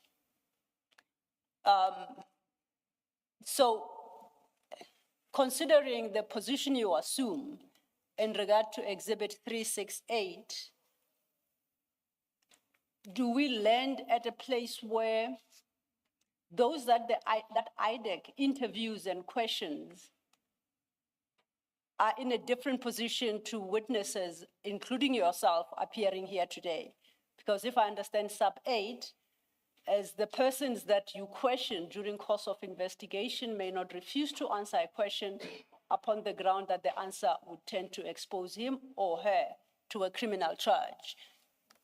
Do you have a different standard than the one you are seeking to invoke in your protection today?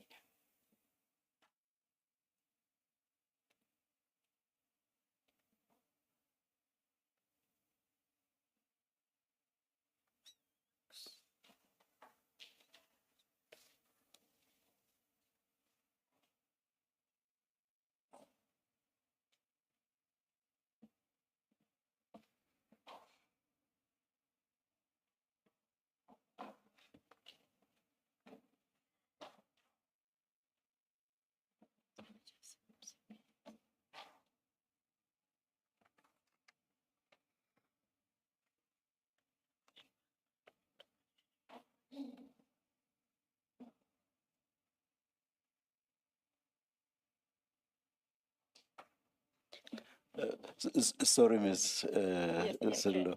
Can you please explain to me the comparison, if it is a comparison, that you are making with this section? The comparison I seek to make is, if I understand the witness Let me perhaps explain. Yes. And I'm asking the question because this specifically relates to a witness called before a magistrate's court. Yes. Yes, Chair, if one has regard to sub B, 8B, it says no evidence regarding any questions and answers contemplated in paragraph A shall be admissible in any criminal proceedings, except in criminal proceedings where the person concerned stands trial on a charge contemplated in sub 10, sub B and C. 10 B and C below provide any person who has been summoned to appear before the ID, and then A is without sufficient cause fails to appear, fails B at his appearance fails to produce a document requested, having been sworn or having made an affirmation, 1, fails to answer fully and to the best of his ability any question lawfully put to him or her. That is the comparison I seek to make, which is what the Commissions Act also provides in respect of witnesses. And my reading of sub 8 together with sub 10 would suggest that the witnesses that are interviewed, and I'm not saying interrogated, interviewed by the investigating director, cannot refuse to answer questions on the basis that they would tend to expose themselves to a criminal charge subsequently. They may not fail to answer any question put to them to the best of their ability. So I read 28 sub 8 to be equivalent to the Commissions Act section 3 sub 4, which means that the rights are the same, but it would appear that those being interviewed by the ID do not have the basis or the scope to refuse to answer questions, notwithstanding the fact that they may incriminate themselves. I just wanted to understand from the ID whether, is it the same right, or does the Commissions Act afford greater rights than the NPA Act does to those who are summoned by the investigating director to answer questions? That's for me. Yes. Is it 3 sub 4 that applies, or is it section 6? Because my 3 sub 4 deals with witness fees and privilege and other things. But the equivalent of this, I see it in section 6 of the Commissions Act. And it's because section 6 will cross-refer you to this section 3.4, referencing the privilege applicable to anyone, I think in a match court, if memory serves me well. So they should be read conjunctively to get to a position where a witness may invoke a right against self-incrimination. And we say that that right is protected in terms of section 3.4 read with section 6. We can get to the regulations as well. The regulations, I think regulation 8 expound further on that, but we can't rely on the regulation to interpret the act. Can Yes, I add Commissioner. something to this, which is turning out to be a complicated issue, and without being technical about it? The provisions speak of a privilege, Yes, and privilege is different from the shield of self-incrimination. It's two different concepts. Privilege, as I understand it, is about your discussion with your attorney, with your lawyer. So I'm under no obligation, or our 3.4, when I say our, I mean Commissions Act, gives a witness protection not to reveal matters that are the subject of discussion with their legal representative.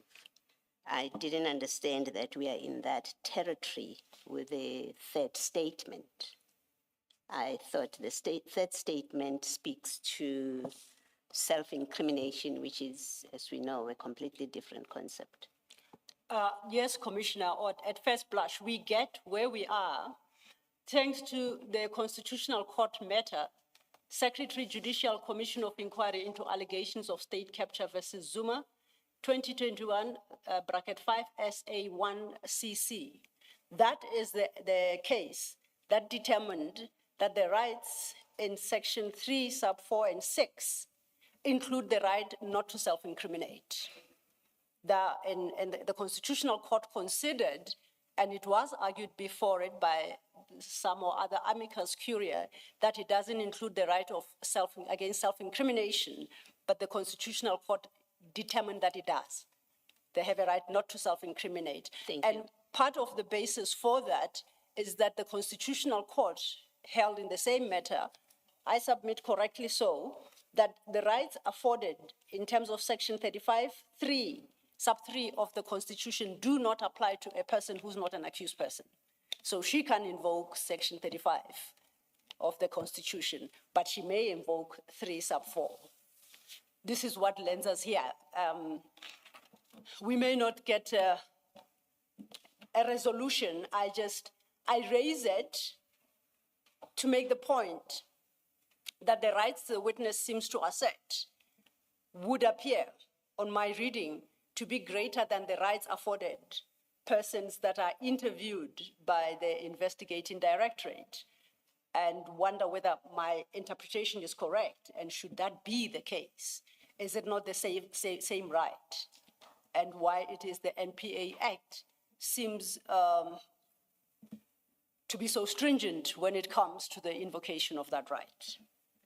I pose this question specifically to this particular witness because she happens to be a lawyer and advocate over 30 years, and they handle these matters.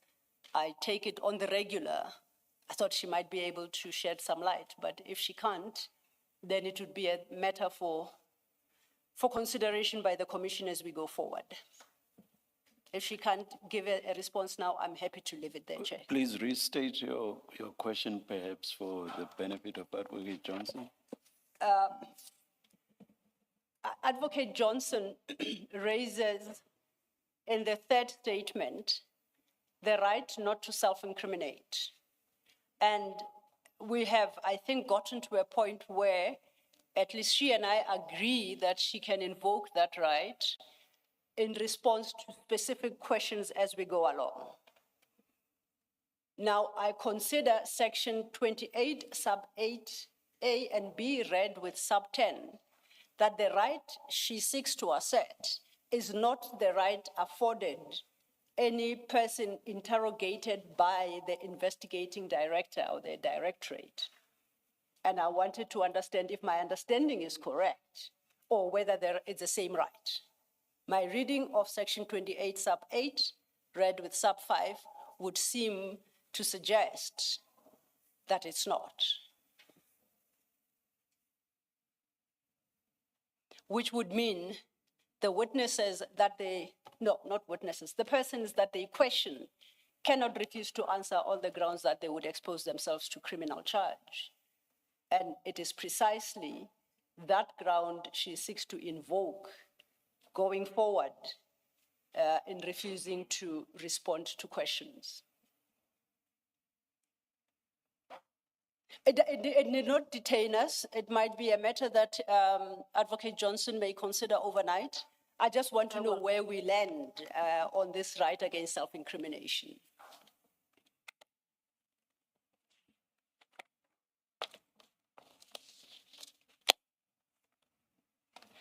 If Ms. Lo, may I suggest that if we leave it at Advocate Johnson to consider this overnight, you may also want to have regard to Regulation 8.2, which speaks to the treatment of self-incriminating answers before the commission. This is the regulations of the commission. So consider that as well. Of this commission. Yes. Thank you, Commissioner Baloyi. Oh, sorry, it now works. Yes, yes. I was thinking that maybe it's not working because we are now where we are. No, that's fine. I think the issue I wanted to raise has since been taken care of. Now this matter, it being one that is going to be considered by Ms. Johnson overnight. Our concern was of what consequence really is it. Ms. Johnson is before the commission, the rules of the commission apply. She's not before IDAC, she's not before the ID. It may very well be that the Act accords her more rights than she otherwise would have, or vice versa. But the rules of the commissions are the rules of the commission are the rules of the commission, and that's what applies. To the extent that the ID is before you today, what operates here and what regulates the commission trumps over whatever else she might be entitled to elsewhere. She is not elsewhere now, she is before you. But we'll consider the matter overnight. As Ms. Sillo indicated, there's agreement that Ms. or rather Advocate Johnson's responses will be on a question-by-question basis, and that it's not blanket. Indeed. Yeah. Indeed, Chair. Indeed, that's the agreement, Chair. Yes, thank you. My apologies. I confirm that, Chair. I opened that. I'd assumed, and I hope rightly so, although I think I didn't give warning, that the engagement, the probing of Advocate Johnson's testimony that she spent the greater part of the day putting before the commissioners has ended and the probing had started. Yes, so I start at section 28 to see if we can have an engagement that could better inform the commissioners about how these matters are dealt with. I do not for a second I'm confused about where Advocate Johnson is today. She's before the commission in section 3 sub 4. She has a directorate that seemed to have a similar provision in the Act, applicable Act, and I just wanted to understand how it applies to others and whether there is a difference. It's the sole purpose for which I referenced 28 sub 8. Thank you, Chair. But as we have agreed, she'll consider it overnight and we will see where we land tomorrow when we resume. Yes. May I just start with this question? I hope it won't Indeed, disrupt Chair. your probing. Indeed. Advocate Johnson, Colonel Padiachi said that he has never been furnished with copies of affidavits that support Section 27 referrals.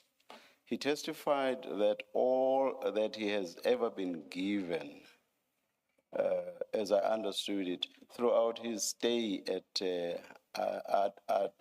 IDAC, are oral briefings given to him by senior investigators or prosecutors. I'm not sure which one it is now. Let me outright say that that doesn't make sense at all to me. I say so because what needs to be investigated would be contained in the Section 27 referral affidavit. Why a senior prosecutor or investigator would hold back that referral affidavit simply escapes me. Did he tell us the truth with regard to this or not? Is that the practice followed at IDAC? If it is, which I would find very strange, why would there be such a practice? As I indicated, Chair, once I have a Section 27 or it's come from Mr. Sissoko, the necessary deliberations have been made, they go to a team. So the team would have access to the Section 27 because the prosecutors... Would investigators at the level of Colonel Padiachi be part of that team or not? The team has different levels of investigators and prosecutors. They have to sit and deliberate on this document and to work out what investigation would have to be instituted, what the allegations would be. I want to understand when you are talking about a team, who are you talking about? Would this, for example, include Colonel Padiachi? That is correct. The team will have investigators. So if I take this team, it is investigators and prosecutors, both criminal and financial investigators, and he is one of the criminal investigators in that team.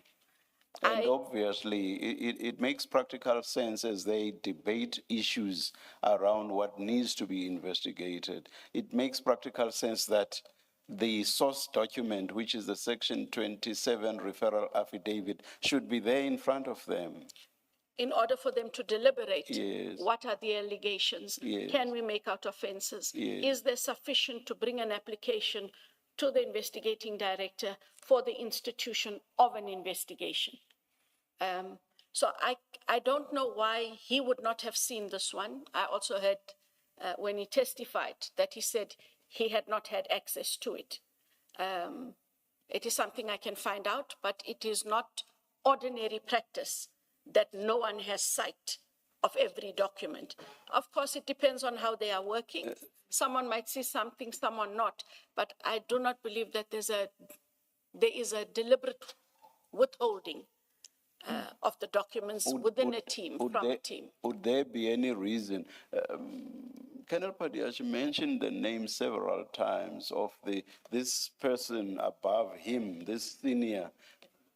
Chief Perumal? I think, yes. He mentioned that name a good few times. Would there be a reason why Mr. Perumal would hold back that document? Not at all. And from what I do recall, when the document was handed, it was handed over to one of the prosecutors so that they can go to the team. The prosecutors are the ones who usually will do the legal drafting, but that document does get shared. I did ask Chief Perumal after this testimony. Yes. And hearsay evidence is admissible here. What did he say? He did say that he did not withhold any document. That meaning, Section 27, let's be specific. He did not withhold the Section 27 because after the deliberations happened, the 27 was kept by the prosecutor or the project manager, but there was a 27 that was in the team. Team including, as you said. So what I did do, Chair, because I did become confused about the issue, I then asked what other matters is Mr. Padiachi vested in? The one, so other than these crime intelligence matters, he is invested in a different investigation. That matter does not have a Section 27 because it is a matter that emanates from the State Capture Commission recommendations. Mm-hmm. So that one will not have a 27. Yeah, that's understandable. Yeah, this is the one that had a 27. Yes. All right, that makes perfect sense. I said so to him. If you say you were listening, you must have heard me. I said to him, I find it hard to believe that he would not have been furnished with a source document for it all. It just didn't make sense to me. I understand. Thank you. Can I just understand this explanation?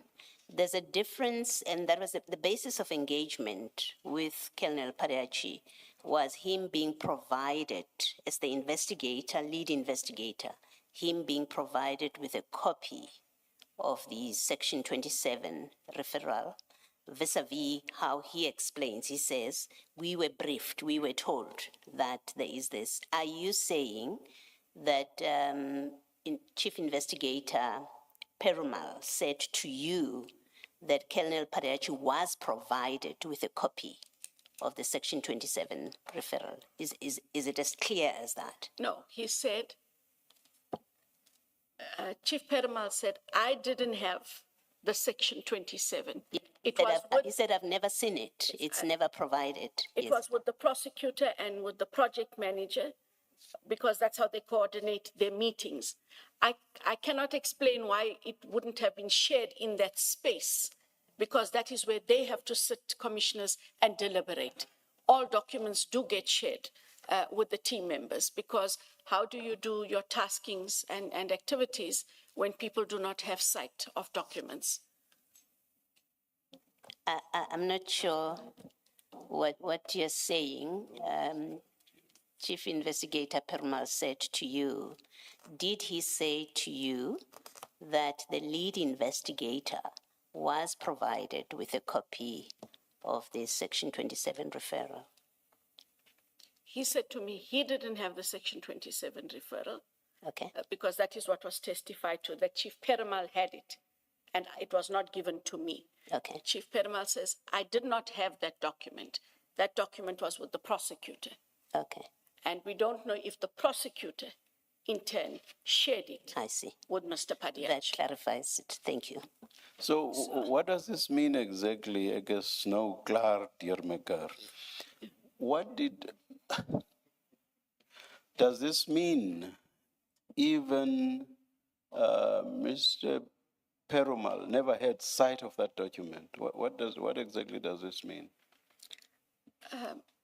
I'd have to clarify. I asked if he had the document. He didn't have the document. I'm sure he should have had sight of the document. You see the difficulty. I'm giving a report. Yeah, the difficulty with that is that he might have been referring to a specific point in time, and that he did not have the document at that point.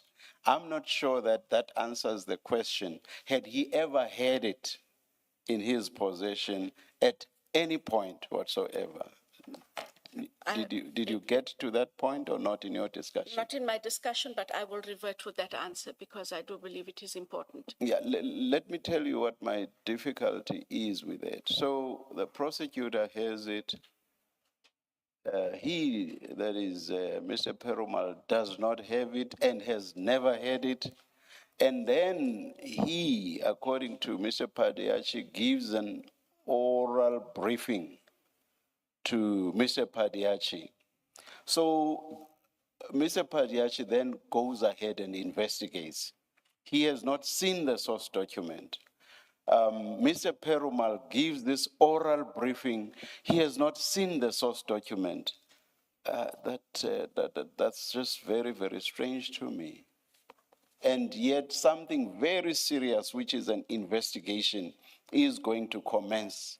And yet the two people involved right at the tail end, before the investigation actually starts, have not seen the source document.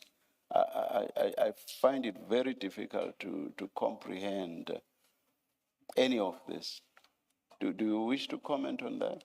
I'd rather give you a clear answer after engagement. I don't want to give you an answer because I wasn't in that space at the time of their deliberations. But that was the substance of my engagement with Mr. Padiachi, and seeing that you asked some questions, well, maybe I should not blame you, but your engagement does not seem to have covered the essence or the substance of the issue I was covering with Colonel Padiachi. Advocate Johnson, from a different angle, I understood from Colonel Padiaki that it is you who designates an investigator to handle a particular case. Is that correct? That is correct. So the starting point is the Section 27 affidavit, the referral. At that stage, the investigator does not have anything else because the investigation has not commenced. So when you designate him to start the investigation, what then do you give him?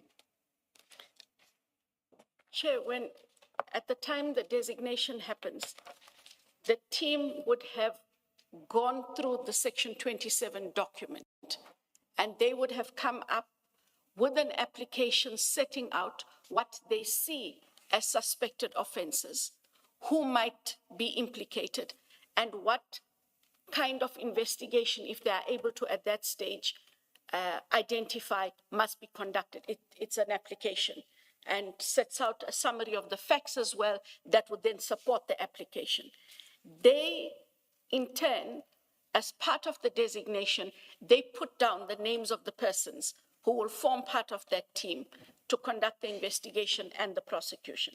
That is the designation I sign, together with the Section 28 authorization. So what they then have, Commissioner Khumalo, is an authorization setting out offenses and allegations, persons to be investigated, perhaps resources required, a summary of facts, and this is what they need to go and do. They then take that and they are able to then sit amongst themselves and operationalize this document in terms of what is the work that needs to be done. They get the authority to investigate based on what they have identified arising from the Section 27. And then let me ask you this. From that stage, when you accept the application or you approve it, until the 25th of June in 2025, when you write to the DPP saying you want people to be charged, at no stage during that process do you satisfy yourself that your investigator has seen the Section 27 referral. So you now, as head of IDAC, at no stage do you satisfy yourself that the person to bring these charges, on whose affidavit you are relying to ask for a warrant of arrest, you now, as Advocate Johnson, at no stage do you satisfy yourself that he has seen the Section 27 referral? I do not ask that question because it is given to the team. And I work, and Commissioner Khumalo might say to me, but incorrectly so, I work on the assumption that once all documents, approvals, and authorities are given to the team accesses it all. They share it because they have to sit, they have to do the planning, they have to work out what needs to be done. So short of someone raising a complaint or escalating to my office that in this team, I am not getting access to documents, I will not be aware that these documents that are given are not shared. Even a red flag that it is not part of the docket or it is not part of the documents that are given to you for the purposes of finalizing the note to the DPP. I know they would not have brought it to your attention, but you are now the final decision maker at IDAC. It doesn't raise a red flag that this document is not referred to. My investigator does not say anywhere in his affidavit that he has studied the referral or he has had sight of the referral. Is it not something that you consider at all? What is considered for that prosecution memo is the evidence that was collected as a result of the Section 28. I have to concentrate on the evidence, the law, and I put together a prosecution memo that deals with evidence and the law, and therefore the charges and what must be enrolled. I'm aware of Will you be asking questions around the what intake committee at some point? I don't want to get there if you will be, but in any event, I'm not getting there now. I was headed there, Yes, and, all and right. in light of what the witness said this morning, when she was informed of what was Colonel Padiachi's Yes, testimony before the commission. Okay. Before I do so, however, for 2 minutes, I hope, just to clarify two issues with the witness. The first is you keep referencing the team, and that the team would have considered the Section 27. Can you perhaps assist us? How does the team come into being? It's not a permanent team, I take it. It's a team that is constituted